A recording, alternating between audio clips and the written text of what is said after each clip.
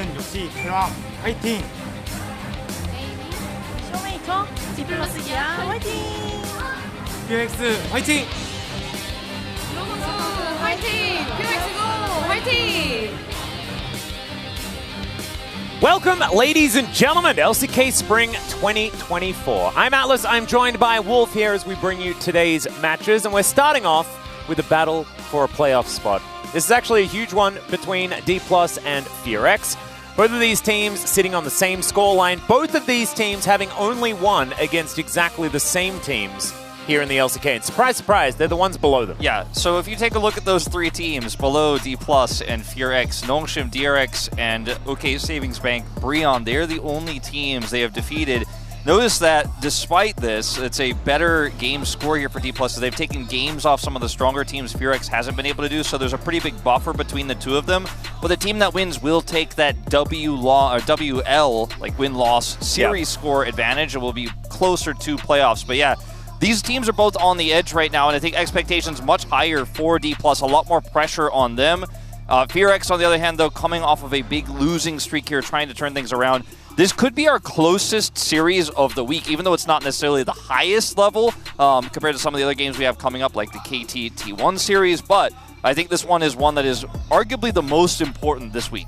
Yeah, and I think that a lot of people are thinking that D+ are looking better because they're coming off a victory, right? But that's just about the proximity in the schedule for them to go up against one of these teams that's beneath them in the standings, right? Like, so much of this is about perception, and D+ were on a losing streak, right? But that was a losing streak against teams that are ahead of them in the standings. So it's just a very different story here. Very interesting, and you may have seen yesterday that the predictions did come through. Only one of us on the global side actually predicting a DRX victory, but looking at it this way, it really does feel like it's more like a flip of a coin, and who does have the momentum working for them on the day. Yeah, but form on the day, I think, is going to be so important. Now, talking about the mid laners, which is definitely going to be one of our most important matchups today, if not the most important, right? Closer having the most solo kills here in 2024 Spring. Showmaker third, just behind Zeka. So these two players playing extremely aggressively in lane. We're seeing Closer get a Kali target ban against him a lot. You know, they have very unique champion pools. Showmaker really bring out some eclectic picks. Closer sticking to some favorites and finding some success there. So I think it's going to be a fiery battle there in mid. And then this matchup is so interesting because these two players are so different from each other in terms of how they play. Kellen more supportive role, unless he's trying to play Pyke. That didn't go so well last time. But he's always trying to play more of Enchanter supports and play with his team. And even when he plays Engage supports, he plays in a more supportive way, whereas Execute is going in all the time, always engaged. Even when he's playing Enchanter supports, he's flashing and looking for plays. Yeah, there is one player here that you want on Renata and a player that you really don't. Yeah. That's basically what it looks like. And with side selection in round one is going to be D+. So we'll welcome them first out into LoL Park. A little bit of a grin on Kellen's face, otherwise it's looking like all business here for the squad. Oh no, there's a cheeky smirk from Lucid as well. A player that has certainly looked a whole lot better in their most recent match. We'll see whether that is going to continue moving forward. I think that mid-jungle, like you already illustrated, I think the mid lane, very, very important, but how they work with each other is going to be huge as well. Lucid and Willa a fair bit on their shoulders moving into this one, and there's been a slight Wukong buff. We thought maybe we'd see it with Sylvie playing yesterday, but Willa's the other one that does just really like to play it if you can, you know? He does enjoy it quite a bit, and the coordination that D+ has struggled with is also an issue here for DRX. Both these teams have been able to just stand above the bottom three teams in terms of a mechanical bar, right? These bottom three teams are, coordination is a little bit weaker, right? Failing in mechanics, a lot of solo kills you see in mid, some mistakes in the bottom lane. I think the bar is set much higher for these two teams, so they have gotten those 3 wins, right? But in terms of what happens if you don't stop the early game, or rather don't stomp the early game, and you get into a mid game where it's an even game state or you're slightly behind, both these teams have struggled to find their win conditions and be concise about where they want to move together. Are they going to make those calls fast enough? These are issues that I think both these teams have been trying to solve. DRX, I think, has made bigger strides than D+ has in that regard. So we'll talk about this mid lane matchup here. Showmaker Kill participation actually #1 right now in the LCK. Has top 3 in terms of gold difference at 14, so has had a much better laning phase than Closer. But Closer has more solo kills, so he hasn't necessarily turned that into as much of an advantage in the laning phase, but he is looking very impressive. Yep, he's played a heck of a lot of Azir as well. 9 games so far, and Showmaker's most played is LeBlanc, and I think he's played like 3 games. So this guy likes to play whatever the heck he feels like on the day. Of course, with Talia being buffed, I think that the amount of Azir that we see is going to be lessened, but the amount of congestion that we see for the Talia could be a little bit higher. I'm also intrigued about the Twisted Fate situation and whether or not Showmaker is going to jump back on one of the picks that, you know, helped win him the World Championship. The Damwon skin appearance exactly could happen. Could certainly be an opportunity here for them.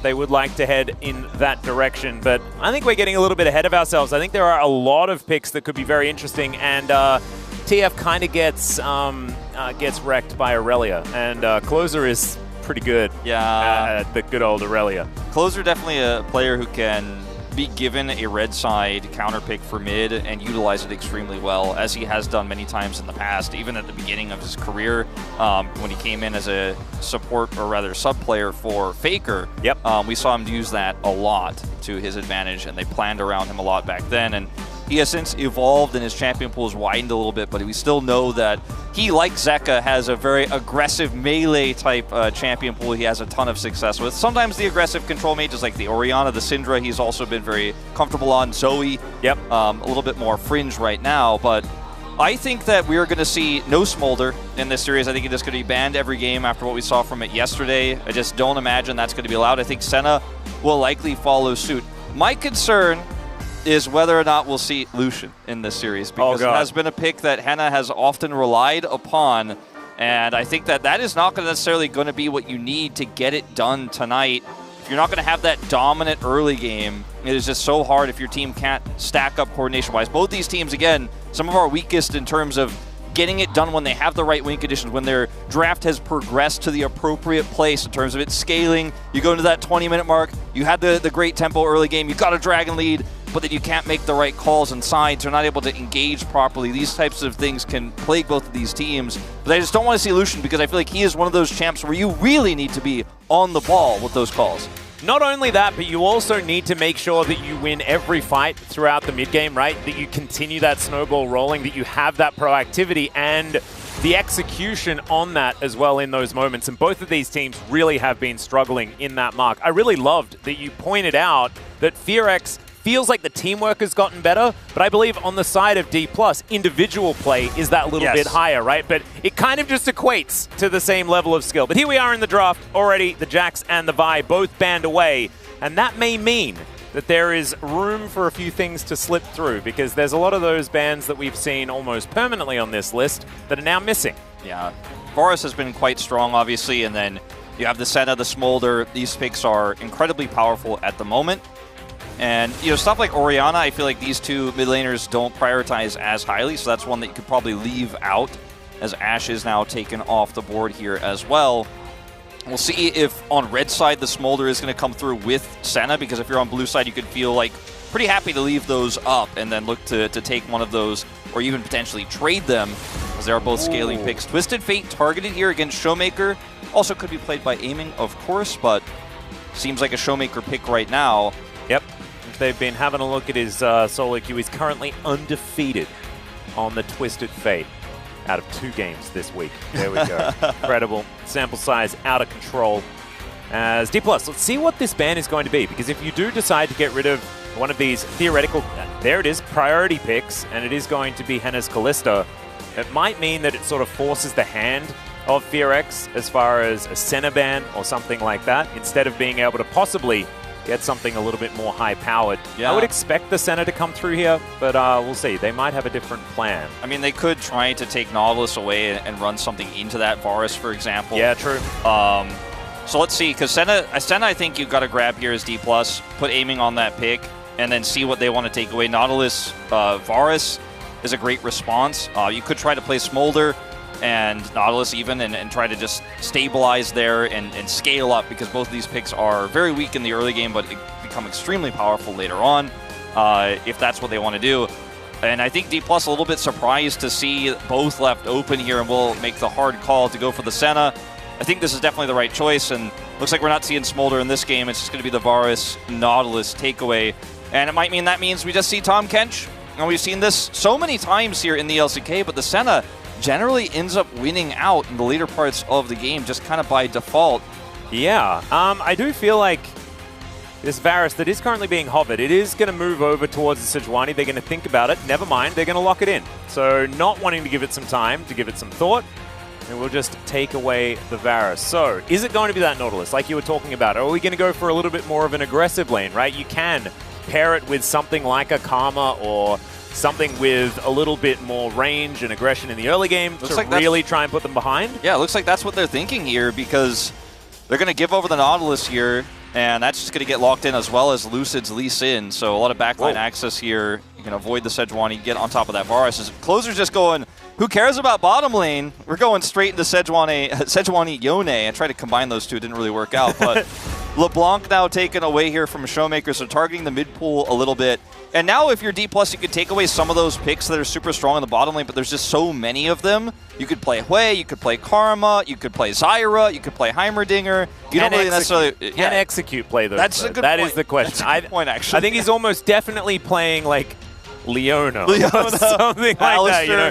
Rakan. It's just Rakan. He's going to play Rakan. We're going to see it again, like we did yesterday from Humble Life Esports. What's the bet? I mean, that's a pretty good bet, to be honest. I don't really like it, but... No, it's not good.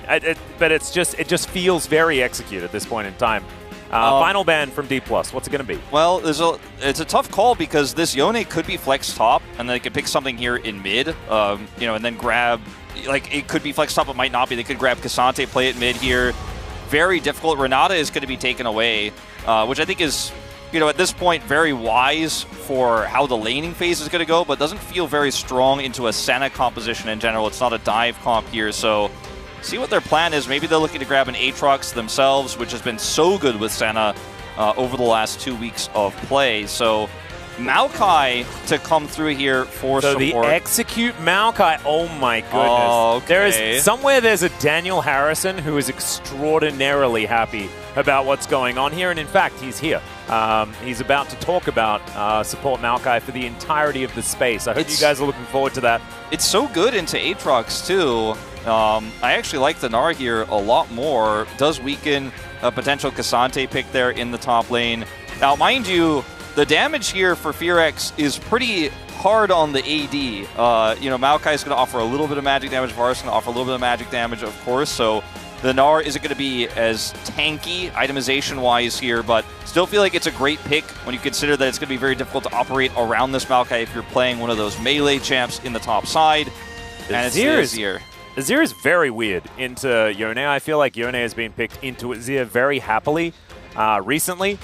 And so not going to have much of that opportunity. Of course, you can then flex the Yone into the Gnar is the theory that they're going for. So, like, let's just have it so that both matchups for the Yone are good, and they're going to have to pick something else. And it's going to be Camille, which is an OG anti-Gnar. A lot more skill-intensive. We'll see whether Clear can actually make it work. We know this guy's mechanics are really good, but is it going to be Camille into Gnar, Kingan's Gnar especially, who does have a lot of mastery on that champion? I think is it going to be good enough? I think that both of these comps are pretty good. You know, I don't really lean either way. Now, last week I would have leaned towards the Senna 100% because Nautilus is so strong when he builds items. Senna scales extremely well. You have the Azir to peel for the Senna. I think that's why they picked it, not necessarily because of the Yone matchup. I think Showmaker feels confident he can deal with Closer in that early part of the game, and then he will eventually be able to peel for some of the dive and some of the aggression to keep the Senna alive and then just front to back things.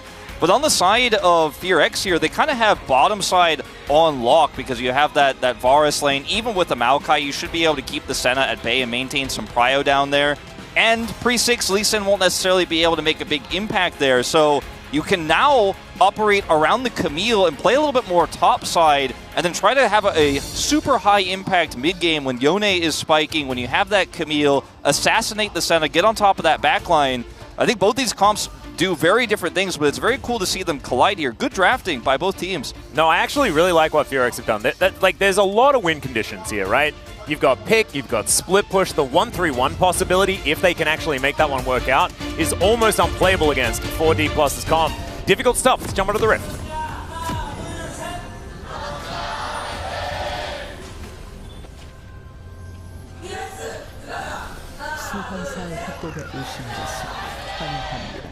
Now, Wolf, the one thing that D+ has going for them is that they have a very balanced composition, right? Like, this is the comp that all of our LCK teams know how to play, you know? Like, this is the comp that you'd be the closest to trusting Bro to be able to play, right? Yeah, I mean, you could change Senna out for Jinx, you could change it out for Aphelios. Like, there you go. It's the same story, right? Yeah, it is. You've got the scaling Azir, you've got a ranged top laner, it's going to be safe in every scenario, great engage, you have that plus the Azir ultimate, you can set your AD carry up for success by having a good engage or peel for the AD carry.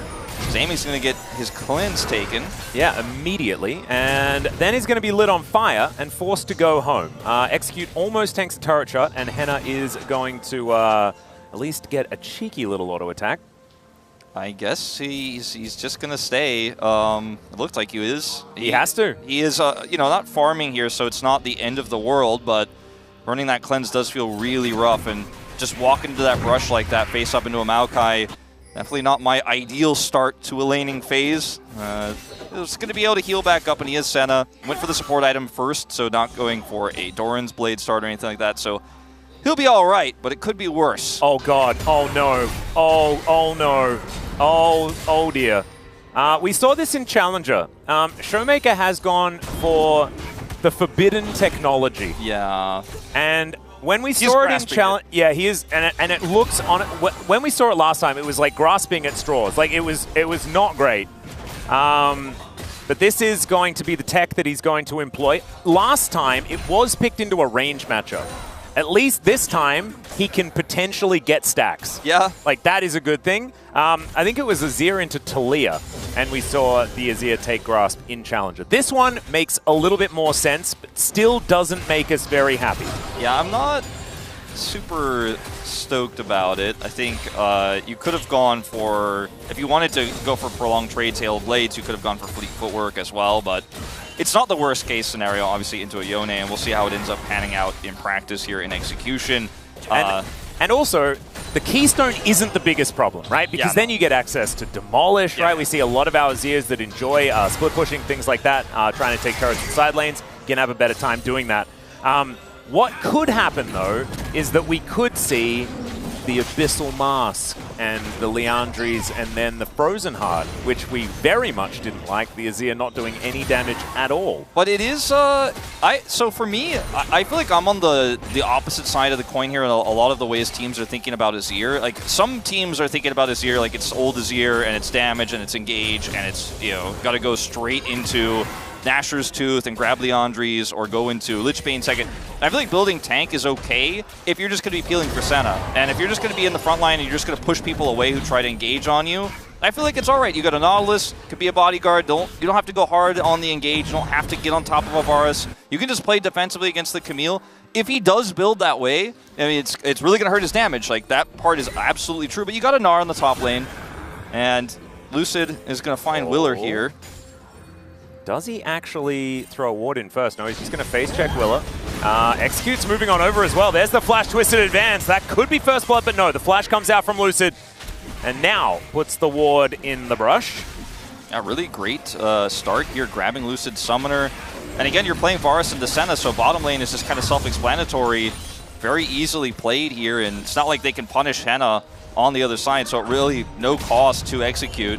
Flash, of course, expended here as well. Oh, the amount of vision around this bottom side, just huge as well. Lucid going to be completely spotted out, especially if he decides to come towards this bottom lane. He's going to wait for his Krug camp to come back up, and DRX know exactly what's going on. It's a very execute moment there. You know, doesn't end up leading to the kill, but does push Lucid away, grabs his flash, and the vision secure you mentioned is so important here. And that is one of the things that can happen to you, right? One of the ways that you can punish the over-aggression in bottom side is just ganking, but if you know the gank is coming. Hook going to come through onto Henna there. But now, another Twisted Advance coming down. Immediately the cleanse out from aiming, and a lot of damage onto Execute here. Piercing Darkness coming on in. He has no flash, and Lucid's here. He has skirted around that vision. Oh, Snare does connect. Is now Henna with 0 mana. Let's see whether they can actually save this. It's a big stack of minions. Now Lucid, can you land the Q? That's the question, especially onto Henna. And there it is, first blood going over to aiming. Kellen is going to burn down though. And a 1-for-1 I don't think was what D+ were looking for. I'll still take it. Yeah, definitely not exactly what they wanted, but the fact that aiming and Kellen were able to come in so quickly and put that damage onto Execute there, the punish was real after he did make that play there. Onto Lucid. Lucid is able to go all the way around the bottom side through the lane with the pushing wave that they got off of the play, and that is the cost of Execute being gone, is you do lose that prio. That allows Lucid to come around. I think the execution of killing Execute itself could have been a lot better there, could have been a lot cleaner, but they wanted to guarantee that connection. Execute? Yeah, Kellen has to flash. I'm not entirely sure what was going on there. I think there was a bit of minion blocking or something, but I don't know. Yeah, that was odd. Yeah, I guess he maybe took turret aggro during that and then just couldn't get out because of the minions. That was very bizarre. I actually probably won't get a replay of it because nobody died, but still, I don't think that was ideal. So unfortunately, Kellen now down his flash after a teleport back to lane, has to leave. So a bit sloppy here in our bottom 2v2, you could say. But at the end of the day, it is a successful kill. They are able to get on to Execute here. And he overextends here, gets caught, and this is the problem of trying to engage into Nautilus. He will root you, and Senna just has so much sustained damage. Even early in the game like this, you've got to be super careful. You get rooted again. And Lucid not confident that he's necessarily going to be able to hit his Q here, so just goes straight into melee range. Dragon being taken, by the way, in live, but no fight over it. They just comes in here, but unfortunately Kellen takes the aggro and will die. Yeah. Teleports back and then has to flash. And, you know, it could have been a little bit better if he, you know, hits a Q first, gets aggro, then goes in, but then that means that you have to hit the Q. This was a much more guaranteed kill, but unfortunately, Kellen does pick the aggro first, and that is going to be the end of him. So next time around, let's see whether they can get the right person tanking things up. Showmaker goes back and does have himself the Leandries, or at least the Haunting guys, on the go. So it will be that item first. Yeah. I'm not entirely against it, and I reacted badly because of what happened in Challengers. Yeah, Challengers and it was very sad. Like you know? Challengers can definitely get you the feeling of like, this is definitely not viable. And sometimes it's true, and sometimes it's Challengers. Yeah. Me and chat had a pretty awful time watching it just do a whole lot of nothing. And especially in a game like this, where Showmaker is the only source of magic damage on the team, you sort of need to have that. And with the Leandries, absolutely you can. That is great. Yeah. Keep building damage like that, you know? Like, even if it's a Rift Maker, that'd be kind of cool. Yeah. I'd be into that. Like, change up the build part, as long as it still does damage. As long as it does damage, right? And no frozen hearts, please. It is going to do damage, and he may just simply go Zonia's later, get an early Seeker's Arm Guard for some extra protection. Yep, I'd be okay with that. Baker is so... I mean, he's really the only one who's consistently building that early and getting high value out of it, and T1 have gotten so much out of those Azir Zonia's builds, but looks like nothing going to go on here. Very respectful positioning here from Closer, despite a group up on a aiming room up here on the Senna, and yep. Everything is quiet now on the Rift. The Dragon did go over to Fearex. You know, we kind of had it in picture-in-picture there. They picked up the first Infernal. It's Hextech, so two of the most aggressive souls already off the table here. Imagine how tanky Tank Azir is going to be if Fearex get the next Drake and then it's a Mountain Soul. Yeah. And then D+ stack up 4 of them. My goodness, what a monolith of a champion. Could absurd. Be very big. It Nautilus too, you know, is going to be true. And he's a real tank. Yeah. Crazy. I'm looking forward to seeing how Kellen is going to do on this tank Nautilus, right? Because we've seen Kellen's engage supports in the past were hit or miss. They're mostly missed these days, unfortunately, especially since his Worlds performance that left everyone a little bit disappointed. Yeah. And we'll see if he can turn things around. His aiming is looking for a root top side. He's ganking. The center gank coming in. Now has Elise in there as well. This could be a little bit more realistic. Hextech Ultimatum is difficult to play around in a turret dive. And Lucid is just going to say, you're not allowed to press the button. And he's just chained CC. That was gorgeous. Super clean, but can they get away? Yeah, that's a good question. Nature's Grasp coming down as Kingen is going to get stunned up. Another cleanse out from aiming as a flash does come on forward. There's the twisted advance. Now that the CC was removed for the last one, and great ulti from Closer as Dawning Shadow comes in. Kingen actually able to get the kill back. That was insane. Going 1-for-1 in that moment, huge for D+. Oh, absolutely massive. Now, aiming grabs a kill here. Kingen is able to grab one as well. And, I mean, or rather, an assist. And the play here looked really like it was going to be quite bad for D+ at the end result because the turnaround was there. Closer's up on the top side, and they might be able to even turn that into some plate gold, but it's actually a really good ultimate from aiming the shielding that allows Kingen to do enough damage there to trade back a kill. Willer will be able to get these grubs here, so back-to-back objectives for them on the top side, plus the Dragon feels really nice with the reset that had to come through after that, but at least in terms of the gold, you really saved the play there as D+. And this is one of the powers of Nautilus. While the roaming Senna Nautilus just sits under turret, he has teleport, very difficult to dive him. I think a good read from Willer, you know, or rather from Closer to come topside there to try to support this play. As Clear, he is just doomed because the layering of CC here is super clean, and he's very aware this is happening. Notice the rotation is already happening throughout this entire moment here with the prio that Closer has. He's got his whole team rotating up here with the Maokai ultimate at the ready, so Execute tosses this in. Slow comes in from Kingen, and then, I mean, this is just great play from Menard. Yeah, it's nicely done, and then has the backup. He's dead, but he also manages to get a kill. Yeah, good Q there. That's the auto, get the hyper proc, and he has I think the he shield. also hit a boomerang from beyond the grave, which is the best way to hit a boomerang, in my opinion. Best way. But yeah, that was you know, really good read from DRX to come up that way. But I mean, the gold lead now here for D+ is 2,000. Sure, down all objectives, and a Camille with 6 Void Grubs does feel pretty threatening if she can get into a side alone. But if she's just constantly under turret here because the Nara is so far ahead, 900 gold at the moment, I don't know if that's really going to be something D+ is worried about. Yep. One thing that I'm really interested in is the Grasp counter and what it's up to now, because whenever we look at the lane, Showmaker is auto-attacking. Just managed to get a Grasp stack right there, and I have a feeling that it's working out a whole lot better in a melee matchup this time around. Yeah. So I think Yundo is on it, looking for some Grasp stacks. Now we're going to get the check. 540. Okay. 545. So not too bad. And Yundo's not at work here today. It's Kayan that did it. So thank you so much for looking up those stacks for us. Yeah, much appreciated. So stacking He's a very tanky well. boy. He's yeah. a tanky boy. You know, getting decently stacked up and going to be very difficult to kill in these team fights. He's going to start working towards that shortly here. Well, Lucid going aggressive onto Closer, who takes a lot of damage. It's Leandri's power spike coming on in as that flash was necessary from Lucid to get out of the way, and now D+, they're going for it. The hook is going to go wide, though, from Kellen as they look to engage. I don't know about this one. Execute is... I think he turned off comms for that one.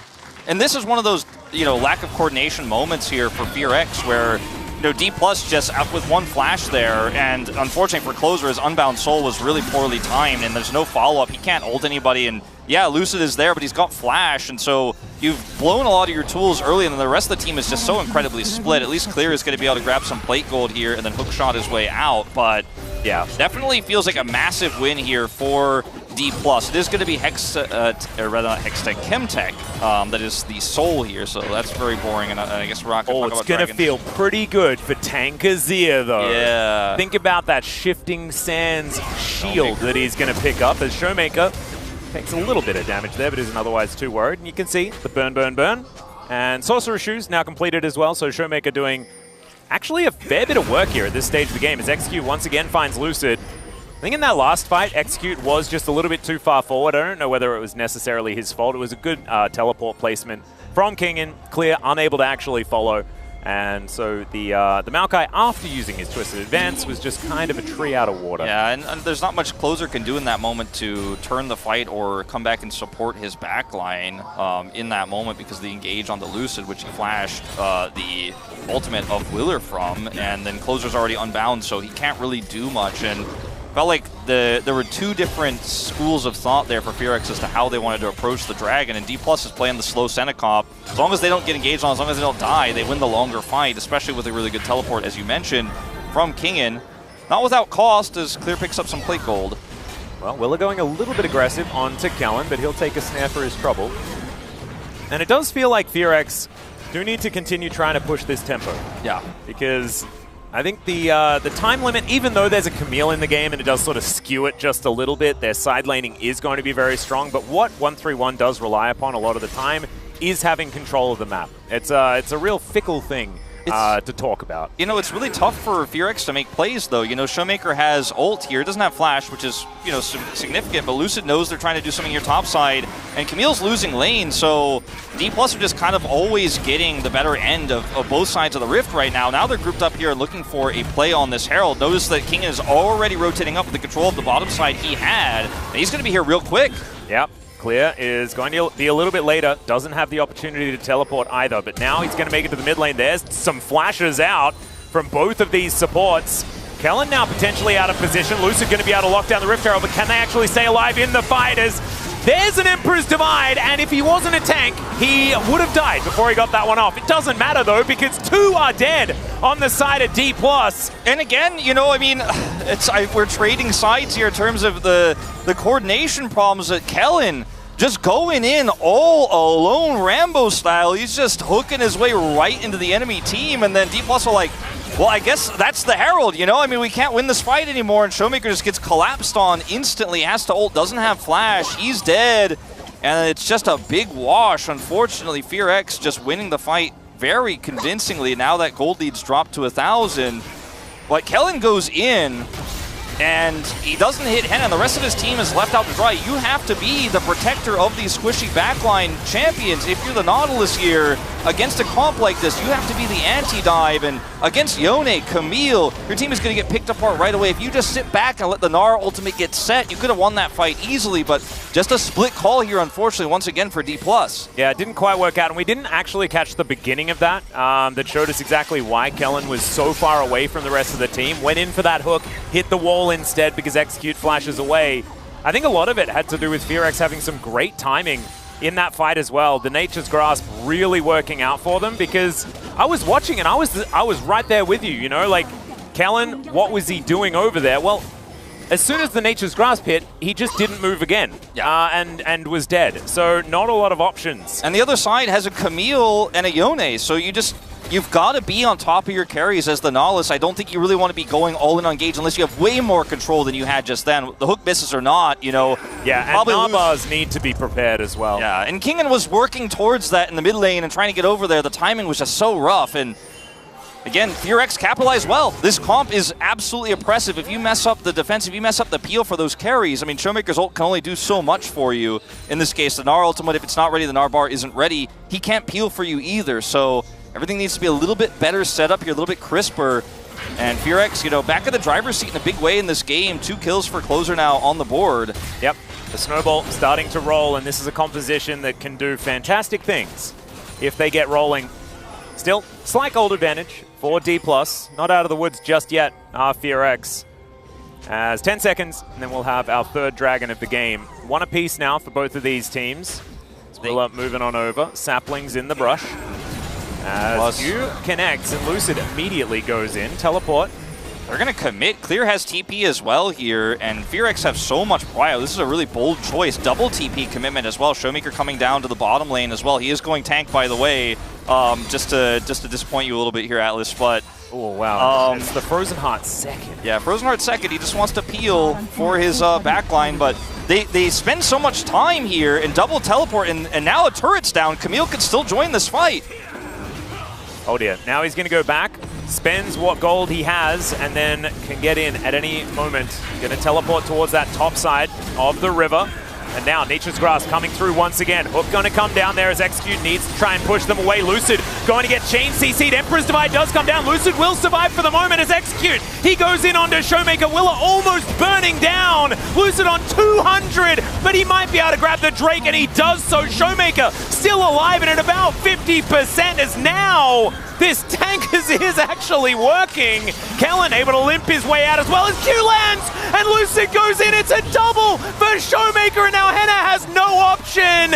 He's going to be taken out as well, and it's a triple for the Azir. I have a feeling, actually, I was entirely wrong. I gotta say, Tankazir is the greatest champion in the history of League of Legends. I don't think they win that fight if he is not going Tankazir. I just do not see it. Okay, D+ think they have the angle here to engage in front to back. Starting with Execute, though, instead of catching Henna, really problematic here. Showmaker, by the way, still full health, doing Leandri's damage to basically everyone, burning them down. Aiming does eventually go down, but so many resources are burned here, and Kingen is just so tanky. Once Clear is dead here, it's pretty easy for Showmaker to just come over and start bleeding them out. Kellen gets his way out of here. Of course, Lucid does Q in here, and Henna is able to flash forward and secure the kill. Don't know if they necessarily even needed Lucid to go in on this play, but Showmaker cleans it up with a triple here. Tons of gold now in his pocket. Finishes Frozen Heart, grabs another mask to put in his pocket here. Wait, so he's going Frozen Heart and then Riftmaker. Yeah, so he's going to heal now while being tanky and doing damage. And to be perfectly honest, like, Frozen Heart's pretty broken into this team, right? Like, Henna's lethal tempo, and Closer is Yone, and Clear is a commit. Like, there's a lot of value when it comes to the Frozen Heart. So it makes me sad because it doesn't help him do any damage, and we very recently saw it do absolutely nothing last time we saw this build. But that was in Challenger, and it wasn't against a composition like this. Was it a Senna comp they played it in as well back then? I don't remember what the comp was. All I remember was that it very much didn't work. I think that, like, D+ also could play this comp very much slower than they are and a little bit more defensively than they are. They're actually trying to engage with this Nautilus a lot, which worked out for them technically there in that last fight. But I think if they just sit on top of Showmaker with Senna and Nautilus, and just basically let Kingen do a lot of the tanking and let Showmaker burn through those health bars, it is pretty simple as long as you avoid that initial combo with the Yone or the Hextech Ultimatum. Just front to back these. His Closer's in trouble. Yeah, Showmaker's just going to walk up menacingly and threaten the ult, and Closer has the ult. Yone can't really hurt him, you know, at this point in time. I don't know whether anyone can. I mean, the game might just be about, it might be about over here if DRX can't win a decisive team fight and shut down this Azir. They really need a really big decisive victory here, because if an Azir is just walking at a Yone in Science already in this game and crushing him, and they get map control, now you can't contest Baron anymore as DRX. So Clear at least is able to get a cross-map turret take here bottom side, so that's a small victory for this Camille. It's getting bigger, now has that Hydra online, can push really quickly. It is going to be a side lane threat, but if you keep losing these fights on every single objective from here on out, you know, the game just eventually snowballs against you. Oh, there's the flash. Has to be used this time around. Lucid going in. Kingen has teleported, and he'll just find the Gnar into the wall. All too easy to chain that CC together, and Aiming will collect that kill. Man, that was there was absolutely nothing that Clear could do no matter what he did. Might have been able to press R, but then they just had so many other buttons, and Camille really hates Lee Sin. Yeah. Because you press Hextech Ultimatum, and Lee Sin's like, huh? Nah. So, I mean, and then kicks you out of it. Baron for inner turret. I suppose Clear could teleport in here, but they have no ward set up, and I think they just have to give this one up, unfortunately. Yeah, that's 3 control wards in perfect position to make sure that Willa cannot get anywhere near this Baron. So yes, they'll take the inner turret and the outer in mid, as depth charge going to come down. Henna does make it to the brush, but that doesn't matter because he's pushed all the way back towards the inner turret. Henna will go down, but he does kill Showmaker. Execute going to be the next casualty, though, as Kingen is just throwing these boomerangs around the team fight. Clear once again. He just stopped getting Gnar into the wall, and then he immediately finds another one as Willa desperately trying to get out of there. The unfun Megacone is going to try to get him to safety, but Lucid hops a ride as well. And I have a feeling Willa is going to go down. Resonating Strike comes in as the Honey Fruit doing its best to heal up the Miss Piggy, but she is still going to die. They're trying to block, and it's not going to work out because Lucid, he has got Safeguard. The mobility of a Lee Sin, ladies and gentlemen, as D+, they crush the fight after the Baron. Yeah, unfortunately, no kill for Aiming on that one, but I don't think he really cares at this point. The game may just be completely awash now after that fight, because I think it was a great call to go for double turret. They hard push bottom, as we're going to go all the way back to this that starts it all off, right? Closer gets caught here, Kingen teleports in, and there's just so much CC here. There's nothing he can do. Camille decides, okay, I'm pushing. Clear is pushing. He gets turret there. They're able to get the mid turret, but because they wrap around so deep here, trying to peel back towards Clear, they end up getting caught by Showmaker's ultimate here, and this is a disaster. If you had been able to get both turrets for Baron, it's still not great, but at least you got something, and it feels like, all right, well, we made the call not to engage Baron. This was absolutely the right macro play, but unfortunately, everybody gets taken out here off just once again a great Showmaker play as Riftmaker is now done. And, I mean, they've got Baron, they're pushing hard. DRX just on the back foot now, and they're reeling, and I don't think there's any way back in. It's a really tough one. Closer has spent a lot of time inside, getting a lot of extra money. You can see he's about 30 CS up over Showmaker right now as Hextech Ultimatum coming down. Kingen now trapped in the Hexagon, but he is able to flash out as it does dissipate. Decent kick there, but Lucid's really dead, as DRX invested a lot into that one, with Closer also pushing this top lane. Aiming getting to work now as the Nature's Grasp comes on in. The Dragons just oscillate over the map, and not too much is going to come from it, but it buys enough space. I mean, someone has to deal with this. Yeah, this is not exactly what D+ wanted to have happen here. They end up losing Lucid, and then there's just too much control here. They put up a Sundis turret, so yeah, the dive is done. They're not going to lose anybody else, but they are going to lose part of their base if they don't actually send people back. So that's going to be the end of this Baron. The base not really opened at all here. Only that inner there on the bottom lane going to be taken out. Mid and top still standing. Kingen gets caught here, and this is a really good call from DRX. And DRX so decisive on the defense of this siege here. Look for Kingen, don't get him, find Lucid instead, and then just make the call to push on that top side and maybe even threaten an inhibitor turret. So great macro read here from DRX and turned what was a disastrous situation into a small positive for them. Yeah, and they are really playing this split push side lane composition about as well as they can from the position they're in. With how poorly these skirmishes have gone, which is exactly what D+'s composition is built for, right?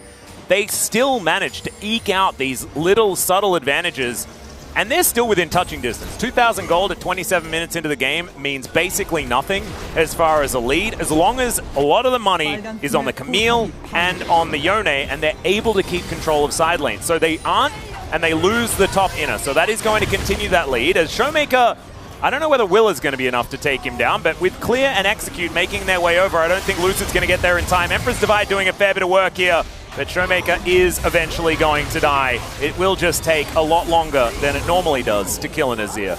So, I mean, a lot of tools invested here by DRX, but also, you know, we saw Kingen teleport to deal with the push mid, so they're using this 1-3-1 so incredibly well, as you were just saying. I mean, they illustrate your point further. They punish Showmaker there. They take him out eventually. It takes a really long time, but bounties are up, and they're threatening both that bounty gold on the bottom inhibitor as well as the mid turret, the mid inner. You can see that's being threatened here before the teleport comes through. So teleport comes through from King, and you can see that on the minimap where he's going to mid, and he trades it. Clear does, to come up here and look for the pick onto Showmaker. So really just slowing down D+ a lot here on the map. And still, D+ have a lot of advantages. A lot of tools were used here to kill Showmaker as well. But DRX making this 1-3-1 so incredibly difficult to deal with. And every time teleports are traded, you feel like it's a trade up for DRX because they can threaten the base so easily if they get enough space. And matching that rotation is really just based on the solo laners who have teleports here from D+. Very difficult to kill Showmaker, but if you dive him while you're getting value somewhere else, you're winning on both sides of the map. Yep, and Showmaker also just isn't as dangerous as a lot of our other Azirs have been, as the dead turret going to save Kellen there as he dredge lines in. Still, Clear going to be spotted. Lucid looking for some angles here in the mid lane. Aiming going to be okay for the moment. He's just quietly moving towards his third item here with the rapid fire cannon on the way. The 3 items done for Henna, and he is looking very strong as he on-hit Varus right now. Yeah, he's quite large, and Terminus, you do a ton of damage. He's got the Rage Blade. If he's given space to work with, if an Hextech's ultimatum is what it takes for him to actually get that damage onto Showmaker, you know, that's what he will actually kill him eventually, right? But obviously he can kill Gnar. Gnar's very tanky. The lack of magic damage really is showing here for DRX in terms of how easy it is for D+ to itemize right now. But he does do a lot, and Senna is going to die very quickly, of course. You still have at least backup damage here, and DRX with so much control over this Baron pit right now, going to clear the vision out right now. Clear lurking nearby. There's a ton of vision here, though, spotting exactly the angle he's going to come in on for the flank. So D+ very aware of him. Yep, and so Clear walks over many, many wards as he gets over.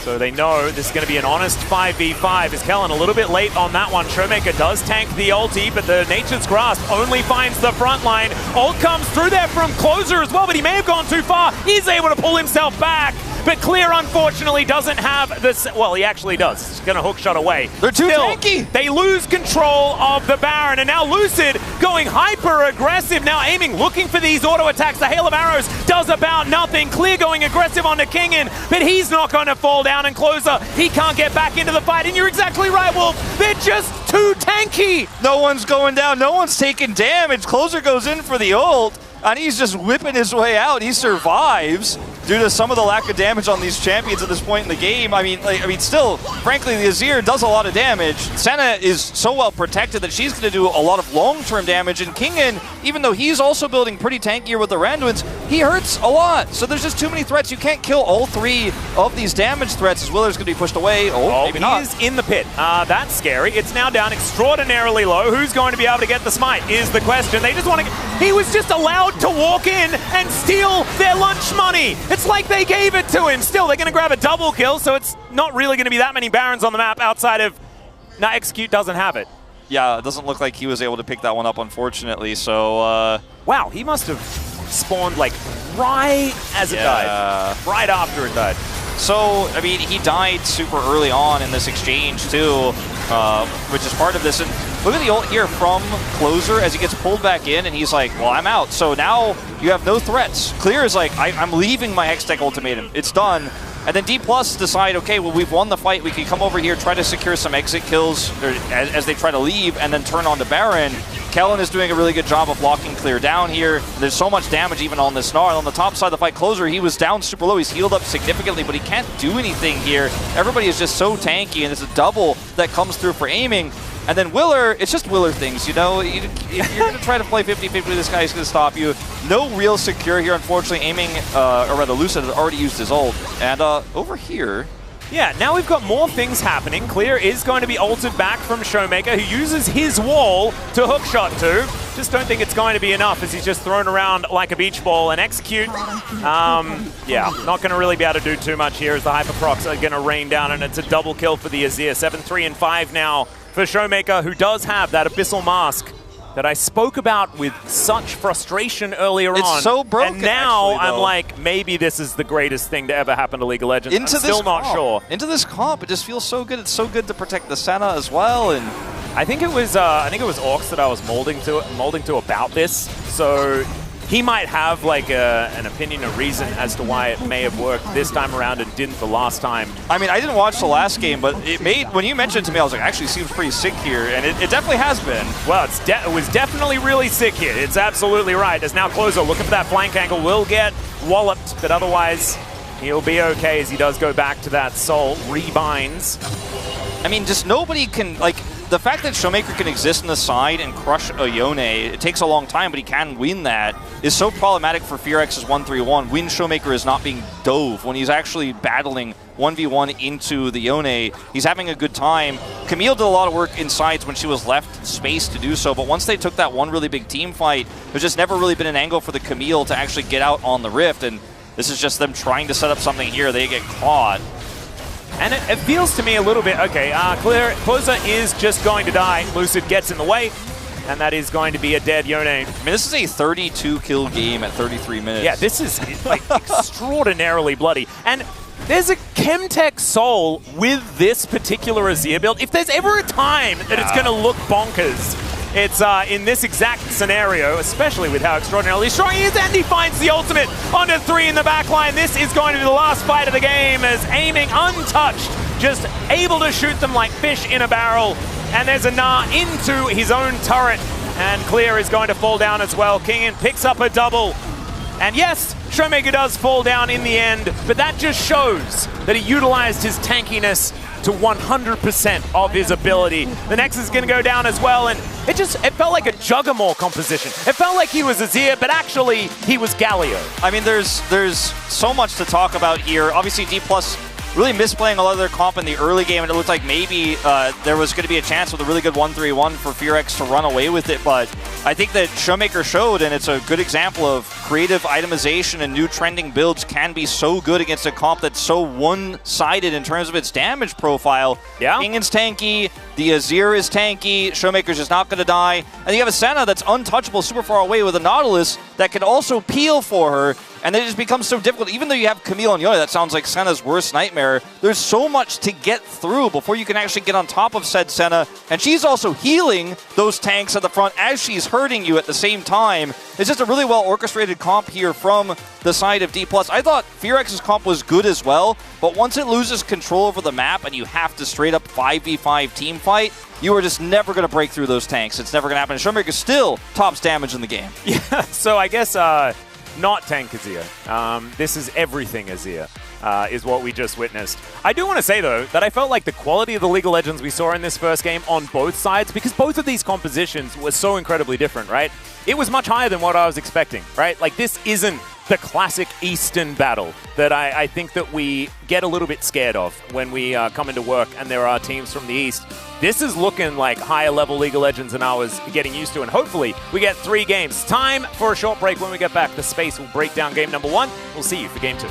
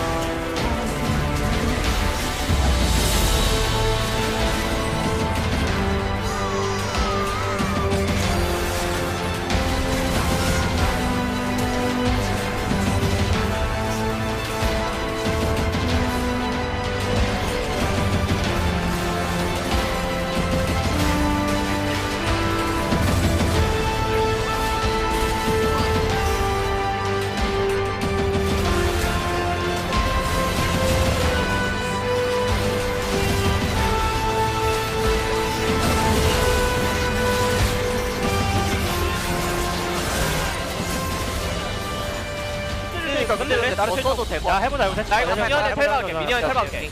이거 나 바로 스토스 할게. 오케이. 그럼 내가 어그로 카밀만 한 명 마크해줘. 카밀만. 나 카밀이나 세주 마크 해볼게. 나 미니언 탈각 볼게. 나 어그로 끌어볼게 옆에서. 좋아, 나 세주 끌어볼게. 바르스. 카밀밖에 딜 없어. 카밀 놓을게요. 안 주고. 안 주고. 타워 쳐야 돼. 타워. 카밀.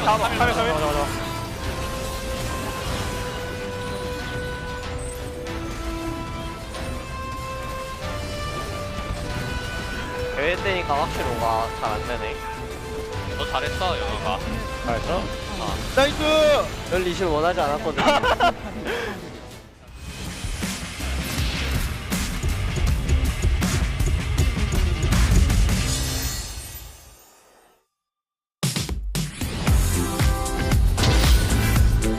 Does get a respond with his own flash to get away from that one. Wait, ultimate is down.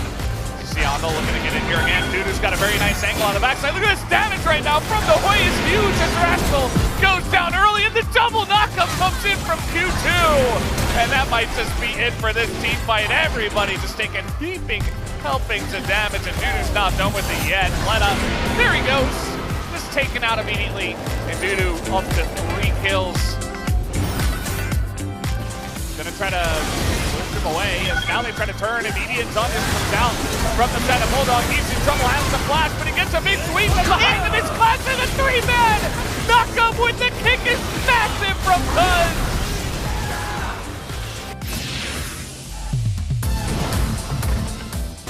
That Satab will continue to feel. In this case, Teddy is doing. So they're just going to push down these turrets. Like, oh, you got Rich Herald. I don't care. I'll just take turrets the old-fashioned way with Bubs. And that's what we want to do. Sponge is trying to ult. Oh god, he might just straight up die. Aiming is ganking them from behind the turret. And there are Bubs here. Remember, this is 6 Bubs strong. So this outer turret is not long for the world, and my goodness, what an incredible play from D+.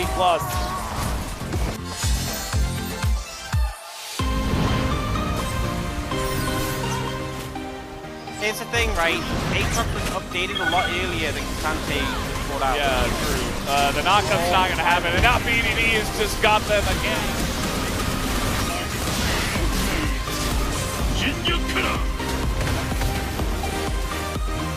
Fish in a barrel, as everybody's going to be swept up here once again, and Sylvie, no difference for him. Def just gliding his way to a quadra kill. Fishing, you know, sometimes you don't even have to do anything. You just roll at them. Barrel. Oh, he's going to step on a trap. Oh, no. As it was on the corner, I guess he just didn't see it. He walks on a trap and dies. And Pilchin's just going to ult as a celebration, I guess. Right there! And he's going to step on a trap as well. He's just going to go down.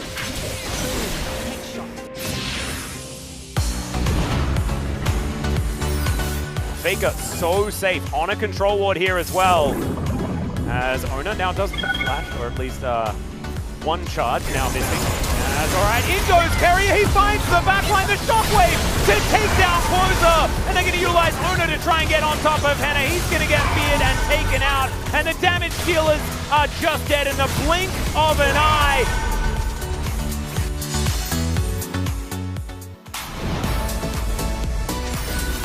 Karis with Buster Shot available can get rid of him. Polu does need to be a little bit careful. He could be the start of a reset as Arrow is going to connect immediately. Great layering of CC. The heroic charge comes down, but the Wave's doing so much damage. The Caitlyn also trying to get things done here, but the hook on the Karis is going to stop him in his tracks, and now it's Sylvie. Gonna get those resets, and now he's rocket jumping on top of Samber. It's a triple. Is that just a quadra out of nowhere? No.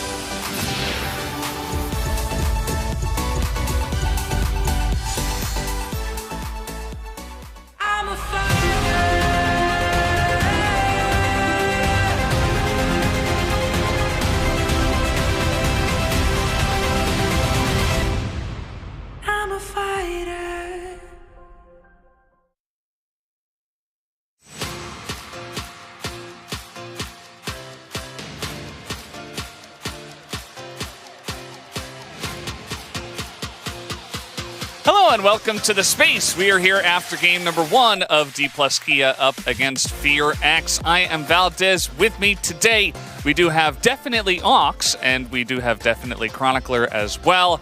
How are you guys doing today? Pretty good. I don't think I came in today expecting to see what I saw in terms of like the tank Azir, but you know, it was interesting. Showmaker always has been a guy that loves to experiment, either in very aggressive ways or the case of what he did today, the opposite, where he's just all about eking out that extra damage by going for some high-value runes, which I thought was really fun. I do think that this is definitely a game that DK are going to go with. We could have probably played that cleaner. I don't know if you guys can see it yet, but you have... What? Yes. That's what we saw. You may not like it, but that's what peak League of Legends looks like. I feel a little bit uncomfortable with that thing there. What is he saying? What does he mean? Let's talk about the draft. So we had the Azir, obviously, which is why there's the bird in the chef's hat with Showmaker represented there. But we did also have support Maokai, which, of course, Ox has been asking for quite a while. So what do you guys think about this draft? Yeah, so even though the support Maokai didn't end up winning, I think we kind of saw some of the value of it. You know, the big power of the ultimates, having that movement speed to lock people down. But ultimately, I feel like the goal for DRX's composition was very much get on the backline, get the backline access, and it required a decent amount of coordination, especially when you have like both the Camille and the Yone potentially looking for flank angles. And I just feel like as the game went on, the team fighting was more crisp for the side of DRX. All they had to do was just deal with incoming threats, and as they did that, they really started to take over the game. Also didn't go Trailblazer, which for me kind of deducted. Kind of makes a build. Yeah, really, the idea for DRX, I understand, because I think that this is the type of playstyle that they like. This is what they want to do, and I am getting increasingly unnerved. But that's Showmaker right there. That was him. He was cooking on Azir. And we saw that Azir B5, and you're like, yeah.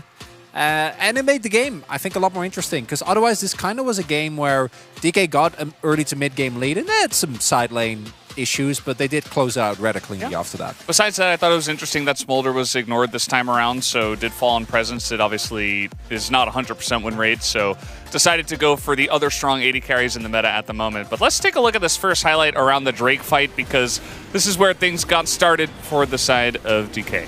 Yeah, and I think we actually saw DK hiding in that brush, and I think Execute's ult didn't get the most value because he directed it towards the dragon, whereas all of DK were waiting there. And we end up with this fight very split on different fronts. We can see the Gnar getting a ton of value over here, but towards the bot side, we also see Showmaker and Lucid really handling the fight around the dragon. And this was the fight where, if this goes the other way, I think DRX might be in a really good position. Obviously, their solo lanes were already struggling a little bit, and what we would really want to highlight is Showmaker here gets really fed. Yeah, there he is. He actually ended up, after this fight, with 355 health.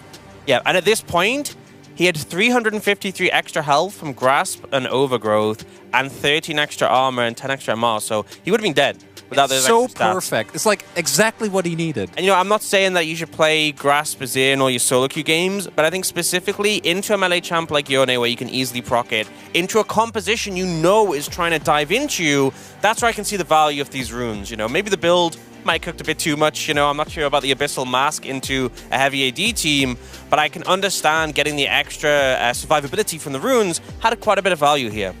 Yeah, it absolutely did. It's just kind of awesome that we get the perfect example of like how this can really benefit you. Let's take a look at the second highlight as well, which was the Baron fight and the scramble afterwards, which essentially did close out the game for DK. We are going to have that in just a moment. So we will get to see how they did get it done. Yeah, so they got a pick on the top side at the start of this, and then they ended up getting the Baron moving down towards here. And it felt like even though the composition of the side of DRX was the one who wanted to be finding those engage, it felt like D+ had the confidence to be setting up the plays themselves and just completely dismantling them.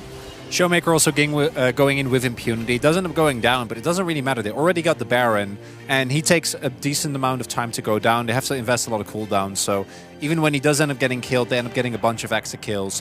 And then, we had Lucid die-in when Kingen overextended in the jungle, and then the Baron power play didn't really work out, and then there was the Baron steal, but none of that really mattered, and it did never feel like DK truly lost control of the game after this. Yeah, didn't lose full control, but not like the clean sweep victory in that first game, so kind of interesting, and we'll see if they can be a little bit cleaner in game number 2. We do have the POG ready on the side of DK, and it will, of course, be the bird with the chef's hat, Showmaker. Kind of crazy that with his build, he still did so much damage, but I think he was just very willing to get stuck into things. I think there were a lot of moments where he was finding big shuffles, able to really deal with a lot of threats on the enemy side, and just consistently putting out damage over the course of the fight. And I think moments like this were really the defining moments of the game.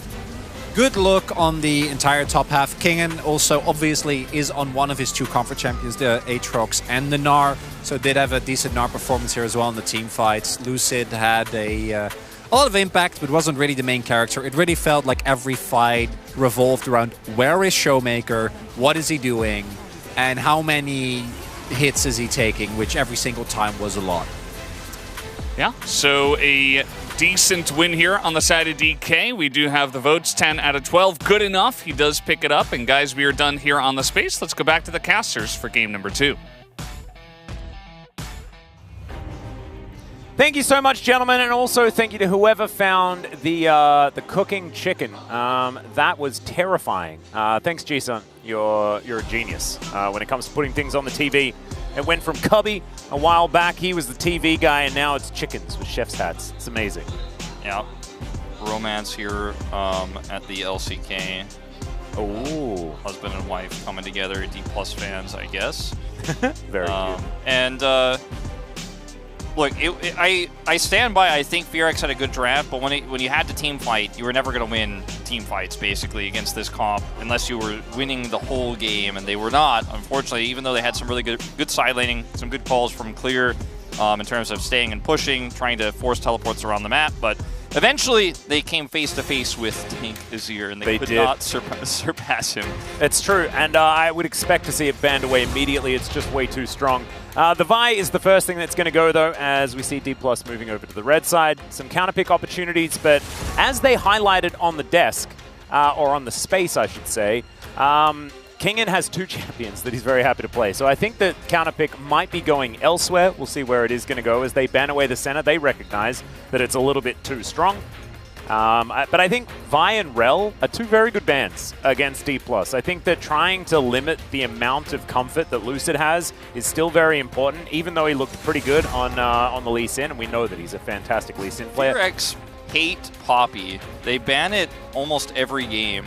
They also obviously don't like Lucid very much. Before today's matches, they have banned it in 84% of their games. They do not like to play against Poppy. They do not enjoy it. They just ban it against, just a regardless of situation, and like he just wants to play Akali every game. Yeah, he wants to dash champions, and so Poppy makes his life not fun. So instead of seeing an Azir ban, we're going to see the Yone ban actually from D+, and they're just not going to want to deal with that here whatsoever. Weakens the Sejuani as well. Yep. And now both the... I mean, look, the Ashe is open, you have Sejuani open, you have Varus open, and then Smolder, who was ignored in the last draft because of the Senna, might actually go up in value here in this series. Didn't want to see Lucian today, but I agree. They ban it, so I guess I'm happy. I don't know if it needs a ban, but you know, if I don't have to cast it, I'm happy with that. And so far, 2 for 2. Maybe they want to go for a Smolder angle. It could be what they're looking at, but we have seen things like the Varus do okay, even with the Rakan. In lane especially, Smolder certainly a lot more of that late game option. Although hyper late game, not as good. Like the 55-minute mark is where he kind of falls off a cliff, as we found out yesterday. Kalista going to be taken away, and there is the Kalista. You banned the Kalista counter. We'll take Kalista. Well, Varus is still up and does have, you know, a decent time, I guess. Yeah, I think it's very difficult to pick Smolder into this, especially with Renata available at this stage. So you might want to try to go for a Renata pick away. Varus, definitely one of the best answers to Kalista. You could try to Draven this, as aiming has oftentimes in the past, and try to go Draven Renata and take that Renata pick away and fight fire with fire. Or a classic Zeri angle. Is it the Zeri angle? No, it's Varus. He very much likes God. it, but I would prefer the Varus. I think that outranging the Kalista and having more value is a good way to do it. And there's the Rel for Lucid, or for Kellen, depending on who wants to play it. Probably Lucid, but they've given over Renata. But do you necessarily want Renata? I mean, it's good into Rel engage. It is not amazing into Varus if you get just simply zoned out. They're actually just going to change this draft up completely and go straight into the Lee Sin here. Lee Sin versus Rel, likely the matchup, and then grabbing Closer's Akali, saying I have the best just straight up blind mid pick that's left available. And I like it. Closer's a pretty good Orianna player. And Showmaker, we'll see if he wants to opt into Azir in this matchup. Feels a little bit less comfortable. Won't be able to itemize as well as he did into the Yone. Looks like he's still going to opt into it, though. I don't know about this. Like, it is Closer, and his Orianna isn't quite as oppressive as some of our others. Sure. Right? He's more of that assassin player, doesn't have the same killer instinct on the control mages. But Showmaker just wanting to have the same level of impact on this one. And we'll see whether he does. Once again, go for the more tanky build. I think you'll get more value out of the Abyssal Mask. Yeah, I think a Renata ban is a pretty good idea. Even though with Varus, you know, Rel, you're not straight diving into this composition. This gives you so much value with Kalista in lane and in skirmishes. It's just so incredibly powerful. It's great for Lee Sin as well, so he can go in super deep and then get bailed out potentially. So I do think it's still quite strong. They're going to take the Rumble away. It's kind of been a niche pick since the nerfs have come through, but still very strong. Gnar, love this ban into Kingen. Yep. Very strong into a lot of the melee picks that Clear may potentially be looking to blind here. The Cassante is still available. The Aatrox is quite strong. Yeah, I think Cassante is worth a bit of a look here on either side, because I don't know whether D+ want to be holding on to that Rel flex until the very last minute, whether they want to be locking in a support and then saving counterpick, or whether it is just I'm going to pick Cassante, Udyr, or Aatrox, and I don't care. You know, that might be another option here for King. I mean, they clearly thought the Gnar ban was going to be for Clear to get Jax. They banned Jax first in Game 1. They think that, potentially, it seems like they think that's Clear's best champion, and Clear hasn't had his greatest year so far here in 2024, so limiting his options as they'll actually ban the Renata away from Kellen. Makes sense. He's a fantastic And Renata. Twisted Fate top, question mark, incoming. Or Twisted Fate Varus bottom lane? Twisted Fate where? I think it's going to be top lane, potentially here for Kingen. We know a lot of teams have been practicing this. A lot of teams are wanting to play Twisted Fate top this week. It is very strong, but it is now blind, although kind of like a flex here because we don't know exactly where it's going. As it's going to be the Aatrox lock-in here for Clear now. And the only question left is what is going with this Renata in bottom lane. It's not going to be, or sorry, with the Kalista. It's not going to be the Renata they banned away. So, unless it's the, you know, the LEC special of the Varus top lane. But that was played with things like Ivan and stuff like that, not necessarily a Rel. I do like the Alistar into Rel and into the Azir here. Feels very good. Being able to stop those engages, good peel. And Aatrox can have a lot of value in terms of, you know, getting around and flanking these backline targets. And it looks like it's just going to be the Rakan here into Kalista Alistar. I'm not a huge fan of this pick, to be honest with you, Atlas. I feel like it's very fragile. I feel like there's a ton of burst damage. If you get caught on a flank, you are going to die. So you really need to have a lot of control. And what Twisted Fate is often going to give you setup on objective control, because not only can he push sides really effectively, but he also can, of course, reveal all champions and then flank and set up for a little bit of control himself. So you have to react to Twisted Fate, but then there's also a flanking Rakan. You have to deal with the Rel engage. Engage is really fantastic here for D+, but this comp is going to require a lot of coordination. It is going to have to be always non-stop good communication between the D+ players to make sure they can set up on objective fights, because what DRX have, otherwise it's just kind of an S-tier draft that will, if you make any mistakes, absolutely just roll you over like a steamroller on fresh asphalt. Yeah, no, it actually, it just kind of looks a little bit like a meat grinder. It is very, very scary at short range. Like, you just cannot honestly 5v5 into this team composition without really asking for trouble. And so I think D+ it makes a lot of sense to see them pick up the Twisted Fate, try to play for side lanes, try to keep them at bay just a little bit. And you could imagine that the Azir ultimate this time around is going to be used a lot more defensively rather than offensively. There's so many things that can go wrong for D+. I feel like their comp, if played perfectly, is pretty insane, has a lot of value, but low range, and I mean that Kalista cleanse is going to be high value here, I think, for Henna. Yep, it certainly will be. Let's jump onto the Rift for game number 2.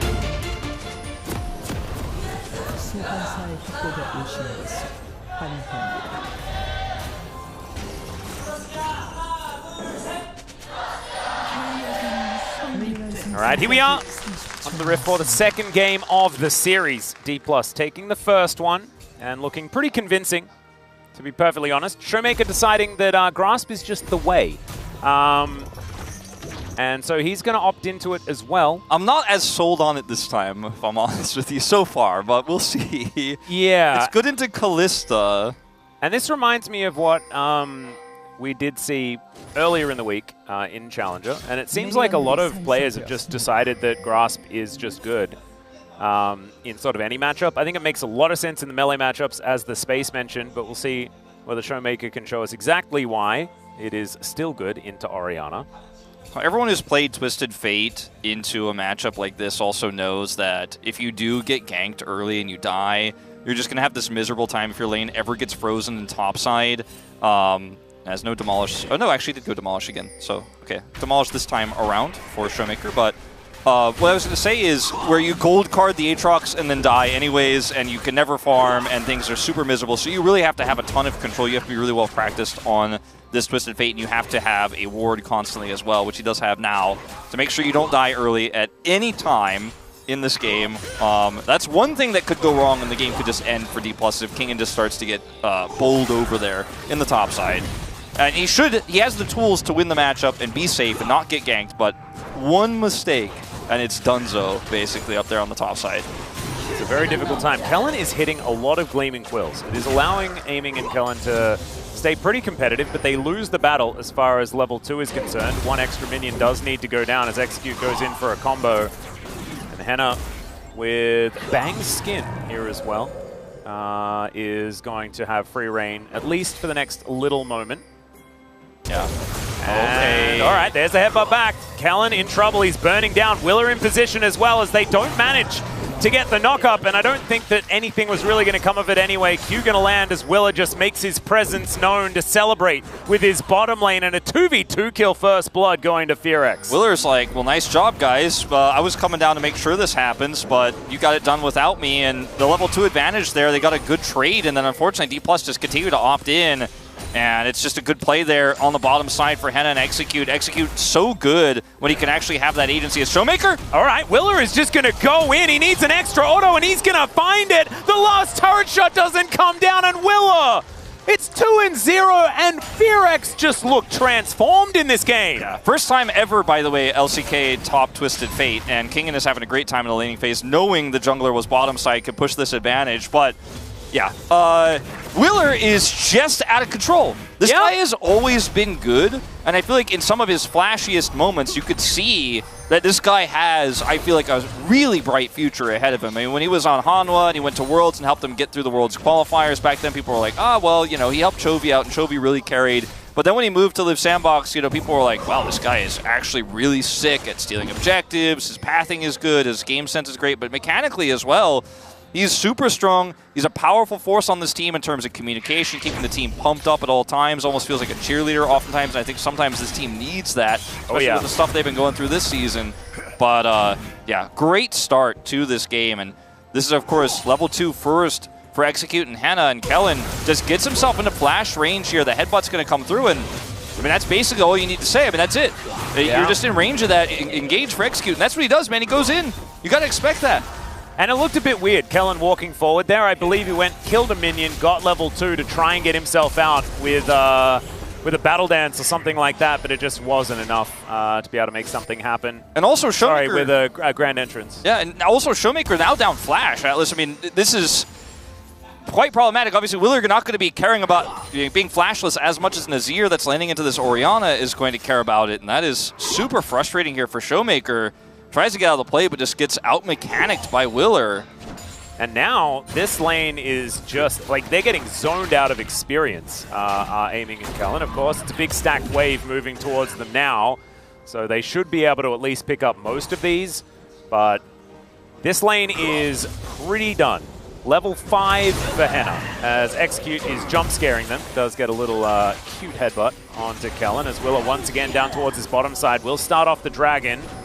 Information over there for D+. Yeah, I don't think they're going to be able to do anything about this. No, they cannot. But good news for D+ is, you know, we talked about how Twisted Fate has the tools to punish an Aatrox if played well. Clear has already backed and teleported. Kingen is just sitting on his Doran's Blade, and he is 20 CS up. He is threatening plates with these mini waves crashing through. He's having a good time as Clear has just been left on an island by Willer. It's working out so far. We'll see if that continues. And yeah, down here, things are not looking as good for D+. Yeah, Execute is still level 3. Did, I think, just hit level 4 there, as Kellen coming on over to try and dissuade Willer from taking their Gromp away. He's going to be able to do so, as it does lose its patience. Another Hex Flash being channeled. You love to see it from Execute. Now they look aggressively for yet another one. Hail of Arrows coming down. The battle for the Gromp is in. There's the Emperor's Divide, though, onto Closer, who is going to get pulled back. Does have a decent shockwave there, but it's not going to be enough to save him, and he will be taken down. So Showmaker gets his revenge. A really good call there to go in for that play on mid. He was covering topside as King was trying to get more advantages. Clear actually went in for a combo and did a decent amount of damage to King on the top side meanwhile, but it's just Lucer comes over as King gonna have to flash. So he was backing at a pretty weird spot, to be perfectly honest, is now Lucid looking to take his Wolves, but they are going to get impatient once again. Not a lot of patience for these jungle camps today. No. But Willer is going to be able to reap the rewards of that one. And both summoners down for Kingen as well here after that play, but he will be able to return to lane just fine. And, you know, the play there from Showmaker and Lucid ends up working out very well on the closer. They now have his flash down. Emperor's Divide's going to be a bigger threat here now as Showmaker's flash is coming back up. Really nicely played. Closer thought he had enough distance there to get out and then potentially avoid the Emperor's Divide, maybe go over the wall, but he did not. Ultimately decides to flash anyways and will still be taken out. Not enough distance there. Barely had enough mana to even get the W off to speed himself up. So really nice timing there from Showmaker, turning this game around a little bit. The top side, it's a 20 CS advantage for King and still plus the Twisted Fate passive. Let's see if they can punish a no-sums TF. Should be possible here. He does walk pretty quickly with these new Berserker's Greaves that he has put together. Execute, though, also here.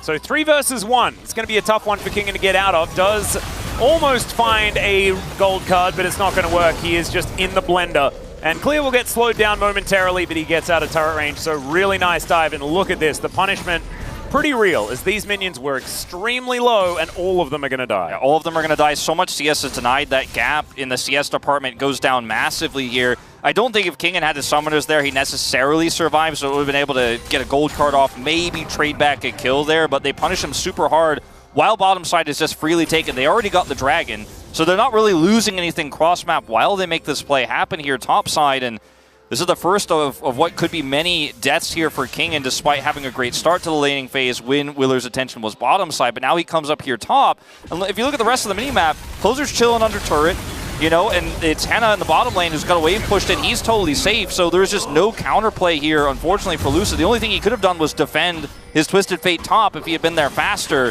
But it's just a really good call, really good timing there from FearX. Yep, really clean stuff. And Lucid now going to come on over and do some battle with Willa, who's very strong. 1-0-1 now on the Lee Sin.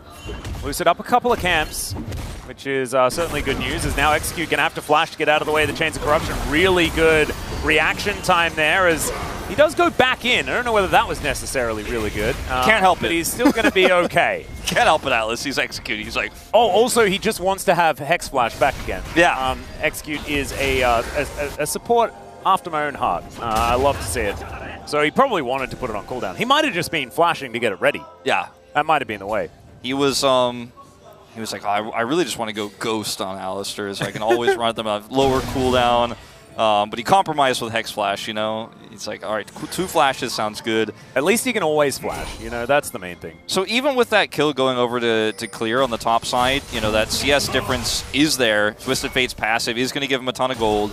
It looks like he is going for the start of Shiv, so he can clear the waves faster and be a bigger threat in sides. This is something that is much easier to do on this patch with Static Shiv's cost being decreased. Damage to champions a little bit lowered as well, but that's not really going to be the point of it here for Twisted Fate. And that should help him continue to keep control of sides and then generate a ton of gold. And that's going to be the name of the game for Kingen for now. But this mid-game right now for this Kalista, Orianna, Lee Sin is about to explode on these early objectives. Yeah, that's the really scary part, because the team fighting for FearX, once they get all of their ducks in a row, it's real scary times. The gold card does come in. Wildcard's going down there as well as they get the flash out of Clear. World Ender there as well, so a lot less dangerous is this Aatrox. So Kingen once again going to have a run at the top lane. Good little gank there from Lucid to make sure that that flash was gained. And just in time for a potential fight around this Hextech Drake, and Lucid's not done yet. And now Clear, underneath his turret, he's not going to be safe. The Magnet Storm comes in as Willa, just a little bit too late. Teleport comes down, there's a shockwave under both of them. The teleport from Closer, just so incredibly good. The Destiny gets Kingen out of there, but the horse not so lucky. Showmaker might be able to grab a plate here with this wave. I think he should be able to, but this looks like FearX getting a ton of control back on the Rift. Now let's see what they decide to do in terms of Dragon, because they get the kill. Both teleports have to be committed here. Showmaker going to grab this plate regardless, and with this commitment to teleport here from Clear, you have to imagine that they want to try to group for Drake with the bottom side control they have, but they've given now enough time for D+ to reset. They can come back here with full health. Kingen, of course, doesn't have teleport, doesn't have the Destiny that he used to escape, so looks like the Dragon might actually have a little bit longer on its lifespan here, as Clear, as you mentioned, was forced to flash earlier, so just can't really do anything here, can't buy time, but Willer gets a ball on top of him and actually is able to get double shockwave value here for Closer, and Lucid, he doesn't have a Destiny to get his way out, so he goes down. Good turnaround there on the play. And like I said, the Dragon just not really contestable for either team right now. Lucid is going to try to use Rel to grab these Void Brubs instead, Yeah. the Kevins. So the Kevins, 6 of them now. 6. And Twisted Fate in the side lane. That feels pretty good, as Lucid not going to be able to get his triple bubs in one Shattering Strike, which is a little bit of a shame. I do like it when he does that. He's just going to take them down one at a time. DRX should be able to get themselves their second Drake of the game. We'll have a look at what soul we're going to be picking up here. See whether, like, if we get an Infernal, that is a whole lot of fun. They want to maybe set something up here onto Clear once again. He's reading this really well with obviously his jungler being bottom side. They get double dragon here, so just going to play respectfully of this. So much gold for Kingen though, and yeah, it's Cloud Dragon. That is Soul. gorgeous. And now think about the extra movement speed. You know, Kingen already didn't take teleport, took Ghost. He's going to be running so fast around this map. Transitioning side lanes. Kingen has a lot of money at this point in time. He did die, you know, that one time, but he has gotten so much gold from farming here over Clear and has now picked up so much plate gold as well. Is Closer? Yeah, Closer, I think he smells that there is something that could be a little dangerous. Now Will is going to turn up just in time. The quickness comes down, but Closer just gets out of there. Yeah, Willer actually kicking Kellen to prevent him from actually getting anything done with that ult. Oh, special delivery. There's the Orianna delivered to them. Underneath the turret, though, goes Showmaker. Thank goodness. He's so tanky. May not be tanky enough, but the Magnet Storm saves his life. Gorgeous play from Willa, and it's a double kill for aiming. Yes, Henna manages to obliterate the bottom side of the map, but T+, they're not concerned about that. They're just having some fun in mid lane. Yeah, Closer really just overstepping his boundaries there, and Showmaker gets the big punish once again. This guy on Azir, he's so good at it. He always has been, even though Azir's kind of dropped down in terms of the tier list. So watch this play here. Kellen tries to come in. He's kicked by Willer here, so Willer doesn't have his ultimate anymore. And then they decide to try to chase for the play here and punish an ultless Kellen, but he's got flash anyways, and this is just very bizarre. Execute also here in order to try to punish an ult from Showmaker, but they just don't have the damage with Orianna dying instantly, and then the play from Lucid to interrupt there on he pressed his resonating strike button and he was like, it's fine, but then he gets sucked into a black hole. Like, that was so well played by Lucid. He was not allowed to retreat, and that's why they ban Poppy all the time, by the way. And then there's still the same equivalent where dash gets denied. Oh, the irony. And beautiful. Showmaker and Lucid together, you know, really finding some of these flashy moments that reminiscent of Showmaker and Canyon, right? And they have similar play styles for the two of them. Obviously, Lucid's still very young, still very new here to the LCK, but you can absolutely see the communication is improving as the season is going on. And has learned a lot from Canyon as well over the years. Like, Lucid has been a mainstay on the Challenger roster for a very long time. And you can really see that it hasn't needed too much time to start working with Showmaker effectively. It's good to see that we can finally get a glimpse of what the potential could be for this squad. Still a lot of work to do as King in towards the bottom side. I keep wanting to say Showmaker because it's top lane TF for the very first time. Yeah. And he's using Showmaker's skin. So it's just all very confusing. He did actually build the Shiv, so I was expecting this. I expected it last time we saw it when DRX played a bottom lane. It did not come to fruition. But it did, didn't it? Actually, it was mid. He didn't build it first. This okay. time, Showmaker, or rather Kingen, now I'm doing it too. You got me. Yeah. Kingen is building it first here, so I do like that. A lot of control here. Kellen also bottom side, by the way. They might look for a dive here if they can bait it. Not going to happen. Kingen just happily walking out of the way of things. As in goes Kellen. They do manage to find the charm. There's the knock-up. See whether he actually has enough damage, as Clear does find the knock-up onto Kingen, and is it a double? As he flashes for the blue card, and that is going to be enough to lock it down. But 1 for 1, you'll take that if you are Clear. That really was nicely played. Very risky play there from D+. If the Aatrox gets 2 kills there for free, I've seen that one before, where the Aatrox on the enemy team of D+ gets 2 kills and the game ends. Execute. Well, they're going to look for Henna first, as the Flash Emperor's Divide does absolutely nothing. The Magnet Storm is going to be in, though, and that should be enough. As Showmaker, he tanks up a whole bunch of sticks, but they're not pulled out, and it's a double kill for aiming. I mean, aiming is just getting so much value out of these skirmishes here with Showmaker and Lucid over and over and over again. Suddenly, he's actually massively ahead of Henna. Henna was like, I've got your whole turret, I'm winning lane, I got that kill earlier on. No, it doesn't matter necessarily, because now the Varus has 4 kills Okay, can Closer... No, he can't, because Kingen, Oh, God. he has the gold card already. Nice shockwave, but he is not going to, survive this one. It's another gold card coming on through there from Kingen. Very, very clean stuff. Really love this new Twisted Fate with the fact that these cards come out so snappily. Yeah. It's very cathartic. It is very nice to see. Kingen crushing that teleport there, getting a kill. This was super risky, and, you know, Clear was super ready for it, right? Pops his ultimate, has, of course, the charm to come through, does a ton of damage, and actually flashes for Sweet Spot here onto Kingen, which was super nice, and almost is able to get him, but now he doesn't have cooldowns anymore, and Kingen's able to flash and kill him before those come back up. Meanwhile, over here, Execute just really far ahead. Oh, Huh. Well, okay. 700 gold going over to Clear. It was delayed, but they got him in the end. I guess so. I'm not sure how that one came to pass, but I guess a replay will tell us. He might have been a flashless Twisted Fate in a side lane. That may have been part of it. Yeah. Well, you know, they're going to get the charge here in mid lane as D+ do secure the dragon. Yep, Execute coming from behind the turret. Is going to try and headbutt them away, but now he's very, very low. Does have the ulti, but Kellen doesn't seem to care too much about that, as the last tick of Ignite will take down the cow. Now D+, without a large amount of Fox's utility, Yeah, a lot of might be able to get some work done. Gone. That was a questionable choice, but man, Kellen is aggressive this game. He is constantly looking everywhere. for stuff.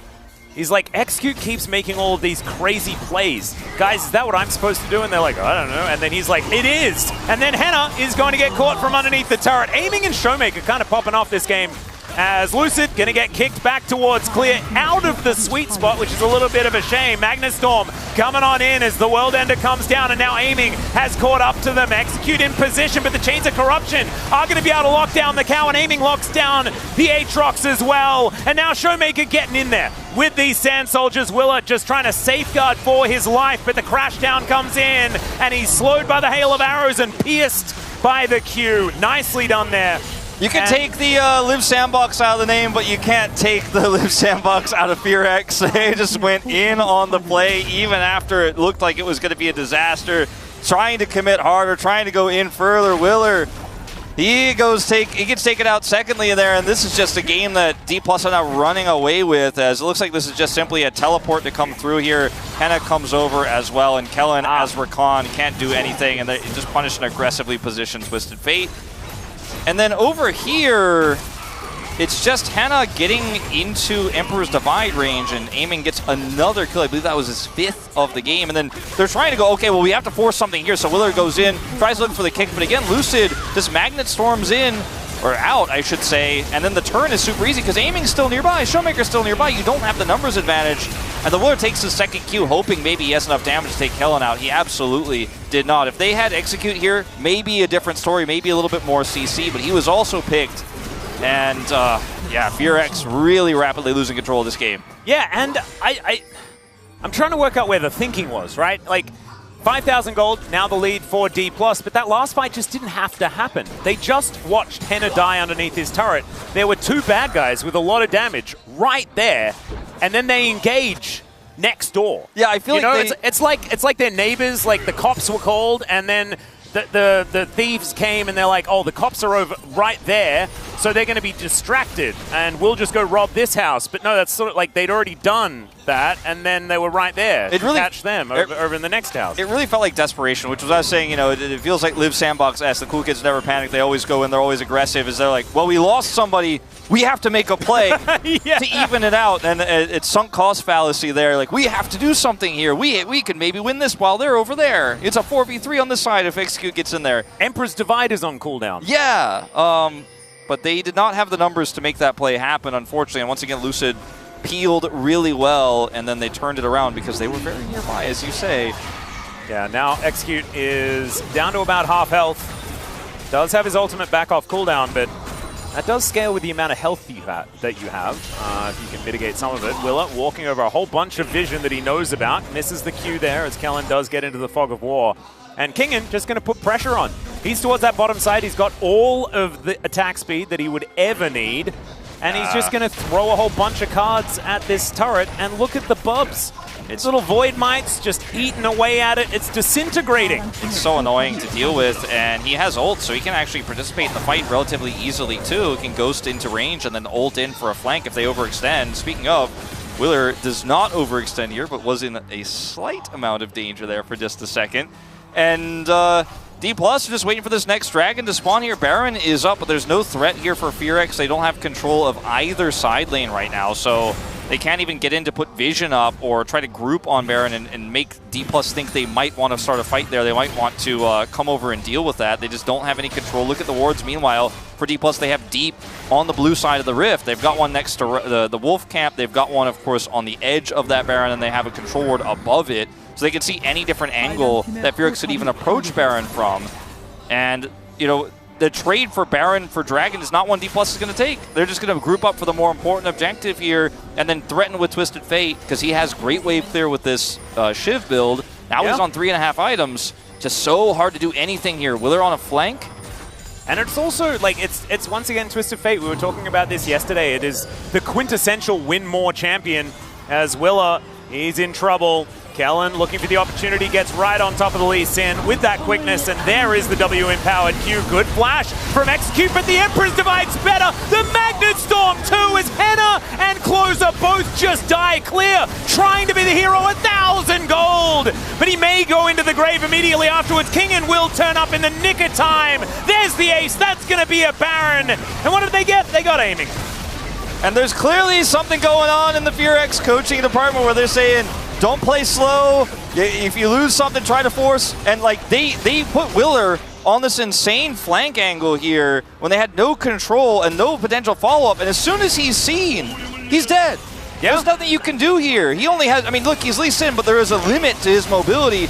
No one can turn this. No one can make a play off of this. The rest of FearX is so incredibly far away and trying to zone out. It looked like Kingen on the flank, so they're all focused bottom side, and then D+ just wiped this, and then they decide to go in on it even further. And you know, I get it. Unfortunately, if you're clear, like I mean, they weren't getting out. The game is over, and maybe you can get 1,000 gold as you die. But it is now 17 kills to 7 and 10,000 gold here at 24 minutes for D+.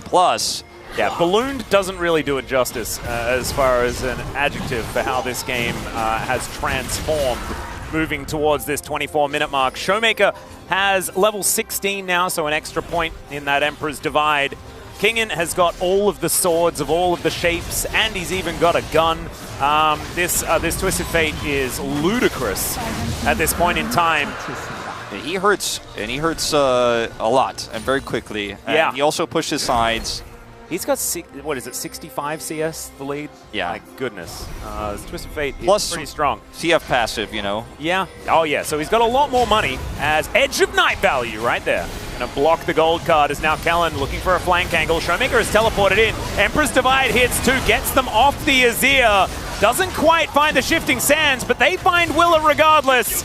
And Showmaker is still chasing them. His frozen heart working as best it can. Shockwave lands onto two, but that's just going to delay this push forward from D+.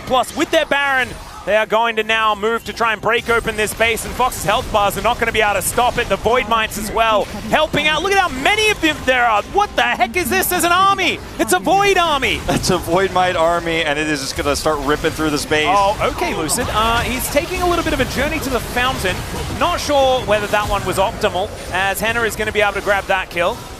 Alistair, the counter to Rel. Yeah, there we go, nailing it. Chains of Corruption are going to connect here as Closer in trouble. Now ticking down, but does get himself the shield from the safeguard. Pulverize comes in there as Kellen still looking to try and peel. Gets the double knockup for free. Willer dives into it. And that's Kingen locking down the kill onto Henna. And now there is no damage left. There's no opportunity. And look at the cleanup the Destiny Gate gives you. Clear does come back again, and Closer's also respawned, so Showmaker could be in trouble. Oh, never mind, Emperor's Divide comes down, and I stand so corrected. Tank Azir is not balanced even a little bit, Wolf. This is the most ridiculous build I have ever seen, and is way too strong. Someone get Freak on the line. We need, like, it's an emergency. I mean, look, Atlas, he gave aiming basically 10 kills. Like, cameras on aiming, because he did Varus things when Showmaker set him up. Okay, yeah, he spiked the ball, but it was all Showmaker all game long. He was looking for scoops each and every opportunity he got, and then aiming was just like, wait, suddenly I have 7 kills because Showmaker keeps just serving them up to me over and over and over again. And when you're tanky like this on the Azir, you can just go in at every opportunity because you will never be punished unless they are there to chain CC you under a turret. And Showmaker just kept pushing the envelope. Meanwhile, of course, they have a side lane threat in the Twisted Fate. And this was a clean game from D+. They got advantages early on, and then they just snowballed super hard. And I can't say the same, unfortunately, about DRX. They could have played a lot of those fights in the mid-game where the game wasn't completely over. A little bit slower. Could have tried to play around their Kalista right and push in and maybe flank with the Aatrox. But they just kind of went straight into the meat grinder and got absolutely obliterated. And the coordination definitely was stronger for D+ tonight. When you have a comp like this and you have the confidence to back it up, it definitely works. And I think aiming is definitely the boom vote right now, and he followed up on all those engages, but for me it's 100% either Showmaker or Lucid who picks up POG, and this one, just such great Azir play. Lucid is playing Rel, so he probably should get POG. That is generally how it works out. I unfortunately do not have a vote, or I fortunately don't have a vote, so I don't have to look silly this time around, but an incredible performance, and to be perfectly honest, it's the whole squad on D+ that's actually performing. And I think that is the main takeaway from this. It's the fact that Kingen, even debuting Twisted Fate top lane for the very first time in LCK history, of course it's something that's been happening a lot in solo queue and stuff like that, but he looked good. And this is a guy that we know can play Gnar and Aatrox. Like, we trust him on these picks, but then he comes out with this split push Twisted Fate and plays really well. Don't forget about his Orin, all right? Oh, sorry, yes. And his Scion was good that time. But God, this Magnet Storm from Lucid, so good. I mean, I think he dies no matter what there, but it still looked really cool when he grabs that. And then Henna's trying to Fates Call his way out of this one. He's like, maybe Execute could peel for me if I toss him at them. No. And then there were just some bizarre decisions in the mid-game where DRX, like this play here where they lost their AD carry and then decided to go in when they don't have damage into a Rel when aiming and Showmaker are right there. The team really felt the pressure in this one. Game 1 definitely could have gone either way until they lost control right and had to 5v5 this game. They had bottom side under their control. They got the punish onto King in that one time. And then they kind of looked for some forces here in the mid-game. Execute going way too far and Willer going a little bit too far in himself. And then it's just a reel of, unfortunately, that either Execute or Willer being punished for trying to make plays. Yeah. And you just look at Showmaker setting this one up straight into the Magnet Storm. Just nutty. And we were like, I just love it. We were having conversations about, oh, but like Lucid and Showmaker, they've really started to get the synergy together. And the whole rest of the game was them just 1-2 punching DRX out of the series. And this was Lucid having a good time. Yeah, he's just reminding everyone that Alistair is the counter to Rel, and he also beat. He's like, we won though, so it's fine. Yeah. I forgot that Alistair was here. He wasn't in my lane. But it didn't actually matter. And look at this. We're so used to Azir just not being ludicrously tanky, I guess. I mean, it's all massively fair. Just so hard. He keeps saying, I'm not dying, I'm not dying. He said in game 1 as well. He knows this build is strong. He debuts it here in the LCK. And then had a phenomenal performance on the Azir regardless. And it's really good to see D+ just having a good time. And our east side of the bracket could not be more clear now. Yeah. Because D+ have beaten all 4 teams underneath them. DRX have beaten all 3 teams underneath them. Nongshim have beaten all 2 teams underneath them. And DRX beat Bro. They did. And then Bro has beaten all the teams underneath them as well. I guess it still works, right? It's 100% of the teams beneath Bro they have beaten. Yes, that's true. Yep. Oh, and Caster Song's birthday was yesterday? Okay, I sent him a message. He's here today. He is. And that's why it says +1 day there. So congratulations to him on his birthday. He was in good spirits today. There he is right in the center. Yeah. Legendary commentator. He is indeed. And a good friend of ours as well has been your friend for years now. Yeah. How many? I mean, I think we became friends like 11 years ago. Yeah. Just absurd. He's certainly an absolute god amongst the casting scene. We're very lucky when it comes to casters here in Korea in both languages, let's be real, or in all languages. But it is now time to throw it over to the space to break down the D+ victory and another victory for Tankazia. Thank you, casters, for that wonderful breakdown of game number 2 and the series, and Sunkei's birthday. Happy birthday, Feels birthday man. That was a game number 2 that, you know, we thought FearX with a good start. Maybe this is going to go 3 games. Maybe we were going to have a series on our hands, but it ended up just being D+, the better team today. Yeah, I feel like G+ have been on a bit of an upward trajectory. I feel like they really hit like a big low at a certain point during the season, and they've started to feel like they brought back the composure a bit. The biggest, still, especially in hindsight, like biggest thing that I think shocked all of us was specifically losing to Kwangdong in the way that they did. And then the matches afterwards still don't really give you a lot of hope for this team to make really big splashes as we get to playoffs.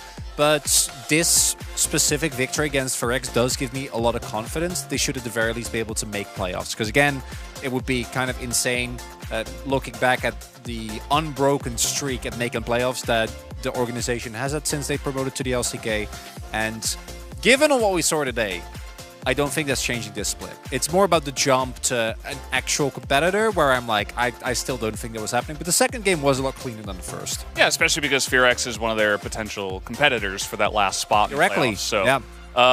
If you knock them down a couple pegs, you give yourself a much better chance. Let's take a look at the draft in this game number 2. We did have the top Twisted Fate, which actually looked pretty strong in this game. What do you guys think? Yeah, it's really hard to play a champion like Aatrox in a Twisted Fate because he's just constantly trying to keep you at distance. He's going to harass you with range attacks. If you ever try aggress on him, he can easily just slam the stun card down. So we saw a massive CS difference open up, and particularly on a champion like TF, where you get so much value from farm because of the extra gold from the passive, you just end up super fed without even really having to do anything, and it just makes you really strong when you get in the later stages of the game. Also telling that they're willing to blind this, because there wasn't really that much flex potential at this point, right? Like, maybe you can do something really weird where yeah, exactly, where you swap it around and you go for like Varus support, but I don't think that's super likely. So it shows a lot of confidence in the power of this pick. I think Kingen showed that if it gets focused down, it can run into some issues, but he was so far ahead in gold, as Orcs already mentioned, due to his oppressive laning phase, plus the passive. Yeah, it's kind of hard to get into a spot where you fall too far behind and you don't really have that mobility and ability to kind of control your situation in the game. Let's take a look at the mid-fight we had 13 minutes into the game, because this one was definitely a big one, a flashy one as well for a couple of our players on DK. Yeah, I feel like a lot of plays were set up by Showmaker in this one, and this was the point where really FearX actually had a bit of a lead before this. This Magnet Storm, beautiful, that comes out from Lucid to interrupt the play, and then as soon as they got this, they managed to transition it into a pretty significant lead that carried on forwards from here. Free Willy, man. Like, I feel so bad for Willer. He keeps trying to make stuff happen, and I think that this player individually has really been the standout on a roster that hasn't really found their mark. Closer on a mage was closer on a mage, you know. On a non-melee character, the guy just doesn't hit the same. Claire has been trying, but I feel like we're really starting to see the issues, even with how well the bot lane played early on, how they got the better end of Kellen and aiming. It just didn't really matter that much in the grand scheme of things. You know, Wolf was talking about coordination. I think that's definitely a big issue for FearX right now. It's like they have the hands, they have the ability to win lanes and stuff, but putting 2 and 2 together for them is a bit of a problem. So can they make it into playoffs? We'll still have to wait and see. We can take a look, though, at the second highlight, this Baron fight, 23 minutes in, which essentially put the nail in the coffin. Yeah, and, you know, Willer's trying to get into a position where if the Baron's started, he can threaten a steal, which is obviously Lee Sin's very good at. But he gets caught out, and then once again, we have a big shuffle coming in. And at this point, it really just feels like D+ had won the game already. They were just cleaning up. Obviously, we see the 1,000 gold picked up by the Aatrox, but it makes no difference at this point. Yeah, it feels cool for Claire for like a second. Like, whoa, he gets the reset, but there's no follow-up. Everyone else is already dead. I like how in the mid-jungle, they have this tank who can put down a ton of CC and make big engages. And then they also have Rel, you know? I knew you were ramping up to it. Yeah, well, guys, we do have the POG ready here on the side of D+ Kia. Let's see who does pick it up. It will be Showmaker again. 15 assists. There it is, the tank making the engages, you know. I wasn't sure. 1,000 DPM on both those tank Azir games. Yeah, I think that kind of says a lot. I feel like I didn't expect to do quite as well this game just because there was a more mixed damage profile from the opposite side. It wasn't as easy to itemize armor and just combat everyone. And also, you weren't going to get as much grasp stacks in a lane matchup. But you see that one of the issues we've had with Azir, I feel like, is since stopwatch became so much more expensive, it was so much riskier to go for these aggressive shuffles. With a tank build, you can just do it freely, and there's really not very much recourse. The votes for the TF, I think it's fine. We did have Chronicler, the only person to go for Lucid, which I think is a fine vote. I was actually proud of everybody for not going for aiming on this one. He had like 10 kills, 11 kills on the Varus, but he kind of just showed up. I'm shocked we got none. He was in the right place at the right time, right? He was picking up kills, but, you know, he wasn't really the guy making the waves in this one. So, yeah, does end up going to Showmaker, and we will have a solo interview with him eventually. Thoughts on the next match, Genji versus DRX? You can go first, Ox. I Any think thoughts? Genji probably coming in as... I'm leaning towards them as favorites, I would say. Okay. Brave.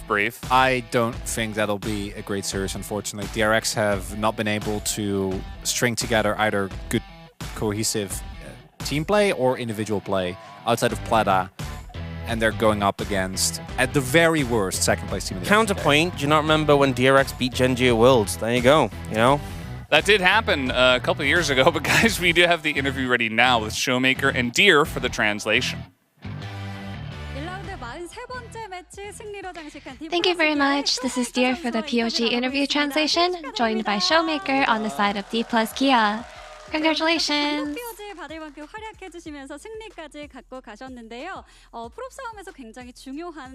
Today will be the solo POG from Showmaker, and with today's match being crucial for the playoffs race, you defeated DRX and secured your victory. How do you feel? We walked in believing that we definitely have to win against Fox, so we definitely put in a lot of effort and put in a lot of work into preparing for today's match. And in games 1 and 2, you played Grasp Azir. Let's talk about itemization along with what strength you were looking for in games 1 and 2 that made you lock in Azir. The reason I went with this build was through solo queue. There's a Azir one trick that hit Challenger just with this build, so I tested it out just because I had to, and I believe that we found a lot of really good strength off of it, and that's how we ended up using this build and this tank Azir today on stage. And so if you had to sell tank Azir to all the viewers, what would you say? I guess I'm able to play Azir confidently because he's so capable of tanking. I think it's really fun to play.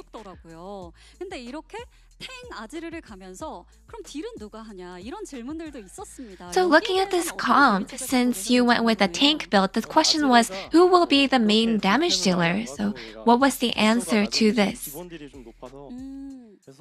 I feel like although Azir doesn't really scale in terms of dealing damage, he already has a really good base damage that even without a lot of damage build, he is able to deal a sufficient amount of damage. And in game 2, we had LCK's very first top Twisted Fate. So what made Kingen blind pick TF with so much confidence? I think Kingen and both Kingen and I really like playing Twisted Fate. I think Kingen happens to be a pretty proficient Twisted Fate player. So I think it probably pressured the team, the enemy, a little bit. So Kingen also used Showmaker's TF skin. So was it that you pressured him to use it by any chance? Of course, no, I didn't pressure him, but just me being in the team probably gave him a little bit of pressure. And in game 2, following game 1, your Azir really dominated the map. So let's take a look at this replay. Like this teleport location was quite unique. So what was the decision here? What was the plan here? So we noticed that the Alistar was mid, and the moment I was hit by the Lee Sin's Sonic, I thought I made a mistake, but it actually ended up playing out really well to our favor. And so, looking at game 2, it looked like the bot side seemed to struggle quite a bit with the constant pressure on bot. What was the game plan here? I feel like I didn't really pay much attention to the bot side because we knew that they're able to farm and then play it out. So what did Aiming and Kellen say in these moments? I feel like, yeah, they weren't really talking much today as compared to other times. I feel like they played it out really well, honestly.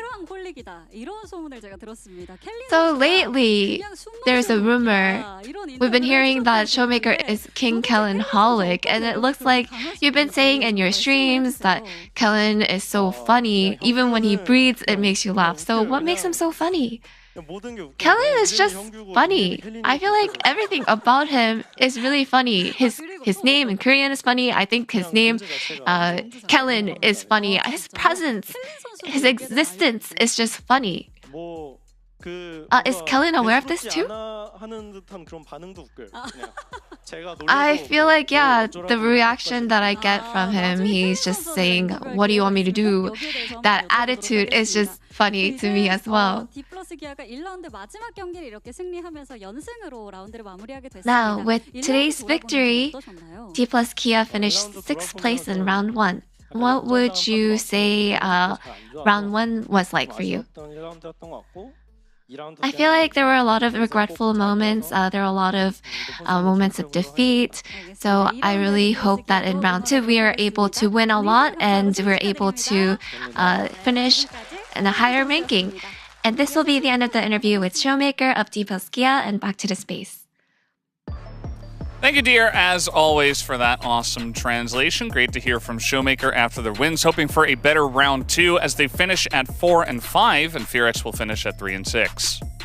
Yeah, so even though they obviously had that rough patch during the season, the fact is they've only lost to teams who are above them.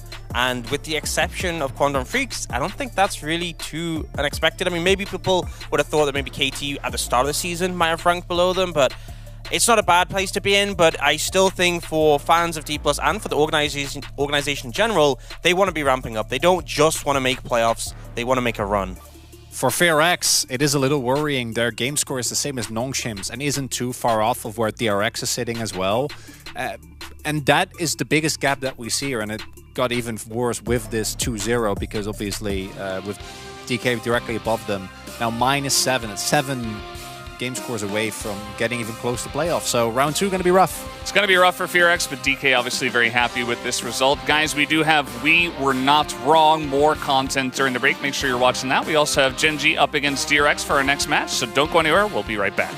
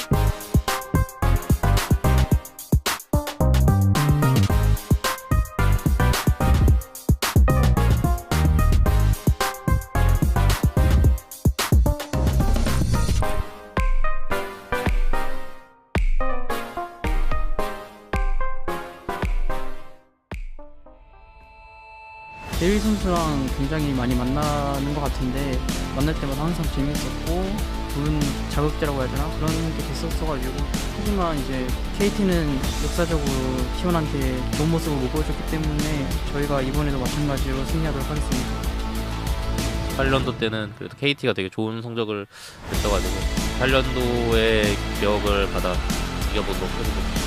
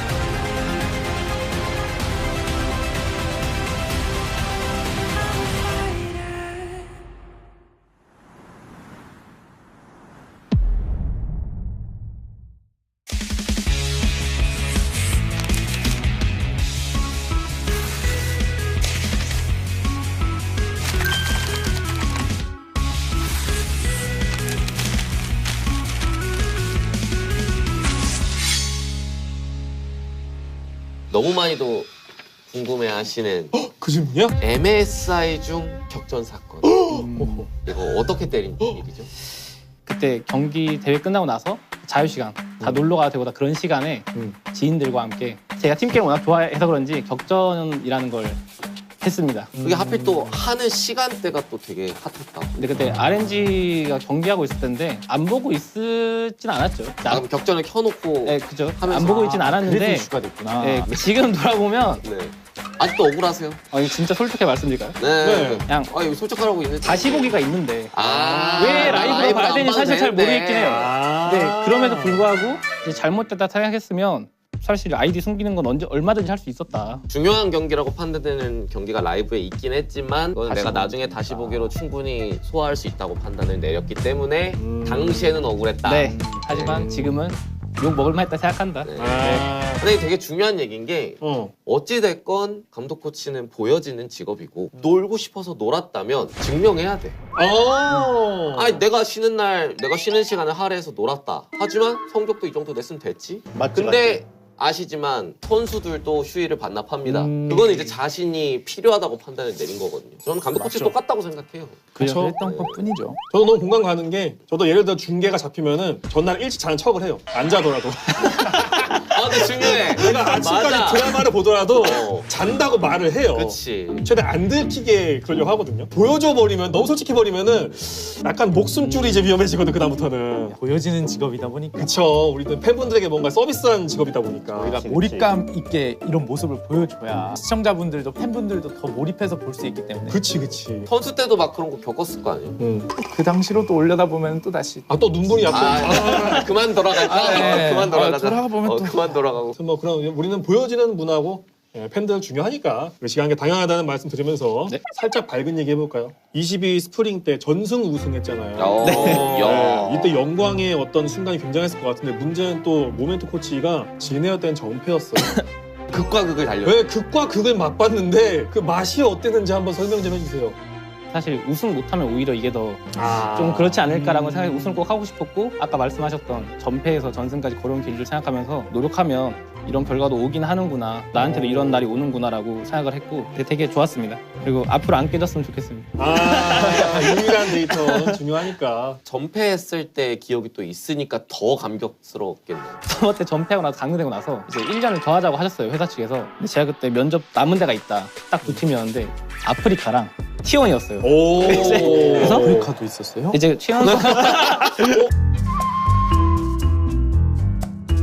다짜고짜 그때 당시 감독님이었던 김종수 감독님한테 연락을 해가지고 면접 보고 싶다 떨어지더라도 그래서 운이 너무 좋았던 것 같습니다. 야, 그래도 통쾌했겠다. 전승 우승해가지고. 그러면 우리가 탄탄한데요. 그러니까 다시 덤을 가볼까요? 또 끼었죠? 이걸 또 껴요? 뭐 차분해서 덤을 갔다 하는 건데. 트럭이 또 등장했는데 당시 심경이 어땠는지. 당시에 속상했죠. 왜냐면 경기하러 가는데 경기장 가는 길에 반대편에서 제 이름 적힌 트럭이 지나다니고 그때 당시에 많이 속상하긴 했는데 자 한편으로는 팬분들이 이렇게 의견을 표출하는 방법 중에 하나라고 생각을 하고 지금은 그 팬분들의 마음도 이해하지 않나. 트럭까지는 못 받아봤는데 북미에 그런 거 없죠. 네, 북미는 트럭 없죠. 트위터 DM이 폭발하죠. 뭐 많은 질문들이 있지만 이게 눈에 띄네요. 그 월즈 결승 패배했을 때 킹겐의 아트록스가 굉장히 거대하지 않았습니까?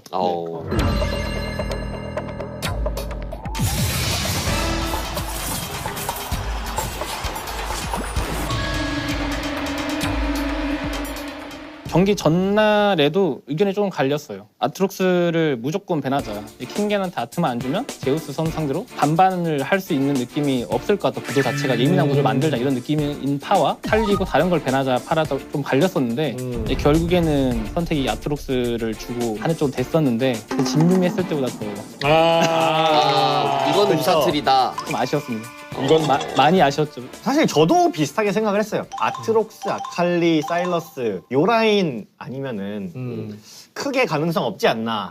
질각이 없다. 네, 라는 생각을 했었는데 그래도 어떻게 5경기까지 잘 가긴 했어요. 그때 5경기 잘 간 건가요? 이걸 주고도 다 주고 했음에도 불구하고 5경기 갔으면 잘한 거지. 발언도 엄청 빼고 저 중계하면서 목청이 나가는 줄 알았어요. 맨날 뺏기니까 이게 정신을 못 차리겠더라고. 그날 경기 진짜 재밌었어요. 완전 꿀잼이었어요. 그래서 뭐 이 아트록스 경기는 틀렸다. 더 좋은 뱀픽이 있지 않았을까? 기억해보면 아쉽다. 네, 아쉽다. 아쉽다. 네. 상황이 있었을 때 아쉬우면 경험이고 좋았으면 추억이거든요. 경험을 통해서 발전하는 것이 중요한 거지. 사람은 누구나 실수를 합니다. 저도 실수 많이 했고 아마 살면서 다들 실수 많이 하셨을 거예요. 그렇죠? 많이 하죠. 네, 그래서 그걸 좋은 경험 삼는 게 좋지 않나라는 생각을 했었습니다. 우리가 구직을 위해 모인 자리 아니겠습니까? 실수를 되돌아보고 발전하는 가능성을 보여주는. 그럼요. 자, 그럼 다음 분 또 모시겠습니다. 북미 레전드 감독이신 복한규, 뭐 전 감독이라고 할까요? 복한규 감독은 뭐 안 틀렸는지 한번 적어주시죠. 좋습니다. 얘는 근데 뭐 안 틀렸을래나? 저는 틀린 게 별로 없는데. 벌써부터 좀 기분이 나빠요. 갑자기 때리고 싶어졌어. 어떻게 해야 아프게 맞을까? 잘 어떻게 후벼봐야겠는데? 북미는 북미는 틀리지 않았다. 밖에서 보기에는 틀린 점이 한두 개가 아니거든요. 첫 번째 딱 대표적으로 꼽자면은 흑자 리그니 뭐니 뭐 고연봉이니 뭐니 하는데 이기질 못해요. 연봉 많이 내려갔습니다. 많이 내려갔나요? 많이 내려갔습니다. 그러면 과거 돌아가서 많이 받을 때는 왜 못 이겼습니까? 여러 가지 이유들은 많은데 북미 자체가 솔로 랭크 인구수가 굉장히 적어요. 그래서 나올 수 있는 선수들의 풀이 적은데 유럽 같은 경우에는 다양한 국가들의 연합이지 않습니까? 그래서 솔로 랭크 인구수도 실제로 많고 그리고 어린 친구들이 리그 오브 레전드를 굉장히 좋아해요. 하지만 북미 같은 경우에는 FPS 게임에 조금 더 집중이 되어 있는 느낌이 있죠. 그리고 두 번째, 연봉과 실력이 비례할 거라는 생각을 하면 안 돼요. 왜냐면은 미국 자체가 자본력이 센 나라야. 그쵸. 한국 고연봉 이렇게 비교를 하면 안 돼요. 왜냐면 여기 시장 안에서의 그 가치는 또 다르기 때문에 여기는 애초에 달러의 순환이 잘 되는 리그다 보니까 이 정도 급의 선수가 저 정도? 와, 할 수 있지만 사실 그 안에서는 그게 맞는 가격이었다. 그럼 가야겠는데 다들 북미. 근데 지금은 많이 죽어서 허상이었다. 딱 그 타이밍에 나오신 것 같네요. 맞아요. 북미 얘기가 계속 나오고 있으니까 이렇게 빠삭하신 분이라면 우리 북미 살릴 수 있지 않을까. 어떻게 하면 좋을까? 북미 리그가 죽었나요? 한번 결승전이라도 한번. 내 살아생전 월즈 결승을 한번 보고 싶다. 우승권을 도전할 수 있다는 팀이 하나라도 나올 수 있는 방법. 그런 거 없을까요? 절호의 찬스가 18년도 시단이었는데. 그거는 이제 지나간 얘기니까. 앞으로 가능성이 있을 법한 이야기는 리그를 통합해야죠. 어디랑? 라틴 아메리카랑 이제 11홀이랑 통합을 해가지고 11홀 브라질 리그가 리그 규모가 굉장히 커요. 시청자도 굉장히 많고 팬들도 굉장히 열정적이에요. 유럽은 애초에 국가 연합이잖아. 우리도 연합하자. 해가지고 일단 인구를 키워야 돼. 그리고 연합을 해서 국가단 어떤 대결이 되면은 카르미코프처럼 시청자가 떡상할 수 있어요. 맞아요. 그래서 일단 리그 자체에 흥미를 유도를 하고 흥미가 있으면은 재능 있는 친구들이 리그 오브 레전드를 택해서 거기서 또 키워서 한 2045년쯤에는 도전할 수 있지 않을까. 사실 그냥 던져본 질문이었는데 디테일해서 놀랐네요. 그러니까요. 생각보다 근데 또 맞는 방향인 것 같기도 하고요. 그럴싸해 보이는 게 최근 LEC가 그렇게 좀 흥행이 되고 있어가지고 좋은 솔루션이 될 수도 있는 생각이 듭니다. 송 감독이 지난번에 나와서 북미에 대한 재미있는 썰 정말 많이 털고 왔어요. 본인이 봤을 때 북미 문화 중에 뭐 재밌었던 점? 게임담 문화 중에 아니 뭐 괴담도 좋아요. 제 경험 중에 가장 기억에 남는 거는 C9에 처음 입단을 했을 때 임팩트, 메테오스, 젠슨, 스니키 오, 다 들어본 이름이야. 스무디 첫 시즌에 결승전을 갔죠. 그리고 세상에 바로 태산을 만나버렸어. 태산, TSM, 이혁승, 북미의 거장, 태산. Jin, when he got killed in lane last time, he's the carry in this one, and game 2 goes to TSM. 경기 끝나자마자 어떤 선수가 이거 비역슨 때문에 졌는데 미드 차이다. 맞아. 이거 누가 있을 때였어요? 다 같이 모인 자리? 다 같이 모인 자리. 다 같이 모였는데 젠슨한테? 아니죠. 젠슨한테 말고 허공에. 이게 다 들리게. 그렇죠. 예. 젠슨에게 들어. 너무 빡세다 이거는. 하지만 이제 오픈 토론의 주제를 하늘에 던진 거죠. 오늘의 주제는 미드 차이니까.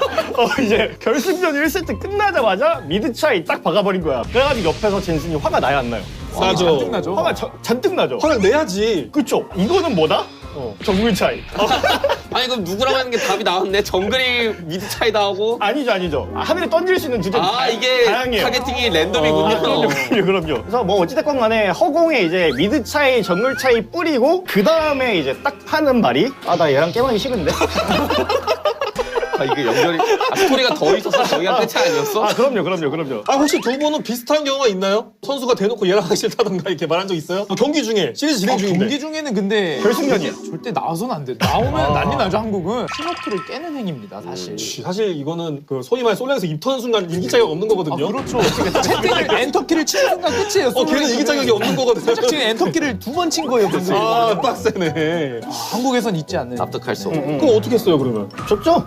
아니 수습은 어떻게 했냐고. 수습 안 돼요. 수습 안 돼요? 수습 안 돼요. 어떻게 수습? 어찌됐건 간에 뭐 뱀픽을 뭐 잘해보자 뭐 이렇게 아니야 결승전 준이니까 잘해봐 짧아. 자기 가기 가는 거구나 그냥. 그럼요. 그 마음이 저쪽 가 있는데. 이미 떴는데. 마음은 비었으냐. 이미 선언을 해버렸어. 그러면은 그거는 이제 간 경기고 좋은 경험이 되는 거죠. 추억 말고 경험. 하긴 제가 못해서 얘가 저한테 그런 말은 안 했어요. 그래. 너랑 같이 게임하고 싶다 이런 말은 안 그 했거든. 정도는 아니었어. 야, 진짜 속으로 많이 말했지. 이건 좀 쉽지 않다. 그리고 나서 이제 롤드컵을 갔는데 롤드컵에서도 쉽지 않은 사건 하나 있었죠. 뭐 있었어요? 또 이제 언영이와 메테오스 선수 사이의 일이었는데 임팩트와 언영이가 매치업을 캐넨데 럼블인가를 했었을 거야. 그때는 그거였거든요. 그 룬 끼워 맞추기였거든요. 그 룬페이지. 룬페이지. 아마 그게 마지막이었을 거야. 메테오스 선수가 언영이한테 오더니 야 너 파란 색깔 룸페이지에 마방 안 박았더라? 그 체크한 것도 대박이다. 게임 끝나고. 게임 끝나고. 그래가지고 언영이가 나는 내가 매치업하는 방법이 있다. 나 럼블 몇 천 판 상대해봤고 캐넨데 럼블 매치업은 내가 탑라이너니까 내가 잘 안다. 신경 쓰지 마라. 신경 쓰지 마라. 아니 근데 파란 색깔 룬은 마방이 효율이 제일 좋은데 왜 안 끼는 거지? 그걸로 1시간 반을 싸웠어요. 근데 다음 경기가 있는 상태였어. 다음 판 해야 되는데 중재가 안 돼. 일단 파란 색깔 마방, 파란 색깔 나는 내 매치업 이거에 꽂힌 거야 둘 다. 왜냐면 선수들이 또 이고가 있으니까. 본인만의 스타일이 있으니까. 증명을 해야 되니까. 근데 본인은 해결을 하나도 하는 게 없네요? 그러니까요. 해결이 되는 거면 해결을 하죠. 이건 안 되는 거다? 언영이가 뭐 매치업하는 방법 알고 있으니까 알아서 하겠지 냅둬 하면은 네가 탑에 대해 뭐라도. 오케이 하고 가요. 갔다가 돌아와서 얘기하면 어떡해. 이걸 내가 뭐 어떻게 해. 그러면은 이제 언영이한테 가는 거야. 너 매치업하는 방법이 있잖아. 그냥 뭐 대충 알았다고 해. 다음 경기 준비해야지 하면은 알겠어요 감독님 하고 갔다 오면 또 싸움 붙어. 레전드 리신 경기로 이어졌을 거예요. 그러니까 60분 동안 궁극기도 안 쓰고 가만히 있다가 마지막에 뭐 60분? 활약을 아무것도 안 하고 있다가 마지막에 발차기 한번 딱 해가지고 이긴 경기가 있어. For Medios, he's very far away from the team. He gets one. He gets it. Maple flashes away. 딱 경기 끝나고 나서 딱 한마디 했어 나한테. 나 리신 다시 안 해. 이것도 충분히 괴담인데 뭐 북미 괴담 많잖아요 여러 가지. 많죠. 이번에 우리가 아는 괴담 한번 물어볼게요. 예를 들어 스크림에서 뱀픽 끝나고 뱀픽 말린 팀이 스크림 캔슬해버리는 이런 괴담. 있죠. 충분히 많죠. 이게 많이 있습니까? 비일비재해요? 뭐 제가 래퍼드고 이제 노철 형이 상대팀 북미팀 감독이라고 쳐요. 노철 형네 팀에서 그걸 캔슬하고 싶어. 구도가 마음에 안 들어. 구도 마음에 나 감독님 하기 싫은데 했어. 벌써 덜 받는다. 그러면은 이제 뭐라고 하면 바로 서포지 방을 나가요. 딱 나가면서 채팅창에 바로 올라와. 뭐라고 올라와? 쏘리. 아니지. 쏘리 아니지. 그래 래퍼드 1. 그래 래퍼드 1. 노페 형 딱 박아버려. 왜안 살아? 있어 실제로. 종목이 있어. 래퍼드 1 노페 형 딱 받고 그냥 단판하는 거야. 있어요. 나 오늘 들은 거 중에 제일 웃긴다 이게.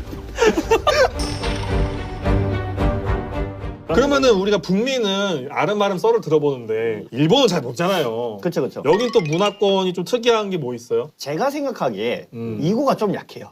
오히려. 일본 선수는 이고가 조금 약해. 경기 중에 실수가 나오면 그냥 뭐 마이벳 하고 넘어가든가 그냥 뭐 다음에 잘하자 하고 치우면 되고 이제 나중에 리뷰할 때 얘기를 한다든지 거기서 바로 도개절을 박아버려. 거기에 매몰되는구나. 한번해버리는 거야 거기서. 이런 실수를 미안. 내가 그래서 미안해. 아니 쉽지 않네 이거. 저희 팀 그 금지시켰어요. 사과 미안해 하지 말라고. 12년도, 13년도로 돌아가 볼까요? 그때 그 e스포츠 문화 있죠. 집에서 가족처럼 지내고 이런 느낌 있죠. 그게 지금의 딱 일본의 e스포츠의 형태라고 생각하시면 돼요. 그럼 거기는 아직도 숙소 안에 게임장이 있는 거예요? 그렇죠. 이제 시작해가지고 일본에서 e스포츠가 지금 화두가 되고 좀 올라온 계기가 그 발로란트에서 제타 디비전이 발로란트 국제대회에서 3위를 했어요. 또 SKT가 우승했을 때처럼 기사 나가고 뉴스 나가고 한 거야. 일본이 국제대회에서 팀게임으로 뭐 이렇게 뭐 성적을 냈다 하면서 이제 e스포츠에 대한 관심도가 높아지고 투자도 많이 들어오고 그런 느낌이에요. 일본이 나오니까 이어지는 건데 생고쿠 게이밍이 투자를 대적으로 많이 했어요. 뉴스도 많이 나오고. 근데 월지를 못 갔어요. 그렇죠. 이거 뭐 어떻게 못 간 거예요? 뭐 본인이 틀린 겁니까 이거? 그러니까. 좋은 경험했죠. 아니 좋은 경우 네가 한 거 구단 중에 좋은 경우 못했잖아. 대외적으로 보여지기에는 많은 투자를 했고 실제로 투자를 했어요. 하지만 내상이 많은 팀이었다. 얘기가 빗침되면서 해결하지 못한 부분들이 많았다. 단적인 예를 말씀드리면은 저희 팀에 있던 파즈 선수가 꽤 오래 활동한 선수인데 그 친구가 저와 1년을 하면서 은퇴를 3번인가 4번 했어요. 예? 은퇴를 3-4번 했다가 돌아왔다는 거? 이미 마음이 꺾였었어. 팀에 딱 들어가자마자 주전탑이 저 은퇴하고 싶은데요? 이것도 쉽지 않네. 그치. 이러면은. 근데 이제 파즈 선수가 너무 고마운 게 복귀를 또 3번인가 4번을 해줬다는 거잖아. 파즈군 ちょっと切ってはーい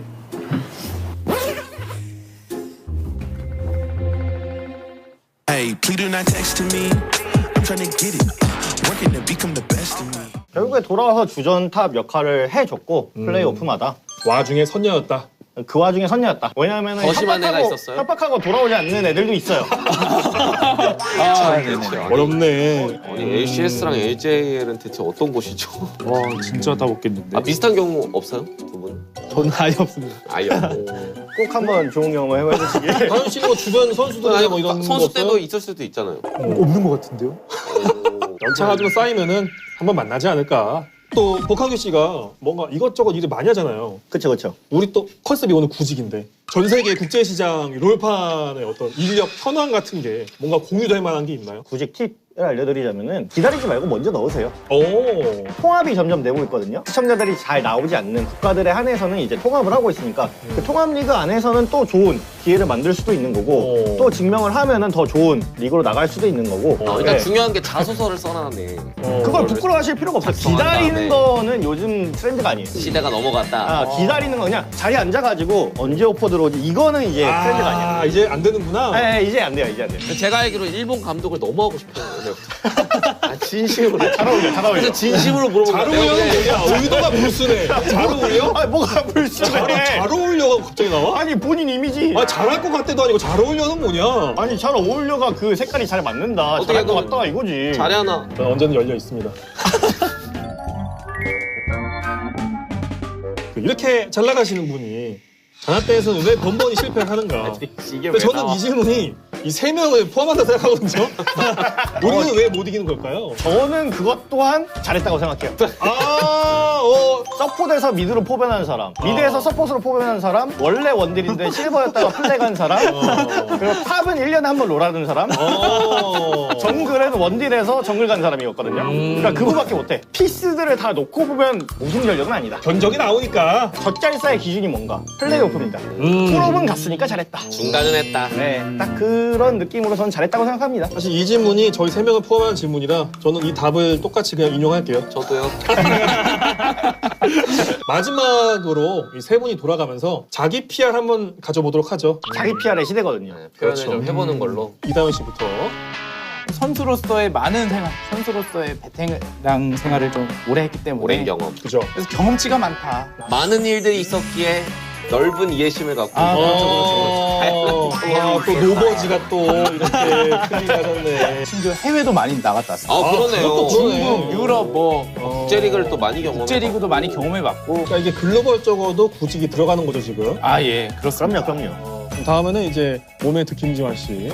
바닥이 아니라 지하부터 여기까지 올라왔다고 생각을 하고 그것도 되게 강점이라 생각을 하고 제가 메인 코치하고 나서 롤드컵 못 간 적 없고 모든 결승 한 번 빼고 다 가봤거든요. 그거만으로도 되게 많이 어필했다는 생각하고 대충 예. 짧고 좋아요. 간단하게. 네, 내가 있으면 뭐 월즈는 간다. 나만 믿어라.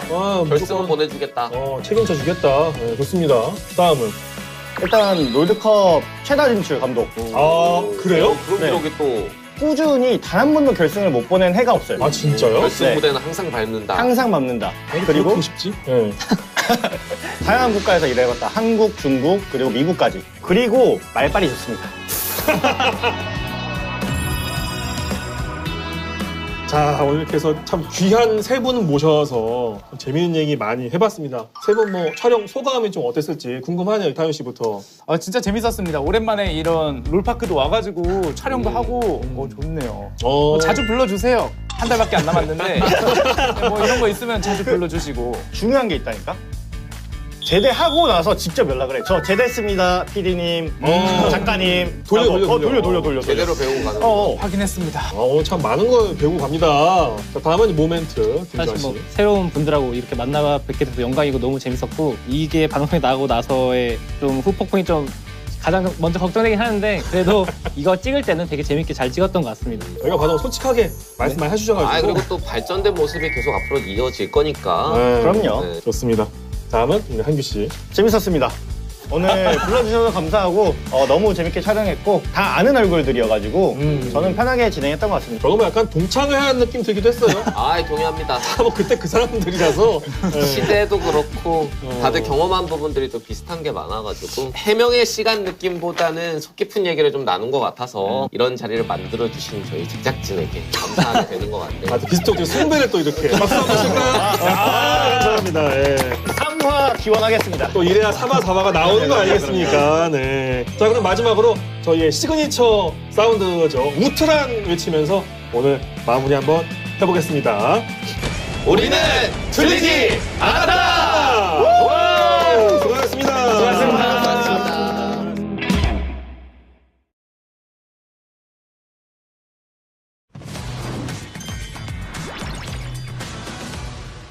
오늘 3,000킬 기록 달성 시에 꽃다발 증정이랑 포토타임 있을 예정이라고 합니다. 무조건 이겨야겠지면 어떡해? 지고도 받는 거야? 무조건 이겨야 그럼 뭐 무조건 이겨야 되니까 갑자기 지금 왜 나와? 뭐야? 원래 나와야 되는 말이고. 화이팅 화이팅. 화이팅. 스타트해볼까? 스타트 오케이. 나 15초. 얘 풀 있어? 들어갈게요. 딜해봐. 들어야겠다. 이거 프리거든? 가는. 봐봐. 그냥 잡았어 이거. 나이스. 나이스. 야 이거 안 좋아. 빼야 돼. 난 죽었어 일단. 자크랑 세라 좋아해. 메인으로 죽었다 일단. 라스트. 자크 좋다 일단. 잘한다 자크. 펜타. 펜타 어디 있어? 펜타 어디? 펜타 하지 마. 펜타 어디 갔어? 펜타 가야 돼. 노프리긴 해. 좋아. 일단 내가 하나 밀고 갈까? 내가 지금 가야 되는데? 해야 되는데. 해야 되는데 이거? 안돼. 타워이라 될 것 같은데? 아이고야. 에이. 프로 잡네. 저 친구. 괜찮아. 할만했어. 한타. 아니야. 백도 갈게. 언제 가? 한타. 그래. 오케이. 고고. 싸움. 야 뭐야 나 뒤에 뭐야 이거. 트리. 날 왜 죽이는 거야? 썸 썸하라고. 까비. 두두 인터뷰 보고 왔는데 이제 우디로 안 무섭다고 하더라. 네. 우디르는 안 무서워. 기디르는 무섭대. 기디르는 다르다. 아 왜? 아니야. 잘해보자. 그래. 내가 파이팅! 자이. 네, 살짝 볼게. 와봐. 남이 높여. 길게 하면 우리 하나 먼저 우리 하나 여기. 길게. 앞에 프리스, 앞에 프리스. 우리만 가.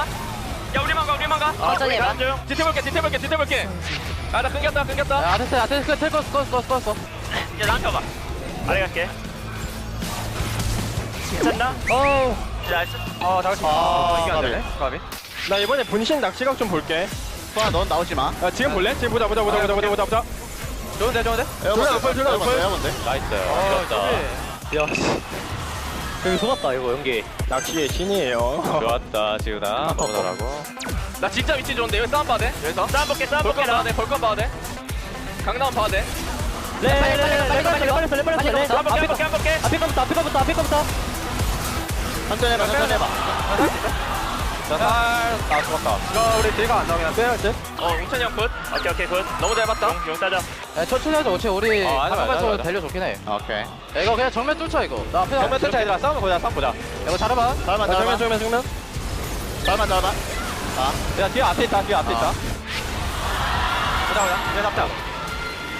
야 밀려오구나. 밀려온 죽어도 돼. 나 죽. 야, 앞에. 나랑 만나. 앞에. 사이즈. 천천히. 야나 봐줘. 일로 와봐. 나 버퍼 좀. 오케이. 와우. 김선태. 비나. 솔박을 들어가자. 되나 이거? 김선태.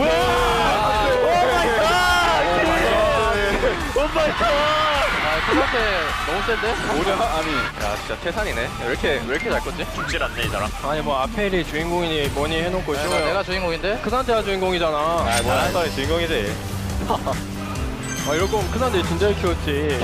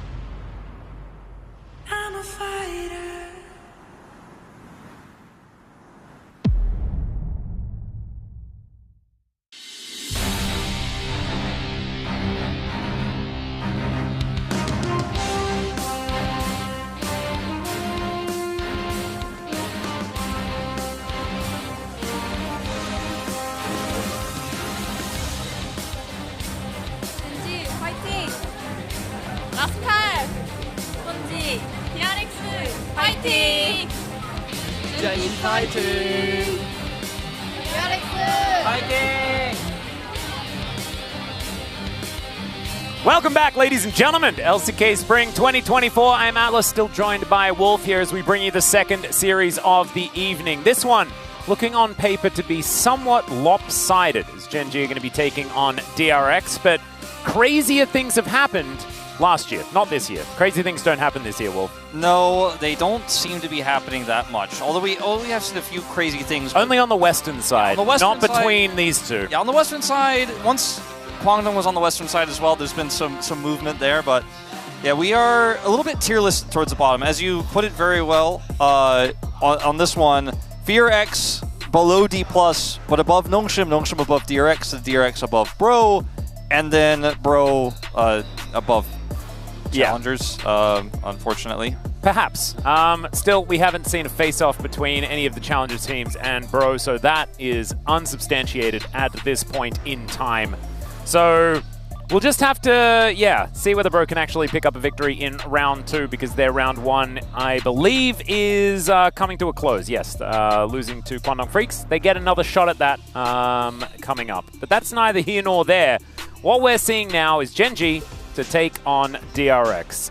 And there are some interesting parts of this matchup. Of course, definitely an age mismatch when it comes to the AD carries. And Keen and Rascal have been playing against each other for longer than any other top laners here in the LCK. Yeah, it is pretty insane, the history that's spread across these two rosters. Because there are some mismatches, right? You have, for example, Pays versus Teddy. Pays extremely young, but still has so much he's accomplished. Teddy very old in terms of pro gamer years and has accomplished a decent amount himself, but he's not the stronger of these two AD carries right now. Then you have Chovy going up against Satab in the mid lane. You have Canyon going up against Sponge, right? These are huge mismatches there in terms of Gen G being favored. And in the bottom matchup here, in terms of the carries we're seeing both these players play a little bit more scaling, right? Teddy still has 4 losses on the Lucian. He's played it a ton. But he also has played Jinx, he's played Aphelios, he's played Xayah, he's played Caitlyn, he's played Ezreal, he's played Senna, right? Like, this guy is playing scaling AD carries. Pays is playing Aphelios. He is. And he's winning a lot.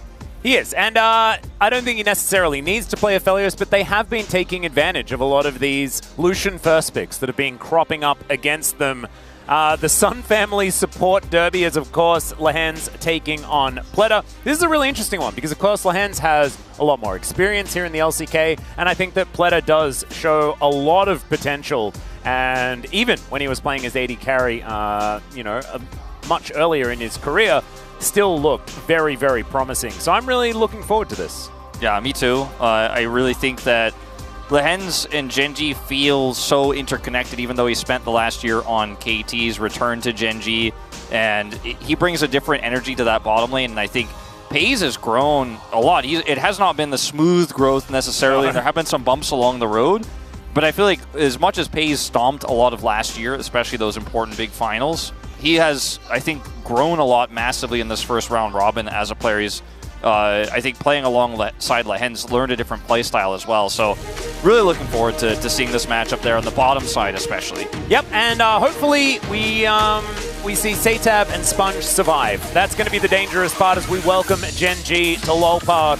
The biggest mismatch is one that you already illustrated, Canyon and Chovy taking on Sponge and Satab. That's just, I don't know how they're going to get through it, Wolf. I've tried to have a look into the crystal ball. I've tried to figure it out in my head, and I just don't understand how they come up against that brick wall and find a way through.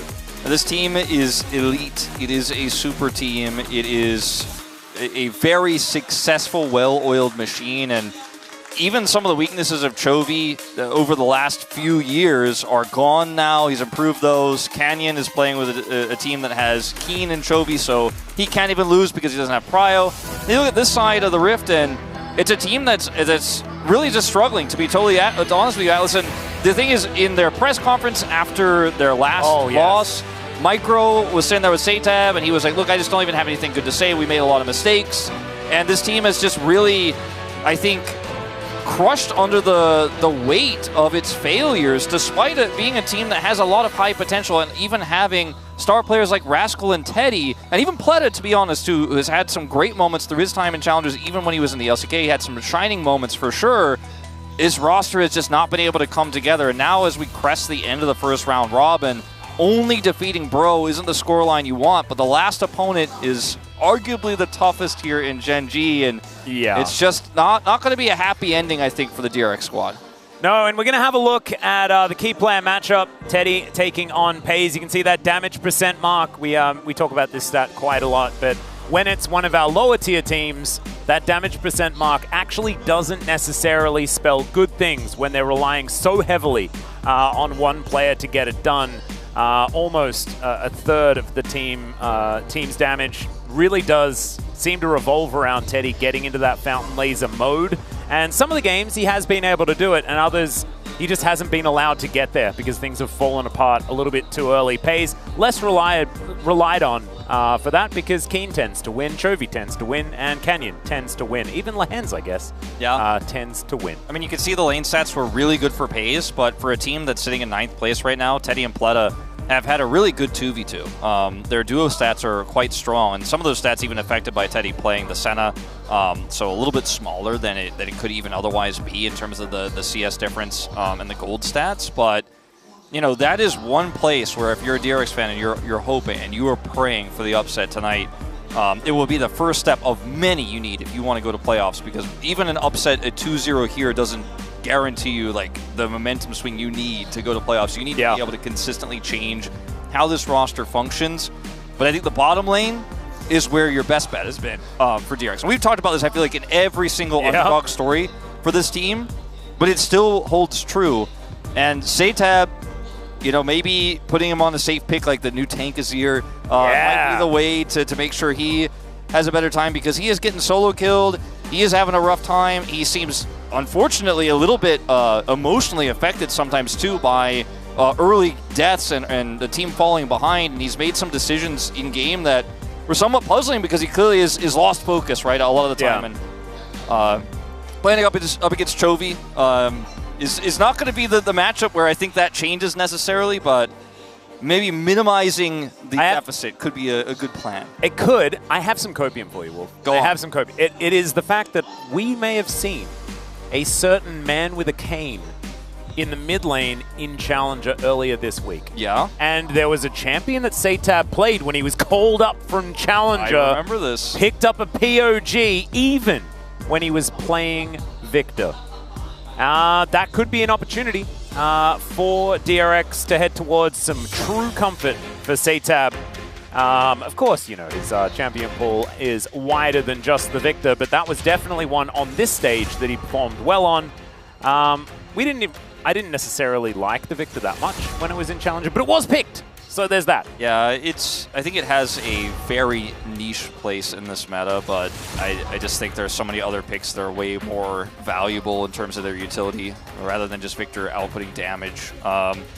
So I don't think we're going to see it, but you know, it's a good point to bring up. He was once POG on this very stage a long time ago, as Smolder will be taken away this time. Didn't see any love in our last series, but this time not going to allow Teddy to play it. You know, you and I were talking about this before. Like, does seem like a very good pick for Teddy. The Fountain Laser seems to make a lot of sense when you scale to infinity. Yeah. That would be something that you could see Teddy potentially hard carrying on. Even if yesterday 55 minutes wasn't enough scaling time. Oh, Senna's up. And yeah, so the Varus being banned on red side, that's kind of illegal. I actually think that was an illegal ban. Yeah, that's...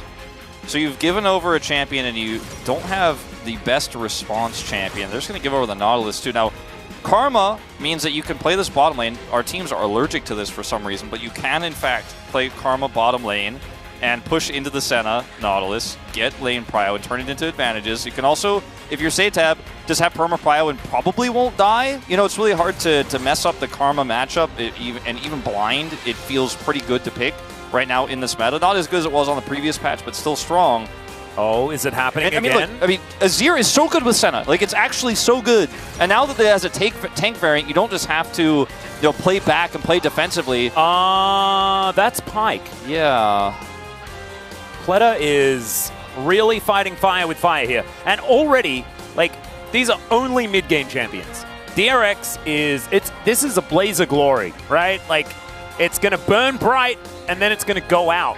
Yeah, it's like putting dead leaves on top of a fire. It will ignite, and then it will fizzle out very quickly. It's when your dad's teaching you how to make a fire, and you're like, but Dad, why don't we just only have newspaper? Like, because then it burns really easy. You don't have to worry about these logs. They don't do anything. Well, it's not going to keep you warm, son. Yeah, and, Senna is the log. Senna is the log. She is. And so is Azir. Works out quite well. I loved the analogy, Wolf. Thank you for that. Yeah, it is, unfortunately, I think, I mean, we'll see what the rest of this draft looks like, but you've already kind of showed this so face up. You know, like, you don't need to pick Pyke here unless you have a really cool, strategy in mind. It's Pyke Karma.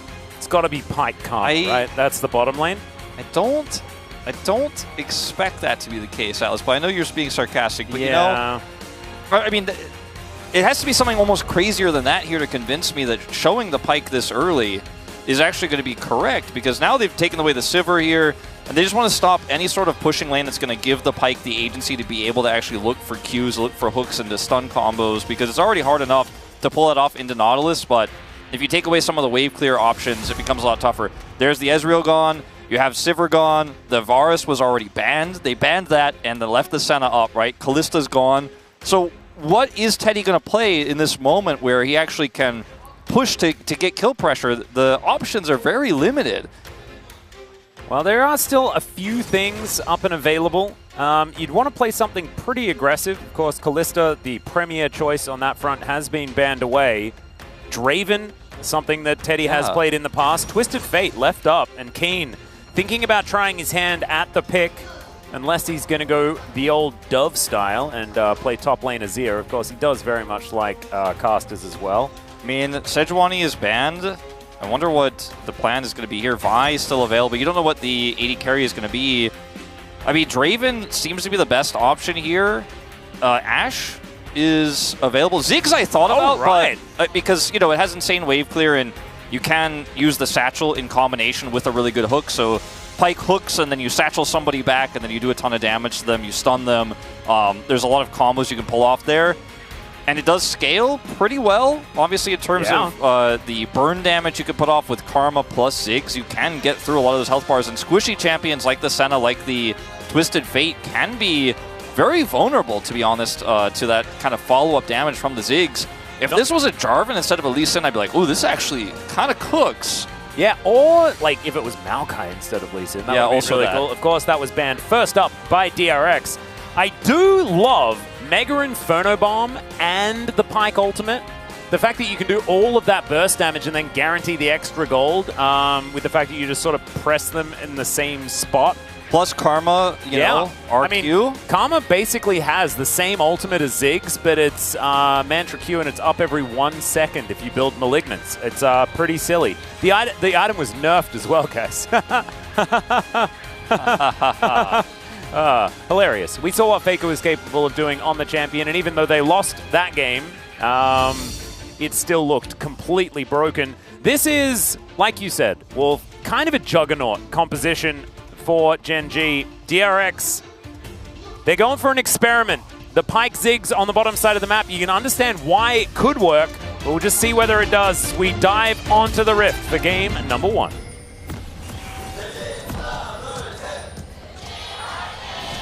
소환사의 협곡에 오신 것을 환영합니다. Now, Wolf, we were just given a little bit of time to think while the fan chants were coming through, to contemplate these two drafts. And I have an increased appreciation for what DRX have put together. You know, there's a relative amount of control. Like, it's hard to push out Karma from the lane, right? True. Ziggs too, you know? I mean, he's gonna be putting some pressure on the bottom lane. And Cassante is Cassante. He is the rock. And so, like, DRX should be able to get to a mid-game without being, like, incurably far behind. Yeah, I mean, basically, all three of these lanes are very difficult to lose. Like, it's very difficult for Azir to actually have kill pressure on a Karma, or to put Satab in a position where he could maybe get ganked by a Vi. You know, he's going to be extremely safe. You know, Cassante into Twisted Fate. Twisted Fate can obviously have some control, but it's not like Rascal is going to get solo killed. He's not going to be 20 CS behind. That shouldn't happen in this lane. And then obviously bottom side, you know, Ziggs just naturally pushes lanes. And he went for teleport. This is how you play Ziggs. That's what you do. And so it allows Pyke to roam and make impact elsewhere. So perhaps if overextension happens, you can get ahead that way. The problem is that everything else about this composition is extremely fragile, and if there is a Vi ultimate into the backline, for example, on a 5v5 fight, or the peel from Chovy on what will, I think, probably actually be that Tank is here again. Oh no, he hasn't gone with the grasp. Oh, he didn't go grasp. Yeah, he didn't go grasp. So I'm kind of into it. We're going to see the 6-match win streak for the Senna Nautilus. Yeah, this continues to be a problem. Or a solution, as Pleta is making it look more on the problem side of things. Nice satchel there from Teddy as well to keep him in close range. Still burning down, and the aftershock value pretty large there for Lehens. That's exactly the combo I was talking about. Pull him in, satchel him, toss the Ignite in there, keep that pressure on. And that is what the name of the game in this lane is going to be. I mean, we have seen Ziggs Pyke before, and it is a combo that people have talked about a lot. And at least this part of the laning phase going well here to start things off. Level 2, very successful. Yep. And we already mentioned, you know, Teddy's been around for a really long time. He was there in the awesome dude meta. He didn't like it, if we remember correctly. No. But he definitely still played his fair amount of Ziggs and all the other things that were on the bottom side of the map. And even with, you know, if Chovy's not going tank Azir, he can still just play very defensively. He might go for that second item, Arm Guard, for example, we've talked a lot about. And you have a Twisted Fate and a Nautilus, so if Pyke tries to make a play and gets caught, he dies. Like, he's just going to get chain CC. The same to be true of Sponge, right? So he has to be really careful about choosing when he wants to flank, choosing when he wants to actually look for that angle onto the back line, onto the Senna. And it's just, I feel like every team thinks they have the pushing lane that's going to get ahead against Senna. They think they have the threats for the Senna. Split is roaming. Yeah. Speaking of threats, Shifting Sands not actually going to be pushed, as still gets hit, but gets the shield. He'll be absolutely fine. Outside of getting hit by Mantra Q there by Satap. Hey, still early. It's only a Doran's ring. He's fine. He's fine. It didn't hurt that bad. Yeah, no, it was all right. And also not having to flash as well. So just presses the Arise button.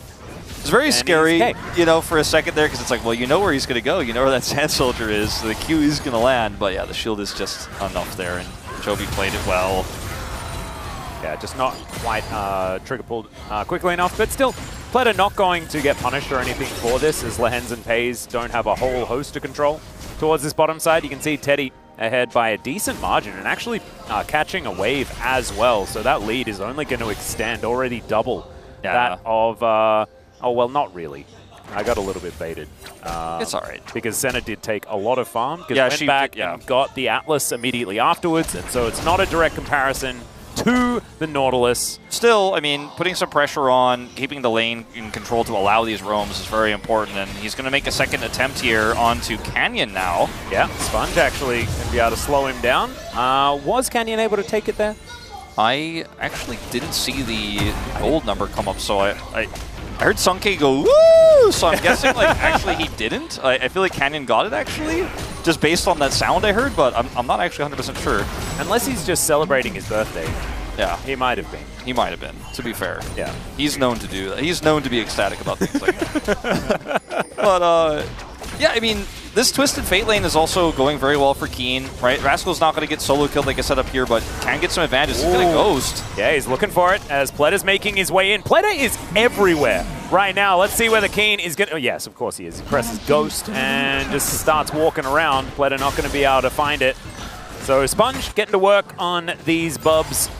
Should be able to get some work done there. And Canyon able to grab the first Drake of the game. So an exchange of neutral objectives. Teddy also used his teleport already here and his backing, so this is a very costly roam from Pleta. He's not here to back him up, and he is actually just going to get zoned out of experience here and is going to lose a plate. And this gold lead is going to start to balloon for Genji in part due to Twisted Fate's passive, but now due to the fact that Pays on Senna and the lane you drafted the Ziggs Pyke into is grabbing plate gold. And I think so many of our East teams just think, meanwhile, a little bit of a a little bit of a kerfuffle, as there is the Destiny Gold card already locked here for Keen, but slightly out of range of Sponge. Does not have the Ghost, as we saw it used earlier on the top side of the map.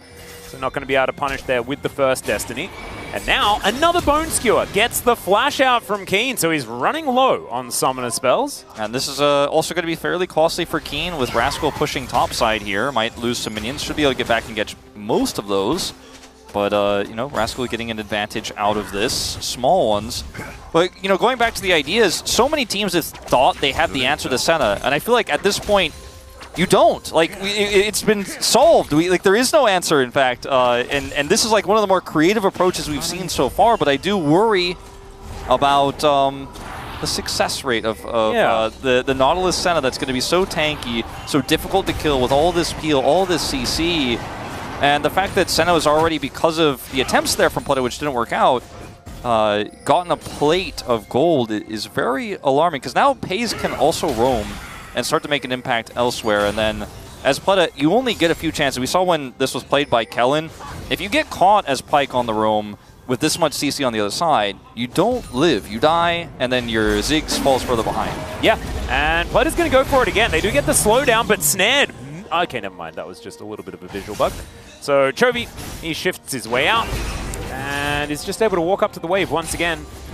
Not looking too worried about it. Pays in position still as the control ward does go down. Pleta just goes into his own circle. Of course, we've got champions that can go into circles on both sides. Pyke is just a little bit selfish, doesn't let other people into the circle with him. And Senna does. Doesn't like to share. No, and Senna's the only one that really does. You know, like Gwen doesn't let people in her circle either. That's true. Camille, like, actively pushes people out of her hexagon. Rude. Yeah. Only Jarvan is really the only one who wants to share, but not in a good way. Not in a good... Yeah, hi, I'm Jarvan, I'm helping. Oh, it's a good one. Yeah, you can either trap your teammates in there or trap the enemies in there, but the other people don't want to be in the circle with them generally. Yeah, I like it. It's like the naughty circle, you know, if you've got a teammate that's misbehaved. You just put them in. Okay, speaking of circles, Rascal does have that third Q charged up, but I don't know whether he's going to go for anything. Both junglers, well actually, a jungler and a support up here, 2v2 on the top side, but it is going to be a back for Pleta, as Canyon, I think, was able to get into this brush. Yeah, he knows the range of that vision really well. I think Rascal might not be aware of it, but the wave is pushing away from Keen, so diving a Cassante with Ghost would be pretty tough to pull off, unless he just pushes up. Let's see. Yeah, you've got Keen. It is the cannon secured here by Rascal, so not as much of an impetus to move towards this, and the full wave is just going to head towards the turret. So diving the Cassante, like you say, a rough choice, so they're not going to go for it. If the wave had been further away from the turret when he went up to get that cannon, maybe they make something of it. As Pleta, I mean, you've got to be so careful as the Pyke roaming around like this.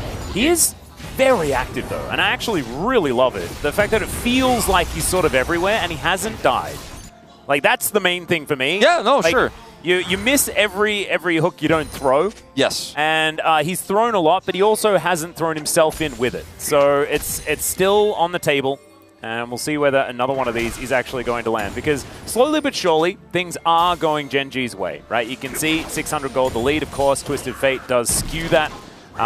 Just with the fact that he has a passive that's just a little bit ridiculous. And Senna has gotten a plate bottom side right, and Twisted Fate also got a plate from Rascal. So Keen has those additional gold numbers he's going to get from the passive. And since it's been a while since we've seen Twisted Fate, for those who don't know, it's when you kill a minion, you get additional gold. That's what those numbers are that keep popping up whenever Keen CSs. That's what we're talking about if you're not aware of the passive. Yeah.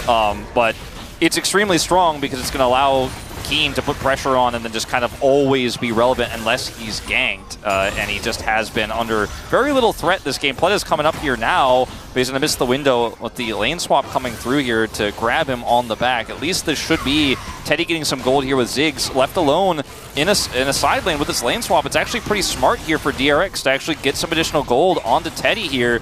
Really cool macro play. They will have to give up the Dragon for this, but the Ziggs picking up also the Kevins. 6 Kevins on the Ziggs on a side that has no answer is actually a really big threat, and I don't think he's going to get into satchel range here, but he's getting close, and this is pretty scary. This turret is going to go on this wave, and the wave is going to come up, and so, and it's also an Infernal Soul. There is, like, the fact that Gen G have picked up 2 Drakes with this composition, kind of scary, But DRX, I think, absolutely, like you say, made the right move, getting themselves now into a gold advantage. A soul is not something that they care about, because if it does get to that point, then they're staring down the barrel of Senna, Azir, Twisted Fate that does have so much control in the later stages of the game. It will be more and more difficult when Akama is outside of that 2-item spike. Does now have the Malignance though, so Satab feeling pretty good at this point in the game. We'll see whether he can have a Faker-esque performance. I mean, Archangel's like we saw yesterday. Picked up here already, and a blasting one. Like, he actually has quite a bit of AP, plus the Malignance you just mentioned means that the mid game here is very strong for DRX. They're very online here. There's 2 minutes left to go on this turret with the lane swap coming back around here, and the fact that it's a Nautilus who, yeah, is good for anti-dive, but isn't necessarily going to do a whole lot against a Ziggs pushing into this turret. You might be able to grab an additional plate here. They're also grouping bottom side right now, and diving at Cassante, like we mentioned earlier, is so tough to do, and DRX's macro in this game is pretty good. They're even going to potentially just try to look to take the Hens out. Yeah, if they manage... Oh, well... He does do a fair bit of damage to Pleta here, who's pretty squishy. You know, that's why Nautilus also goes teleport and just sits here. But he's getting plate gold, right? And I mean, these are small advantages DRX are picking up here. Really love to see it. Now let's see if Rascal can survive cross map. Well, Chovy is just going to shift his way out of Karma's turret. It's now Gen G looking to also get some plates of their own. They're only up for another minute and a bit. But Rascal actually being able to deal with this turret, these minions, definitely good news here for DRX, able to stem the bleeding a little. And This Chovy is now under a bit of threat. I'm going to be totally honest, and I think everybody knew this from the start. Okay, hold up. Yeah, let's see whether Chovy's going to... Yes, he just goes over the wall. It's fine. Destiny has been popped as well, so full information given over to Gen G. Teleport to come in as well. As Lahens turns up, of course, he's the one with teleport, not Keen. I get a little bit confused sometimes because I often assume it's a solo lane. Not when it's the Nautilus center lane. So, I was going to say, I'm going to be honest, Atlas, I didn't really think DRX could pull this off, but they are pulling this off. The macro has been good, the rotations have been good. Longest first blood, by the way, cast now after 1330. But, I mean, this turret lives because of the Ziggs ult, and they actually might turn this into something. Yeah, they're looking for Keen now, not able to get the stun, and he gets healed by Pays as well. The gold card comes in, Dawning Shadow down as well, and Rascal's not quite able to get it done. Pleta now running for the hills, but Chovy's going to catch up to him. Oh no! Sponge delivered, but the tower is still shooting. This is dangerous, but obviously not dangerous enough, especially when your Nautilus is as tanky as this. But 2 turrets might go down for this. They bought a ton of time. They didn't turn into winning plays, and I think they definitely overextended up there. But a mid-turret goes down for Teddy. Again, he has so much money in this game. He has almost 500 gold worth of plates, and Satab is going to get this bottom turret. So at the end of the day, 2 turrets for 1 here. They buy a ton of time. Little bit overzealous, I think, with this play. Could have just been happy with saving the turret, and then... Yeah, Rascal, it's still early days here on this Cassante, and the ultimate from Pleta, a little bit mistimed there, and then Chovy comes over. But you get the teleport out of Chovy. You get 2 turrets for this, and this is the mid-game that they were looking for. And now starting to stack up these Infernal Dragons, if they can actually make it happen here. 70 seconds till the first one spawns. They are going to make this Ziggs so relevant in the late game if they can actually consistently win these fights. They lose even a single one, though, and that momentum is gone.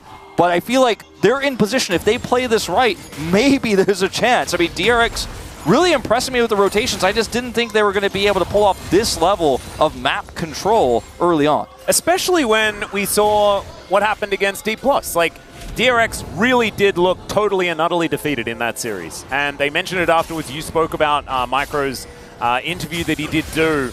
And it didn't sound like any good news at all for DRX. This is a much better look as Lahens going to get hooked and is going to get snared up as well by the Karma. Does have to flash.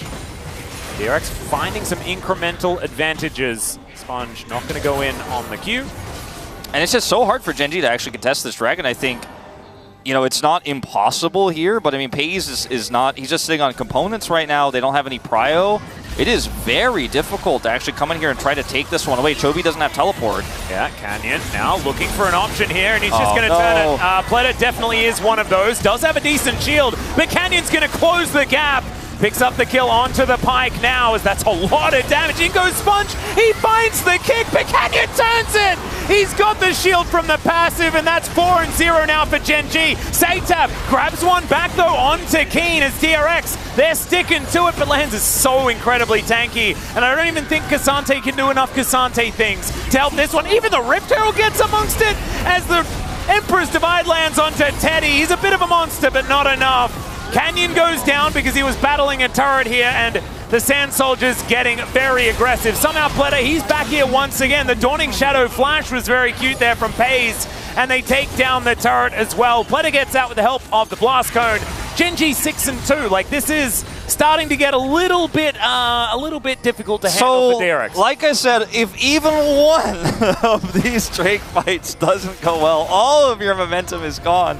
And they hard forced it, Atlas. They forced it so hard around Sponge, and it did not work out. And everyone is just so tanky on the side of Gen G. You're running a Karma with Malignance and a Ziggs with burn, slow damage. You don't have to look for picks. You don't have to look for burst onto single targets. Just play around your win con. Now they're going to try to desperately take this dragon, but Tay doesn't have ult. He's not here. And they are going to pull away. Chovy in the back of the pit now as Sponge just trying to take aggro off. Chovy already taking a lot of damage. The Malignance Q does come through there as Keen throws out the gold card onto Rascal, who absorbs it. Oh, Dredgeline just barely missing as the Bone Skewer. That's going to land. And another Q, this one going wide from Satab. And Mantra going to be up very, very soon, though, as Teddy's waddling down. And this Drake, this one's going to be important. Soul Point is big as the Mega Inferno Bomb goes down. The Drake is secured by Lens. Supports and taking dragons this week. Yeah, I don't know what's going on with that. It's just one of those. It's one of those weeks, I guess. Nice attempt from Sponge, but he just can't get the smite. Yeah. It's a bit of a shame. Now DRX are at least going to be able to defend their outer turret in the mid lane, but you can feel the desperation, right? This composition really wants to be winning and taking control of skirmishes at around this time of the game. Look at everything that happens in this moment. Teddy is not here, and Sponge is walking up with Pleta here. They have control vision, but you're walking into so much CC. And this is exactly what I was talking about. If you walk too far forward into Gen G, they will just chain CC you to death. And Canyon is almost taken out here, but he's got the shield. He's going to live through this. And yeah, eventually you get the kill onto Keen, but you don't win this longer fight because it's Senna. And yes, it's still early days in this game, but it's still early days for Teddy as well, and he just doesn't have the damage output long-term here that a Senna does. It's a great ultimate from Chovy, who, by the way, wasn't here for basically the entire first part of that fight. Didn't have teleport, but by the time he shows up, it's over. And, yeah, Flash ult there, was pretty optimistic to try to kill Satab, but, I respect it. Yeah. And now that's Infernal Soul point here for Gen G, plus all those kills. You could have just... I mean, you can't really let the dragon go, but you could have tried to play around Teddy. You could have tried to slow it down, back away, use some of that poke as Lehens. Well, if at first you don't succeed, let's try again. As Undertow going to pull him back. Nice little, yeah, I mean, it's nice, but Lehens is not taking... He has a Rooker. Yeah. So, as it turns out, when you're playing against Karma and Ziggs as primary damage, it's pretty strong. I think everyone should build Rooker in this game. As Pleta flashing for Pays, who just, he does the walk to the right maneuver. I hate it when that happens. I know, it's a toughie. It's almost uncounterable. And so Pleta is going to fall for it. Now has his flash on cooldown. Not the end of the world. Isn't going to die for it or anything like that. The lane swap gold gap that they had just briefly there.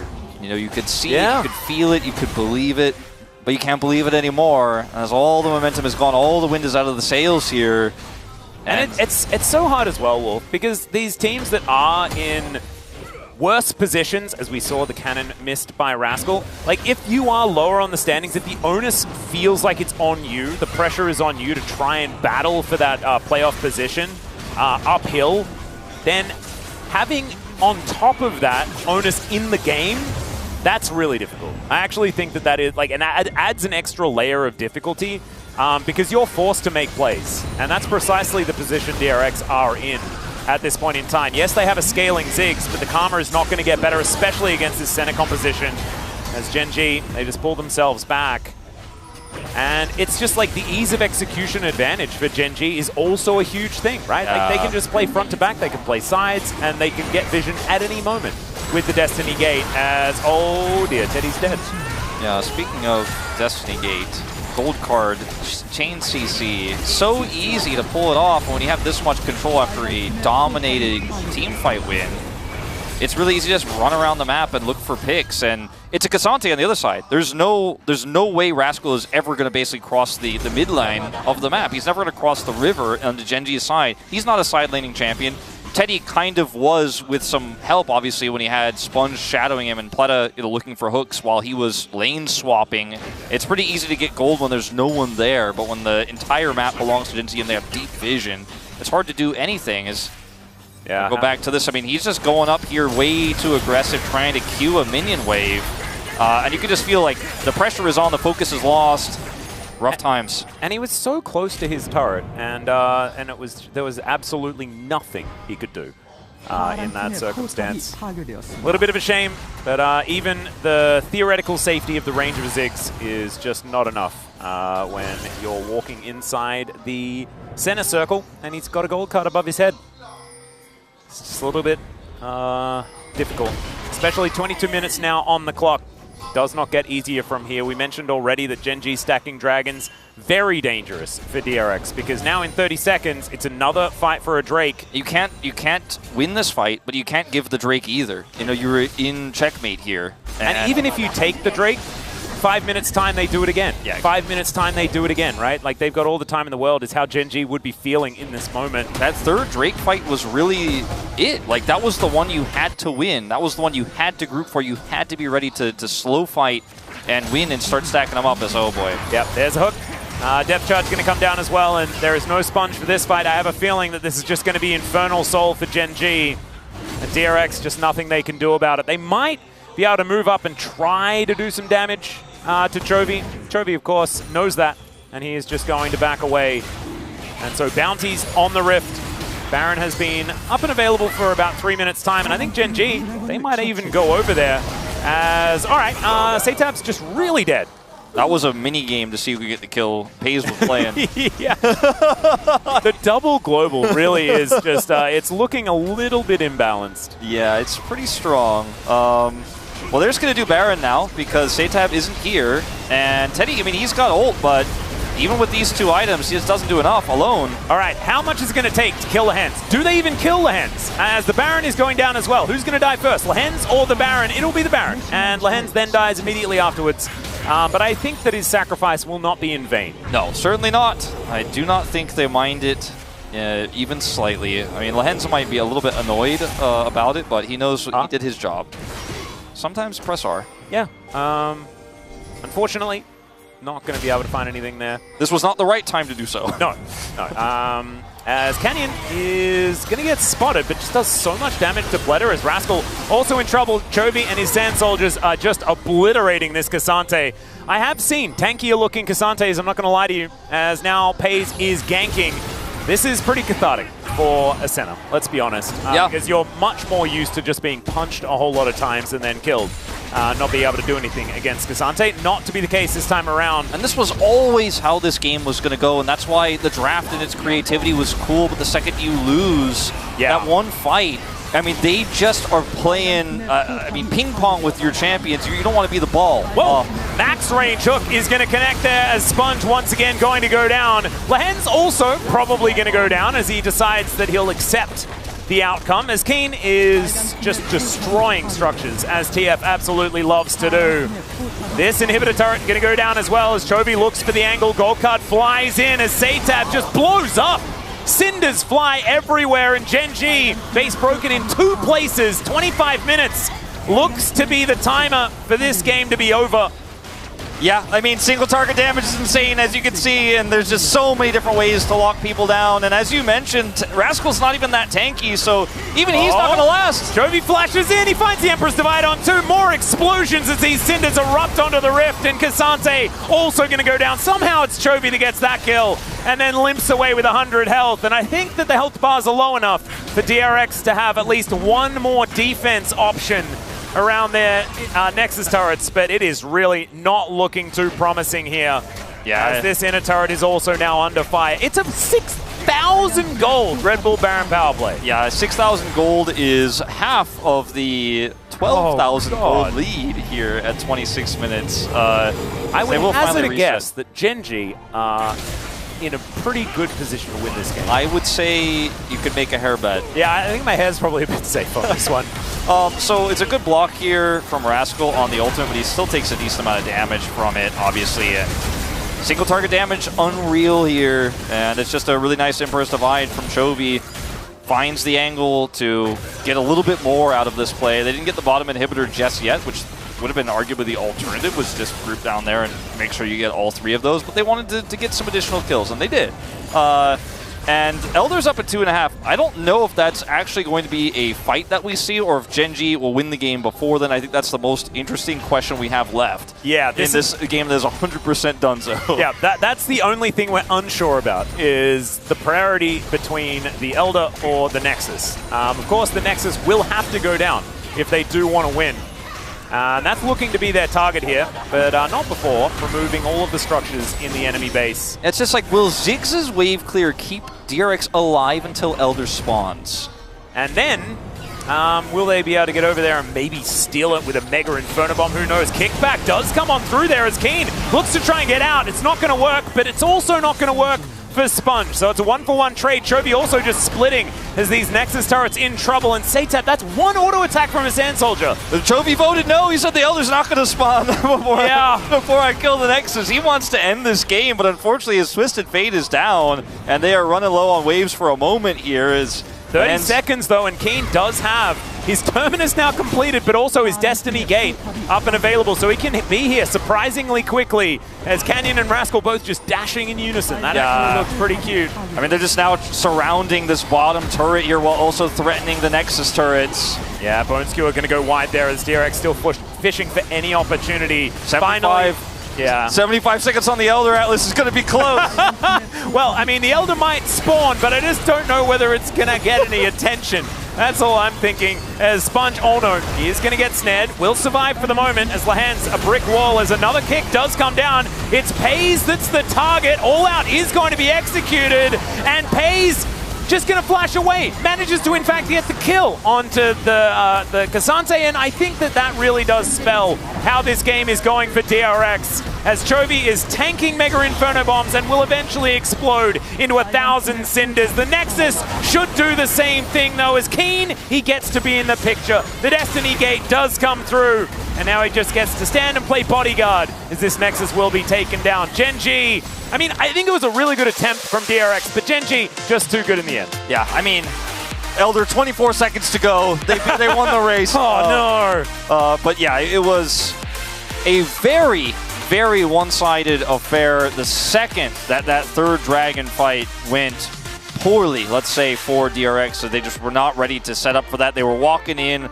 well, they didn't have enough vision. Genji punished them there, and that was the moment where Teddy shows up, the fight's already lost, they can't actually contest the dragon, it's the Infernal sole point, and because they all die, they lose map control for the rest of the game. Yeah.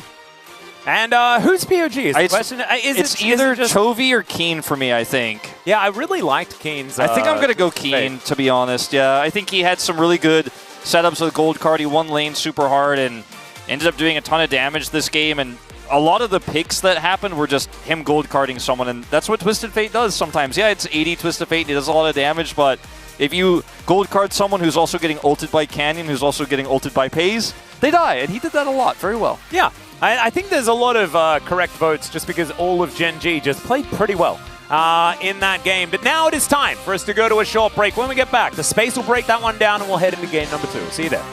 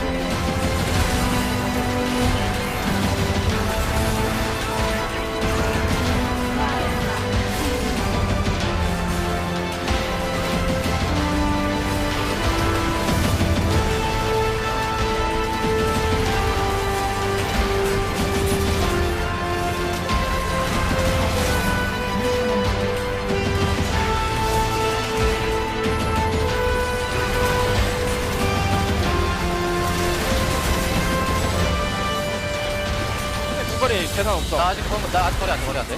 괜찮아. 우리 이겨. 괜찮아. 나 그만한테 찔게. 가봐. 잭스공. 나 그래벨 쳐. 라인 치면 끝날 것 같아.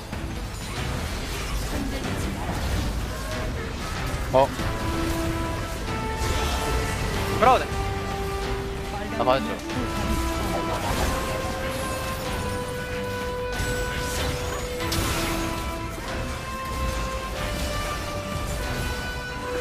잭스 공이 있었네.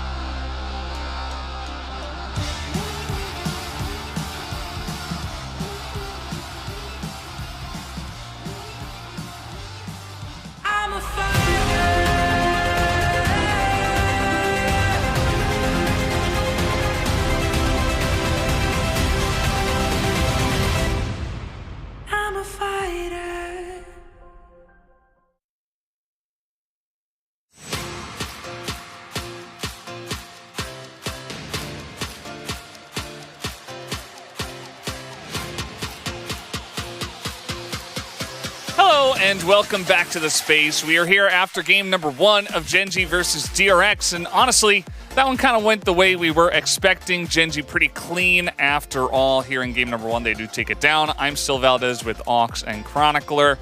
Guys, thoughts on that first game? Sometimes you go into a series of League of Legends and the craziest stuff happens. You're surprised. This wasn't that serious. This was exactly what we expected from start to finish. The only real surprise was that there was a point, however brief, where DRX had a gold lead. That was the moment. That was the mild shock. Went downhill from there. I feel like giving over the Senna Nautilus, it just feels like this combo is so strong because not only do you get such a strong scaling pick, but the Nautilus becomes such a presence in skirmishes and team fights with the backing of the gold you get given and funneled over. So, you know, often we see when players are playing like the support Nautilus, you go for an engage, you get popped, you get exploded. You go the, farming Chad Nautilus and you can just take 0 damage in frontline. Only downside for tank Nautilus and farming Nautilus is that players will feel indestructible and maybe run it like once, which we didn't see a whole lot of in this game. But that's the one downside. Yeah.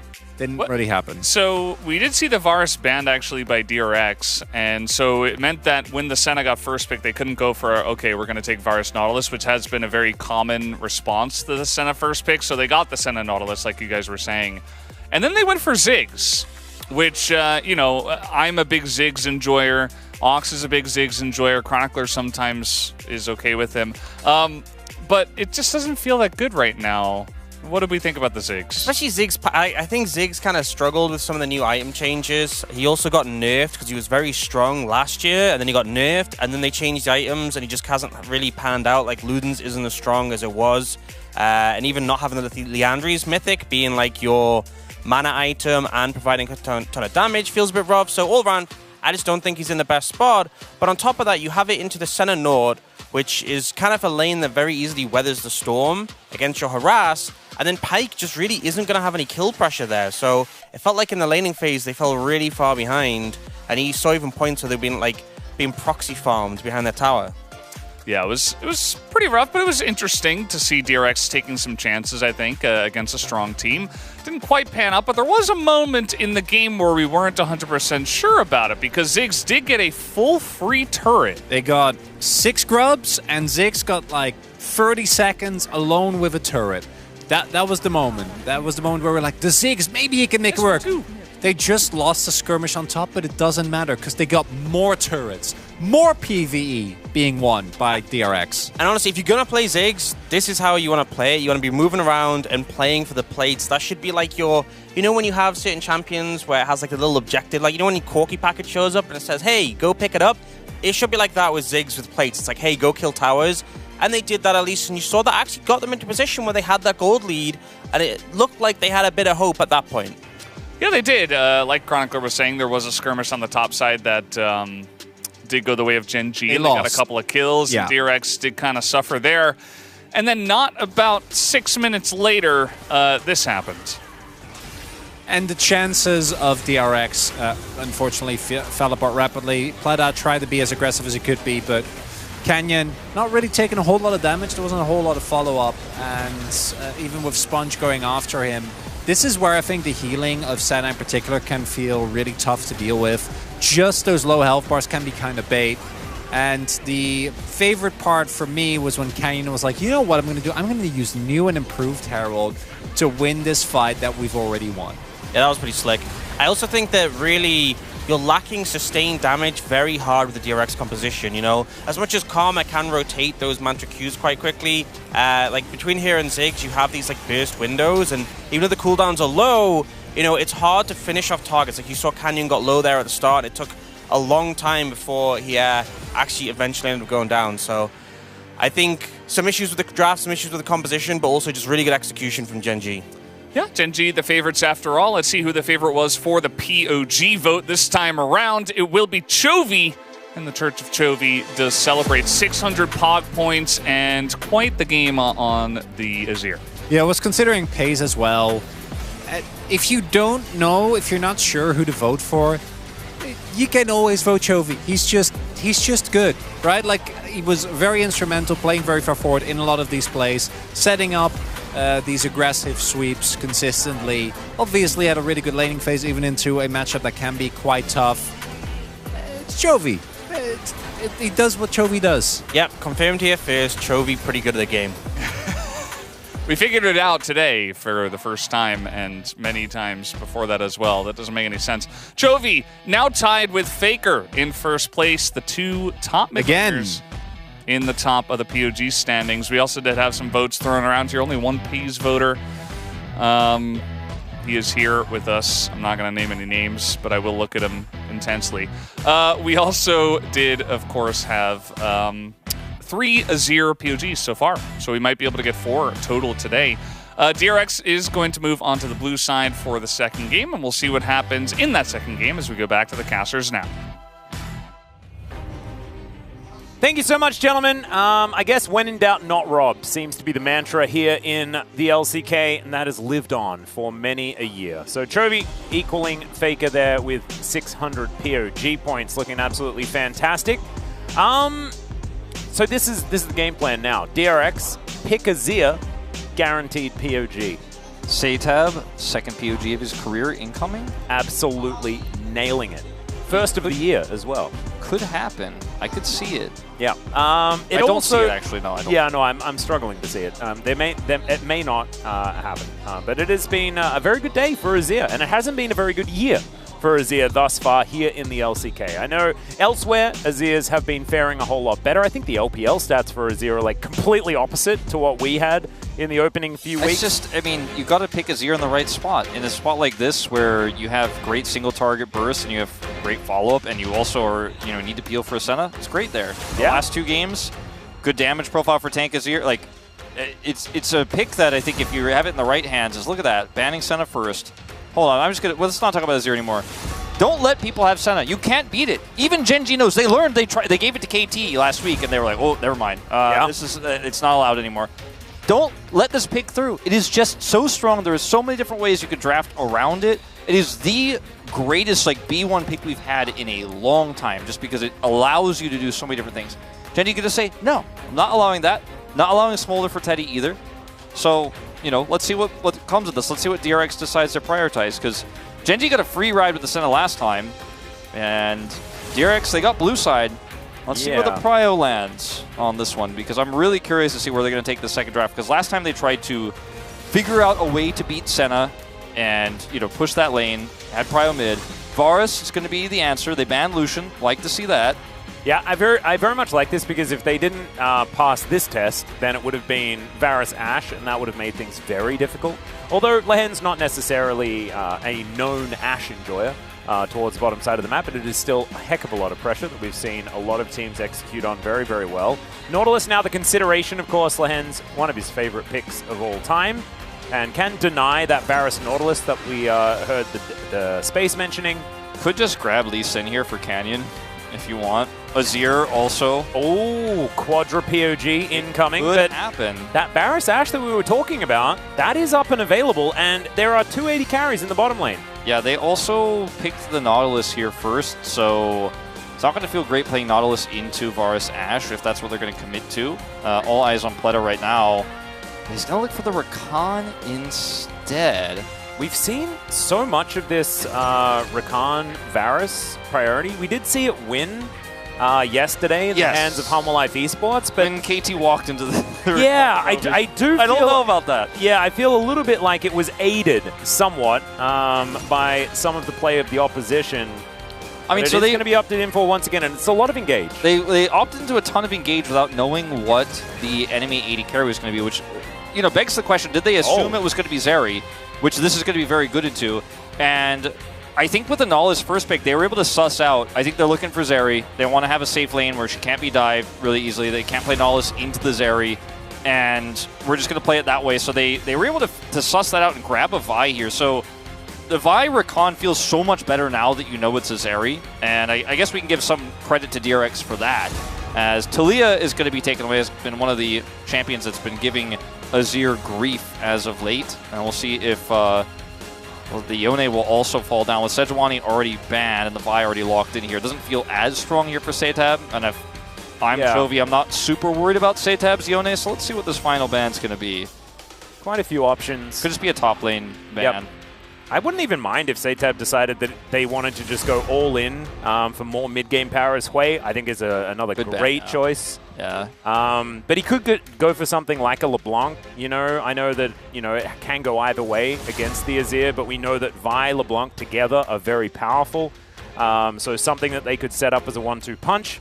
Especially with all of the scaling that they're staring down, right? So there is sort of that gap in the mid-game that they could try to take advantage of. Could be dangerous into Gen G because it's precisely what they went for in the last game and it did not quite work. Is up. That's the problem with this situation. They banned the Twist of Fate, which I think is reasonable. Poppy also fantastic here. And they're going to pick Akali into Lee Sin. It is less bad than it used to be when it was old Akali, but still, it does feel rough. I feel like if you go for Cassandra here, it somewhat saves your front line because I thought they might just go Aatrox here and it would just be like mid-game or bust. Again, I hope we don't lose one team fight where the game is done so. At least now you have good engage, you have good follow-up, and you have a front line that's going to be tough to break through in a lot of these mid-game fights. And unsurprisingly, it will just be the year here for Keen. So very boring top lane, but feels very good into Akali. Great follow-up for any CC onto the Varus. So does feel really strong here. It's a Zeri game, and keep your eyes on that certification because we have seen a lot of teams try to punish the Zeri early, overextend into this champion that is so good at chasing down and getting kills with her ultimate that if you go in on the Zeri on, say, second or third Drake fight, you think you're going to kill her, and the enemy team gets a triple with Zeri, the game just ends at that moment for your composition, unfortunately. So DRX, they have made some rash decisions around these objectives before. They did one on the third dragon in the previous game. Really cautious around that, but otherwise, there are a lot of great ways to get on top of the Zeri if they're in an even game state, or if they're ahead even, and punish the Zeri. The Vi, just point and click, blow up the Zeri is going to be a pretty good strat, especially when you have the Akali damage to follow up to layer and destroy this AD carry. They need it to be layered consistently. They need to do it very carefully, very good coordination. It is, again, the onus is on DRX. Like, they have the tougher comp to pilot here 100%. Can they do it is the question we always have to ask, and I'm worried about the whether they can do it. But I also think that it was a rash decision to just pick Zeri into Vi, right? And if they can punish that, it's great momentum moving into Game 3. Let's jump into the Rift, though. Game 2.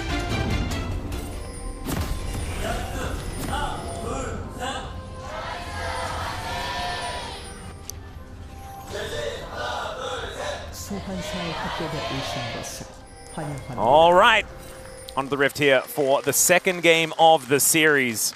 Gen G and DRX's final one for round one. Gen G trying to finish off with just one loss, very similar to that of T1. Both of them vying for first position. And DRX just want to win against a team that isn't beneath them in the standings. They haven't been able to do so far. And they're going to need back-to-back victories against a team that really did take them to town in game number one. It would really be something. It would. If they could get a reverse sweep here over Gen G. It would really warp our top 3 and top 4 of our standings quite significantly as well if they could pull it off, but we will have to see on that one. Yeah, there's another thing that happened in this game as well, and that is the fact that Hayes decided that, oh no, Ghost does make the most sense, of course. You're going to get knocked up more than anything else. Satab is at 100 health. That's suboptimal. Hey, he's at like 120. Oh, sorry, 120, yeah, so he's fine. He's all right. Yeah, the mini wave did just turn up. As Sponge is on a ward as well, and Keen is still here, guys. Keen is playing jungle Udyr, man. I guess back to the old days. Yeah, I wonder whether that means he'll build a Leandries. That'd be fun. All right. Well, that's going to really slow down Sponge's jungle clear. He is still, by the way, on vision. They've tracked him this entire time. And Canyon going to be passing bottom side here to cover for his bottom lane. And Udyr is just going to be fine up your top side, even with the level 2 advantage that Rascal's going to gain, because he's Udyr. He doesn't really care. So he can do plays like this into level 1 Akali and just not be punished for it. And he feels great about it. By the way, Pays, one of these Zeris, like Ruler won on Zeri, picked up that first win for Gen G and Chovy, and then Pays took up the mantle, and then he was the new Gen G Zeri who wins a lot on Zeri. Yep. And of course, has been playing it since he basically started here in the LCK. It was around a very similar time. Of course, like you say, Ruler being able to do it first, but that was only like a season. And then FaZe picks up the mantle. Canyon will now find Sponge and will hit him with a Q. And so Sponge gonna have to get the heck out of here. Does have flash and has to use it, and he'll lose his blue buff as well. I thought for a moment that he was just simply not gonna flash and was gonna die to Canyon. He does decide to do it in the end. I mean, Canyon's actually gonna steal away both of these camps here. It's like Canyon feels like he's on the blue side still. Yeah. But he's not. He's just going to farm this top side, and that's just that. So one way to make sure that the Vi is not going to be a threat to Zeri is to remove the Vi from the game. Hey, that's a really good strat. And so far, Genji have just taken away half of his, 3/4 of his camps so far that he's been able to access essentially here, as Canyon is 20, so 5 to his 1. Make that another one there, so 24 now. He's picked up 6 camps, clears the top side, then takes away the top side of his opponent, and there's obviously no way for Sponge to realistically go over there and take away Canyon's camps. So the speed at which he's taken them away, how much he's been delayed, he's 2 levels up. He can just come back over here. As Sponge tries to take these camps, he may just straight up die. He can get the scuttle, that's about it. Yeah, he's looking for it as Lehens finds a dredge line onto Pleta. Not too much is going to result from this one though, as this is where DRX do have all of their power, right? As far as the laning phase is concerned, Chobi should have tempo at least until level 6 up against Satab, who then will probably find that the all-in is something that he could potentially win, so Chobi will have to play a little bit more respectfully there. As Canyon is just going to mirror what he did in Sponge's jungle, and so now 3/4 of the jungle belongs to Canyon. And yeah, he's on vision, but who cares? They can see that Canyon is way ahead. And now, luckily, DRX didn't decide to, like, they didn't lose their cool and go, we got bot prio, we better contest this. Come on, Sponge, let's get him. Let's get that jungle back for you. Because we could have had a Zeri moment right there at 4 minutes. If that had happened, it could have been disastrous. The Nautilus still very difficult to deal with at this stage, and with how accelerated Canyon is, I think it could have been disastrous. You could see still a whole level up on his opposition here. Was technically 2 levels up for just a moment there, but about an experience bar ahead right now. And not ideal, again, here for DRX. The gold lead that you see for Genji is almost just entirely in that jungle. It is, and on the bottom side of the map, it's in fact Genji with still a slight lead, as of course now FaZe is going to go back, so it's a possibility. 16 health, as Canyon is going to let the Rift Scuttler go. It's coming back. Reset and returning to Canyon here as he does take 1 of the bubs. It's like a boomerang. Atlas, you know about those, right? Yeah, I do. But I think you're supposed to pick it up when it comes back to you. Instead, he just sort of like taps it and it goes away again. Keen might get it. Yeah, give those to Keen. Hey, there we go. That's it. At least someone's going to pick it up. As now Lehens, he's in the Dragon Pit. Chovi's going to come on over as well as he dives on forward. Oh, God, no! Oh, no! Okay, it wasn't quite a Zeri moment, Wolf. No, there we go. There's I mean, he got assists, but he didn't get any of the kills, so it's fine, right? Yeah, I'm not ready to certify that one. Yeah. I'm not ready for that one, but it was damn close, Atlas. I didn't even want to watch.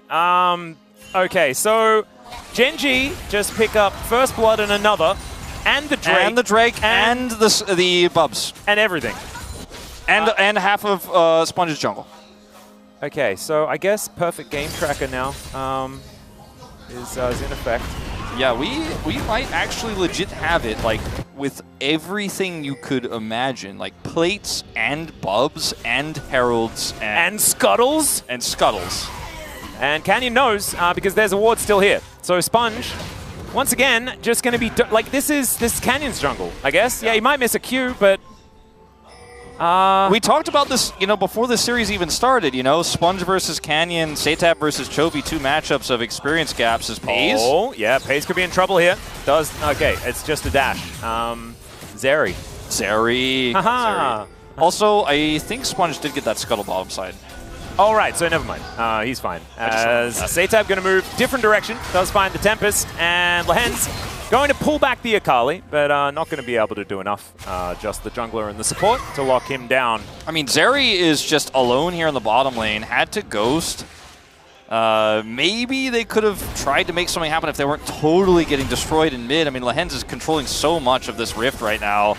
And now Kletter is discovered. Hayes just dealing with the minion wave as Dredgeline gets Lehens all the way out of any danger. Teddy ghosted and ulted and didn't get anything for it, unfortunately, either. You can kind of feel the desperation here for DRX. They know that this game is already basically entirely slipped out of their grasp. I know it's extraordinarily early to say so, but with just how completely Gen.G has dominated this early game and their composition already, like, has more longevity. He stops this in live, but that's okay. Gonna check it out one more time, down to 200. Yeah. I don't think we're getting the 4 Azir POG day. I think Canyon's coming in, man. He's making an impact. I mean, Chovy got 2 kills on that Dragon play, but I mean, I think that play was all Chovy. He's not going to get robbed again, surely not. Nah, but I mean, look at the jump. Come on, I'm right there with you. Well, let's see. There's still a lot of game left to play. Yep. As Rascal is going to pull Keen underneath the turret, and of course Keen can't avoid turret aggro when he has a huge flaming circle around him. But what he can do is press the boot button and be absolutely fine. It's the boot button, the not die button, and then the fiery circle of death button. Yeah, he's got a lot of buttons, Udyr. He's historically had a lot of those. Indeed. And he has the ability to press them. So now intervals. I'm so invested in the perfect game storyline that every time Keen walks up there, even though I know he's safe, I'm getting concerned. I'm like, no, don't mess this up. Because that is... Oh, no, it's no perfect game anymore. Sponge got a red buff. Oh, wait, no, he got one of those before, so never mind. He got a Scuttle, too. That's pretty much all he's going to get. He's going to get Wolves also, but... Oof. I mean, the truth of the matter is, chat, I'm speaking directly to you. This one is really tough to play out from here because, I mean, I can't even say it. It's happening. I'll show you right here. They'll show you. Well, Satab, that's how you get him out of that. And Canyon is going to close the gap with a safeguard. That actually looked really cute. And a hook is going to come from downtown as Canyon is going to miss the Q. Good knock up there, but Kletter not actually able to find a kill or anything like that in response. It's all just defense here for DRX, and it's offense for Gen.G as Lehens misses the hook. And so maybe they'll survive. Never mind. The Q's going to land from Canyon. He safeguards forward, and he has a blast cone there as well. Q once again. That time it's flashed. Meanwhile, Rascal is losing up here, unrelated. It's just, it's bad meeting worse. And I think Rascal might be the target here for Lehens. Oh, goodness gracious me. Just cut the video as Teddy's going to move forward. And lands Chains of Corruption. Might land a Q there as well, but I don't think they're getting a kill off the back end of this one. Satab moves in. Chovy dives on top of Teddy. And now Pletter's going to join in once again because the respawn timers are pretty short. And Satab able to grab a kill, but does immediately go down. There goes the perfect game, and that's an instant double kill. Here for Teddy also. Keen's got a decent little circle, but there's the triple, okay. All right, we got it. The rare Gen.G happy game, it's happening. T1 does it every time. Gen.G, they do it sometimes when Lehens is on the roster, but they usually stay away from the happy game. We got to happy game territory. They went for it. They leapt into it. And you know what? Now DRX have a Varus on the board. They do. And Toby has 5 kills also, but they have a Varus on the board. And I think Pays just took 3 plates in the bottom lane. But if we ignore all of those things and the gold and stuff like and stuff like that, but let's just have a look at this replay in isolation because this is good news. Well, it starts off as really bad news for DRX. I was worried for Canyon for just a moment there, but he didn't really take that many turret shots, and he's also Lee Sin, so he is able to get out of there after the ult comes down. And this whole game has just felt to me like, you know when you have that boy with the longer arms pushing away the younger brother, like, and trying to swing, and he can't quite reach? I feel like Gen.G are just torturing DRX in what has been an extremely demoralizing game. And then they try to demoralize maybe perhaps a little bit too hard here, as it ends up being multiple kills for Chovy, so still pretty worth it here for Gen.G, as meanwhile... Yeah, Rascal may be in a little bit of trouble here. Plate goes down, and so does Rascal. He is trying to Cassante, but that is a kill here. 1-0-2 now for the Zeri. And it hasn't been happy gaming for Pays, right? He's just been sitting down on the bottom side of the map, you know, crossing his T's and dotting his I's and getting all of his affairs in order to make sure that he has as much money for Boris when he does go back. So it is a 5,000 gold lead, nearly. Yeah. that is a thing that is, okay, 4,004.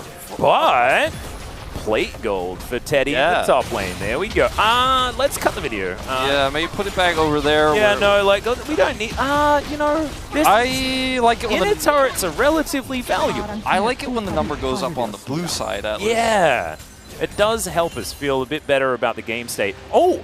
It is a Cloud Soul, so that's definitely good news. Okay, Lehens has level 6, but he does not have ult. I thought perhaps he was going forward to ult there, but he's got it on cooldown. So they are able to successfully defend most of this turret. 2 plates do go over. As Teddy is, as he has been all season, the one hope here for DRX in this game. And the hope is not very high, but I'm just saying. Yeah. You know, I'm legally obligated to tell you guys that there is one man in this game who has a decent amount of gold. Okay, he has arguably not as much gold as Pays necessarily because of how that laning phase went, the CS deficit, and also the entire turret going down. But look, he got 3 kills. Maybe he can do something in this game because everywhere else, things are kind of on fire. Yeah. Yeah, Teddy's a little bit the Donald Glover of this game. Yeah. And like his pizza is just like a Bork and just a little arrow, but little bow and arrow there. Yeah, and it's sliding slowly to the floor as in my mental image of the whole situation. Still, we'll just have to see whether they can rally and find an opportunity here. It's just looking very, very The grim. good news is he was able to avoid the Q. The bad news is his turret's going down. Yeah, I just turret like can also avoid the Q though, so true. That's cool. Just can't. It does. It is now rubble. I just want to make this a glass half full cast. Yeah, I'm trying to get there. And look, normally, okay, Pei's gonna skate away. Zeri.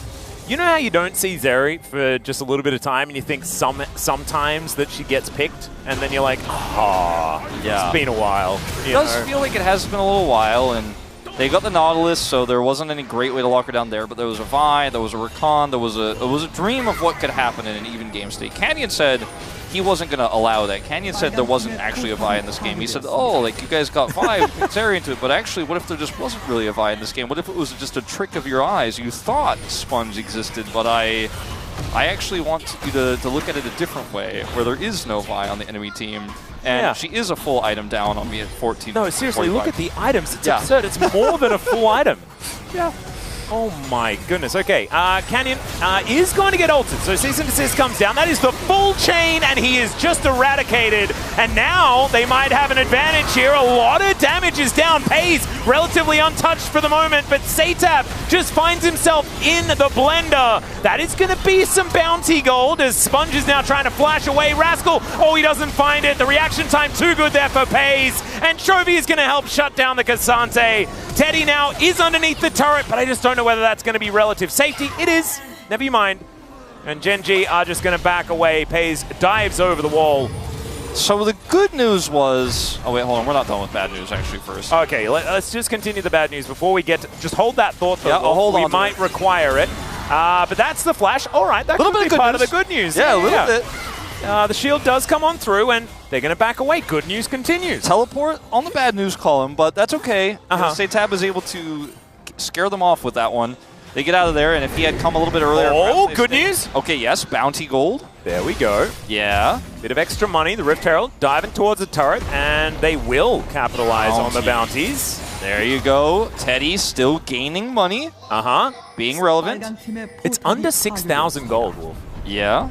Also, additional charge. Not going to be able to get this bounty just yet, but they're halfway there. Lots of bubs. All right. Cassante free farming. So going back to that fight, which we'll probably take a look at here now that we're doing Recall Purgatory. Well, hold on. Okay, yeah, no. So the good news is bounty gold here. Got a kill on Canyon. And look, that's the best you can hope for here. The bad news is we tried to force a fight. Rascal says, no, hold on. There's more. We can get more. We could not, in fact, get more. Satab is going to get burned down. And then they decide one more time, like, hey, you know what? I think maybe perhaps we can go in on this. No, you cannot go in on this. They could not. In fact, this is part of the bad news. This is the bad news. Is they got the bounty. They get killing Canyon. Satab died, but like maybe they could get out. No, they decided to stay. They decided to turn around on that one. That was the good part of that. If they did manage to get that Q, I guess, from Rascal, then maybe there's an opportunity. But it is definitely a little bit of a leap. And you can feel like DRX is still staring down the barrel of a very difficult game state, right? Yes. Like, it's now sole point for Gen G. So opportunistic plays, even if the risk outweighs the reward. You can understand why he'd go for it. But it did look a bit silly. The frustration is real. You know, you could feel it in this game. We felt it in their previous game against D+, who is their next opponent, you know, in round 2, actually, ironically enough. So they faced D+, who's reinvigorated recently, Genji, and then D+ again. Their schedule is not going to be doing them any favors in terms of mentality here and trying to get back on the horse. I think game 1, we had a pretty good early game. Game 2, Canyon said no. And we've been kind of along for the ride ever since, unfortunately, in this one. Canyon maybe in danger? Oh, yeah, Chains of Corruption are going to land. So once again, a team fight breaks out with a kill under the Lee Sin. And now Lehens is going to look for Sponge, who has moved into the enemy jungle. Dangerous positioning, but still not in position to punish this time at Genji. So somehow the strategy of wait near Herald Pit and Canyon will show up has been twice in a row successful in picks. Maybe they could continue this plan. They pay no attention to the Udyr killing an inhibitor turret bottom side. Yeah, we'll ignore that. I don't think that's relevant. And Rascal is going to be able to pick up the wave as it does crash towards the inhibitor turret, like you were saying. Yeah, he protects it. Successful protective inhibitor turret. Absolutely nailing it. 10 CS up. And it's still 6,000 gold. And that gold lead has not extended. Silver linings, Wolf. Yeah. It is, you know, a really big gold lead, but it hasn't gotten bigger. Satap, 5-point strike, going to connect onto Chovy there. A little bit of extra damage, but you can see the Sand Soldiers also really scary. They take down the turret, and now DRX, can they go for the re-engage? Oh no, Pleta! He misses the knock-up, and Lehens, he's there with his own. Pleta's burning down. The cease and desist is going to be ignored entirely. They will not cease, and they definitely did not desist. Yeah, and there was a Sundisk turret there the whole time as well, and Canyon is back. He is here, he has ult and flash, and he wants Teddy! Oh dear, there is the kick and the connection actually, as the Zeri taking a lot of damage. The all out from Rascal, who's now diving after the Zeri, who just turns it! Satap does lock down the kill onto the Azir in the backline. Not entirely sure what happened there as Canyon misses the Q. That would have been a very dead Akali.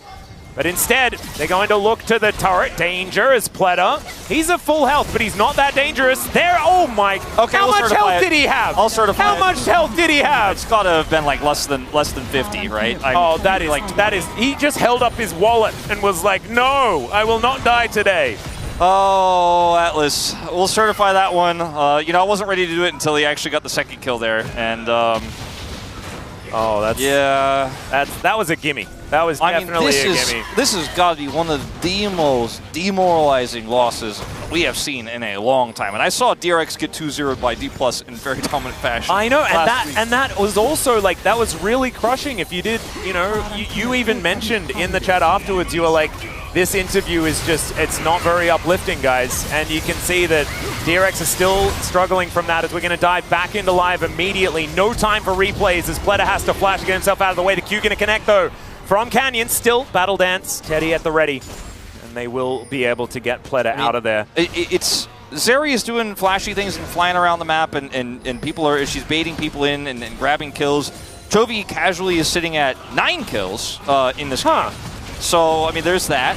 They're going to do Baron here, 21 minutes, and they have complete control. Or they're just going to kill Cassante. They might do that first and then do that Baron thing, as Canyon is going to follow the Q. Sponge thinks it might be his time, but no, it's Paze's time, as he does throw down the ultimate. Slightly shorter cooldown on this patch, ladies and gentlemen, is now Q going to land once again, this time under Teddy. Pleta, he's out of dashes, and he is now out of health, as Emperor's Divide is just going to be used to complete the ace here for Genji, who might just be done with this game. Maybe it is a 4 Azir It could just be that. I don't know. I think I still have to give at least Well, I mean, Canyon got, like, he died those 2 times, remember? And the first time they won the team fight, but the second time, he just died. So maybe it is. Maybe it's just the Chovy angle. As the Nexus will just be going down here. Cease and desist does come through once again here for Sponge, but it's just a celebratory press of an R button before this game is done and dusted. I think they are just going to have to wait on their fountain for this one. Double kill for the Zeri. A double kill also for Teddy, and make that a triple. Canyon is going to just say goodnight to the game, I think. He waits a second to see whether Chovy wants to grab another kill, but Genji, that was blinding speed in game number 2 for the 2-0. Oh boy. That was a, shellacking doesn't really describe it, does No, it? I need to call Spawn and ask him whether we can have another word. Can we have a bigger one? Because, I mean, we've seen T1 win games in sub 20 minutes. We've seen Gen G win games in sub 20 minutes. No one's really doing that in this meta. But it wasn't even about the speed in which they won the game. It was the ruthlessness. It was it was like dangling a carrot in front of DRX for a lot of it, and then just absolutely dismantling them every time. There was the one fight where Chovy got 2 kills, and then they ended up losing several members there, and I think it was a triple that came over for Teddy.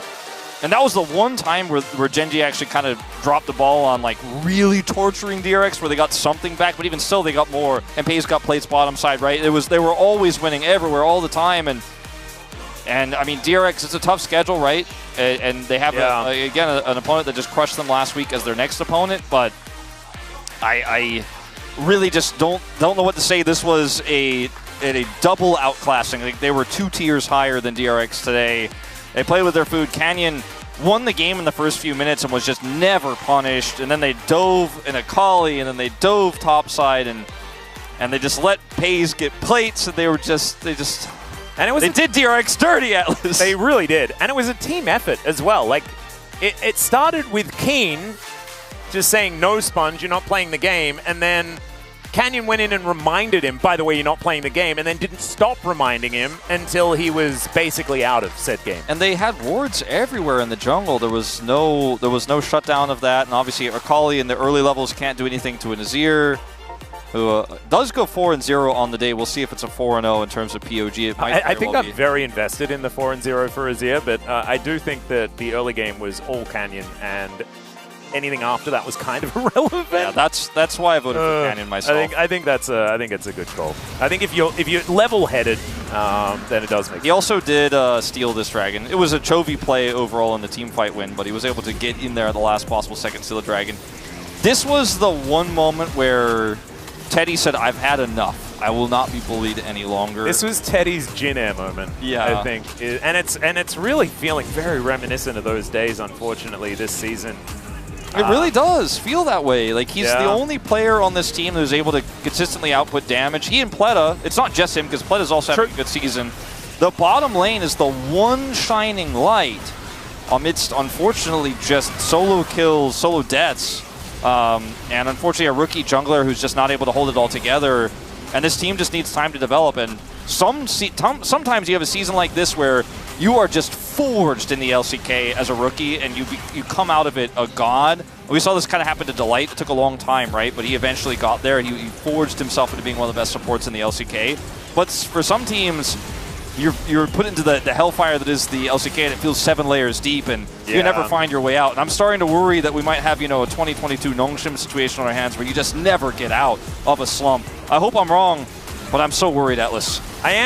I'm glad that DRX has Teddy there to guide them through that darkness, because he has dealt with it before, right? He is the man that dealt with it more than most. But it's still like this is not how you get any positive vibes, to be perfectly honest. You can see, not exactly full of talk is Gen G as they casually destroy their enemy's nexus. Canyon said like he wishes it turned out better, basically. In so few words, like I think he was a little bit unhappy that they did end up messing up that topside play. And the perfect game, the dream was real until that moment. And Chovy said, Lehen said, "Chovy, you're good." And as we can see in this damage graph, damage does decide whether you're good or not, and Chovy does pass that test as well. Dominance. I'll get back to you as to what Spawn says, Jake Tiberi, when he lets me know what a game that's worse than a shellacking is. No words, really. We'll see whether the space has any of those words. Let's chuck it over to them now. Yeah, we have some words. Thank you, Catsters, for your wonderful breakdown today in those 2 very quick 2-0s that we did have. Gen G quickly dispatching of DRX in the second series. Guys, thoughts on this second one? It felt like Gen G just kind of crushed them even faster. Yeah.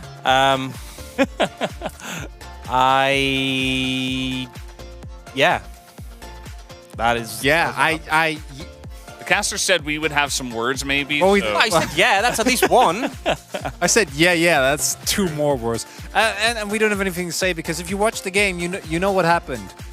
This is one of the weaker teams, one of the weakest teams, unfortunately, within the LCK, and we have seen that there's a pretty clear tier gap between, I think, Nongshim as well as FearX, and then DRX, and then Brian, who we will not speak of. So, DRX going up against Genji, it should feel one-sided, it should feel rough. I just thought they'd have more than 1 level. They didn't even have the level. It wasn't even 1 level! It was getting invaded level 1. So about that draft, guys, we did have a draft. Yeah. We should talk about the draft a little bit. Obviously, it didn't matter too much in this game, but did you like what DRX did from the blue side? You know, I feel like the draft wasn't really super relevant. They could have, which Orcs actually pointed out, which I would have liked as well. They could have gone Braum. Yeah, I would have been cool. They could have looked for, like, I mean, into the Nautilus, it could have been a better matchup, but, you know, I guess they wanted more playmaking ability, and, I mean, I feel like they had that, you know, with, like, the Vi and the Varus already. Renata, I think Renata would have been a decent pickup, but then again, it doesn't fit with the Akali, but they didn't have to pick Akali. Yeah, so, I mean, those are the thoughts on the draft, and honestly, I just think, like, it's rougher, because even against... Why are you laughing, Valdez? We're struggling over here. At me like even against, like, the other teams in the top 4, I don't think it looks this one-sided. I think Genji is that team who don't have that as much. I know they were talking like that was as far as it got to be a happy game. Yeah. Whereas you have the likes of T1 who are a little bit more like, you know, they'll do some skill checks and stuff. We didn't, you know, other than that oopsie in the top side, it was kind of just Yeah. How about Zeri? Do we think Zeri's a strong pick right now, or do we think they're just kind of having a little bit of fun? She's fine. Zeri, to me, it makes sense as a pick when you have a player that's very proficient at her, and a lot of the other, like, S-tier picks are banned away. I feel like she's, like, high B, maybe just closing up on A tier, but it's a comfort pick for base, so I think in this scenario it makes sense, and you have a lot of innate safety, so you see Lahens roams a lot. Yeah, I think a thing is, if you look at the bans, we have Lucian, Kalista, Senna, and Smolder banned, and Varus first picked. I think if we start to see some of these AD carries toned down or banned away, maybe that's when the Zeri priority goes up, but right now it just feels like you're already banning like 4 AD carries, you're picking the one that's really high prio. I feel like that's kind of the slot I see Zeri in. She's not really higher prio than that at the moment. Yeah, kind of like number 6 in the line. Yeah, maybe it's like number you could 5. maybe Zayas at the same level, in the right comp. We kind of lost Zaya because Ash, I guess. Zyra Khan isn't a thing anymore. Let's take a look at the first highlight because we did have some fun stuff happen. DRX tried to take a dragon, and Genji said no. I honestly think this just couldn't go worse in terms of like trying to take the early dragon, you're low, the enemy team will show up, they steal the dragon, and there's a double kill for the Azir. And this was, while this was happening, so this was off of the back of the early invade that was enabled by Keen and then played through by Canyon very, very well. And this was, they also got grubs, because Keen was taking grubs because he was winning his lane so hard. Yeah. I mean, there was a lot going on. Like, even with that early invade, like, Keen was able to also proxy the wave at level 3 because he had Lee Sin up on the top side in the enemy blue buff jungle. So it was like, they just kind of got to do whatever they wanted from minute 1. You know, I don't think it was possible with how strong Keen was, but I think if you're going to try and contest an objective and you're behind, I think Dragon's not the one because it takes so long to do, very easy to get cornered and taken out, and if you get, like, stopped midway through, you get nothing. Whereas if you go to the grubs, if you get 1, you still have value from that and you can retreat away. I mean, I don't think that was really possible in that game, but I think starting the dragon... In theory. Starting the dragon just, yeah, it really backfired. Yeah, maybe Vi gets like a level 6 and then maybe you can set up a gank or something, some sort of thing with the extra XP you get, right? But didn't really amount to too much with that dragon. We did have another highlight here where they were trying to farm under turret and Genji also said no to this. Normally, these type of fiestas where we start seeing the game just completely devolve into people diving and doing crazy things, that happens like 20 minutes into the game. You know, a team is winning, and then they kind of go from there. Not in this game. In this game, this was 9 minutes in. Like, Genji was so... Because that's what happens here. Genji feels where they are in the game, and we had to cut it off. We had to cut it off because what happens afterwards is... Teddy gets a triple, and then we'll say it's we'll say it's then he went on to win the game? And then we'll say that's it. That's the end of the clip. He carried on the 3-0 Varus, right? Or was it 3-1? Or 3-0? 3-0. It's 3-0-2 after that, I think. Wasn't meant to be. I think we do have our POG ready to go. Let's see if Azir is 4 for 4 today. No, he will not be. It will be Canyon to steal it away. Canyon did have some moments that were not so great, but that was after he had won the game, so I personally forgave them. Chovy was the other vote. That to me is kind of a no-brainer. Turns out, Canyon Chovy is a pretty good mid-jungle 2v2. Yeah, and it's nice to see games like this where Canyon can play something like the Lee Sin, because I just feel like we've had so many games where he's been on the tank jungles, and it's nice seeing him back on these playmakers a bit more, because sometimes they've had issues executing on these against some of the trickier opponents. And sure, DRX was never really going to be a big challenge for Genji, but still nice to see. And Rel was open. They could have put him on Rel, and they didn't, which I think is cool. Italy was also open. We did have 3 votes for Zeri. 4 votes, actually. I'm not so sure about that. I think the Chovy votes are fine, but somebody on the KR cast got convinced by media, perhaps, to go to go for the Zeri boom boom damage. There is nothing worse. Who had less damage than Azir? There is nothing worse than being the solo vote alongside 3 media. You have a lot of experience with that, Oaks? Man, it's... you know, I feel for whoever that was in the Korean cast. You know, it happens sometimes. Yeah. Sometimes it does. We get zoomed in on here if it happens. So I don't know if they're getting zoomed in over there. We will have an interview, and it won't be a solo interview this time around because we do have Canyon alongside of Chovy, and it is ready in a little bit, but not quite ready just yet. Genji got a freebie with this one. I think their week in general is not looking too difficult, so depending on what happens in the Telecom War on Saturday, we might actually see them reclaim that first place after the 2-0 to KT that did happen, knocked them down a peg. It's crazy to think, you know, the way the fact that they got 2-0'd and then we had the whole KT situation against Hanwha. Yeah, they got 2-0'd and then Genji 2-0'd Hanwha. Yeah.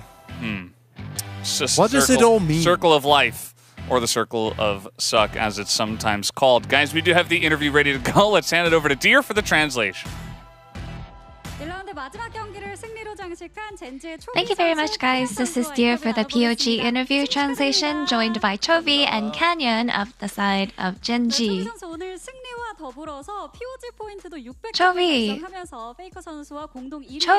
you have received 600 POG points so far, tied for first place. How do you feel? Yeah, that I'm tied for first place and with another mid laner, of course, as expected from mid laners. So I am very happy about being tied for first. And Canyon, how do you feel? We were able to conclude round 1 with a victory, which makes me very happy. In game 1, the opponent left Senna open and picked Ziggs and Pyke. And was this an expected move? What was the discussion as a team? Ziggs Pyke comp has a lot of roaming involved, so I think we were just well aware of that. And over time, we believed that their power to push side lanes or getting objectives would actually fall off over time. So we tried to play around that. And today must be Azir day because Azir was getting 3 back-to-back POGs just today. And in the first match, Showmakers grasped Azir received the spotlight. So did you watch that? Yeah, I was getting ready for my match and I watched the previous match. So what were your thoughts on Grasp of Azir? I think I saw that in solo queue a lot, and I did think about playing Grasp Azir against a melee mid-champion, but I haven't actually utilized it before, so I think I will have to take time to think about it.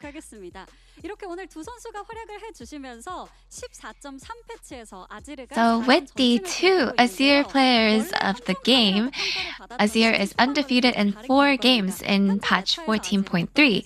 And for it being evaluated as a bait pick, it's showing a completely different result. So what are your thoughts on Azir? I feel like the patch didn't really affect Azir that much. But in professional play, I believe that with so many players being so proficient at playing Azir, I think that's probably why Azir is being utilized and is doing so well. And in game 2, Genji completely boomed the enemy jungle. Was this a part of the plan as soon as the enemy jungle picked Vi? I feel like Vi definitely has a lot of weakness earlier on. And so I think we actually set up double 1 really well so that we can take a lot of advantage off of it. Canyon, you seem to be an expert at plays that add insult to injury. And of course, not only to the enemy jungler, but to the fans and casters like Cloud Templar, Nofe, and Helios, they express secondhand pain. So did you expect to snowball this hard? No, I didn't really expect that I was going to add salt to the wound this much, but I think we saw the opportunity and we tried to capitalize off of what we were able to find. And in game 2, there was a scene we saw. We witnessed pure synergy between the two of you, so let's take a look at the highlights. Now, you guys pulled off a double toss play, dragging the Akali out of her shroud. So what was the comm like? I think we just said, let's just take Akali out of her shroud. I think we were aware that we were going to win off of this skirmish, so... Yeah, so did Canyon also believe that you guys would win this fight? Yeah, I already knew. I think we were just on the same page, so we tried to play off of each other's skills.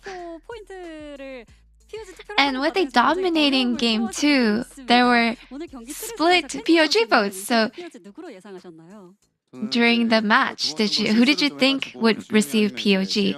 I think I made about 2 mistakes. I actually expected Chovy would get POG. What about you, Chovy? I thought that it would obviously be Canyon because he had such a dominating game in the jungle. Now that Genji concluded round 1 with 8 wins and 1 loss, what will your goals be for round 2? Chovy? So now that we wrapped up round 1, we're going to be starting round 2. I believe that as long as we're able to prepare so that we play well and win as much as we can, I think that would be our biggest goal. And Canyon? Round 1, we regretfully got 1 loss, but for round 2, we'll make sure that we are ready and take as many wins as possible. And this will be the end of the interview with Chovy and Canyon of Genji, and back to the space. Thank you, dear, as always, for that wonderful translation. Let's take a look at the standings now. Genji with that victory. They are 1 game behind T1, but they are the only 2 teams that are at 8-1. Did anything change in the standings, or is it just exactly the same after that game? I don't think anyone... In spirit, it's the same. But what really is the lesson here is that thanks to Nongshim, Genji have an opportunity to equalize. If T1 drop a game to KT, which has happened a lot in the past, even though they win the series, I think, 99 times out of 100. It is always close.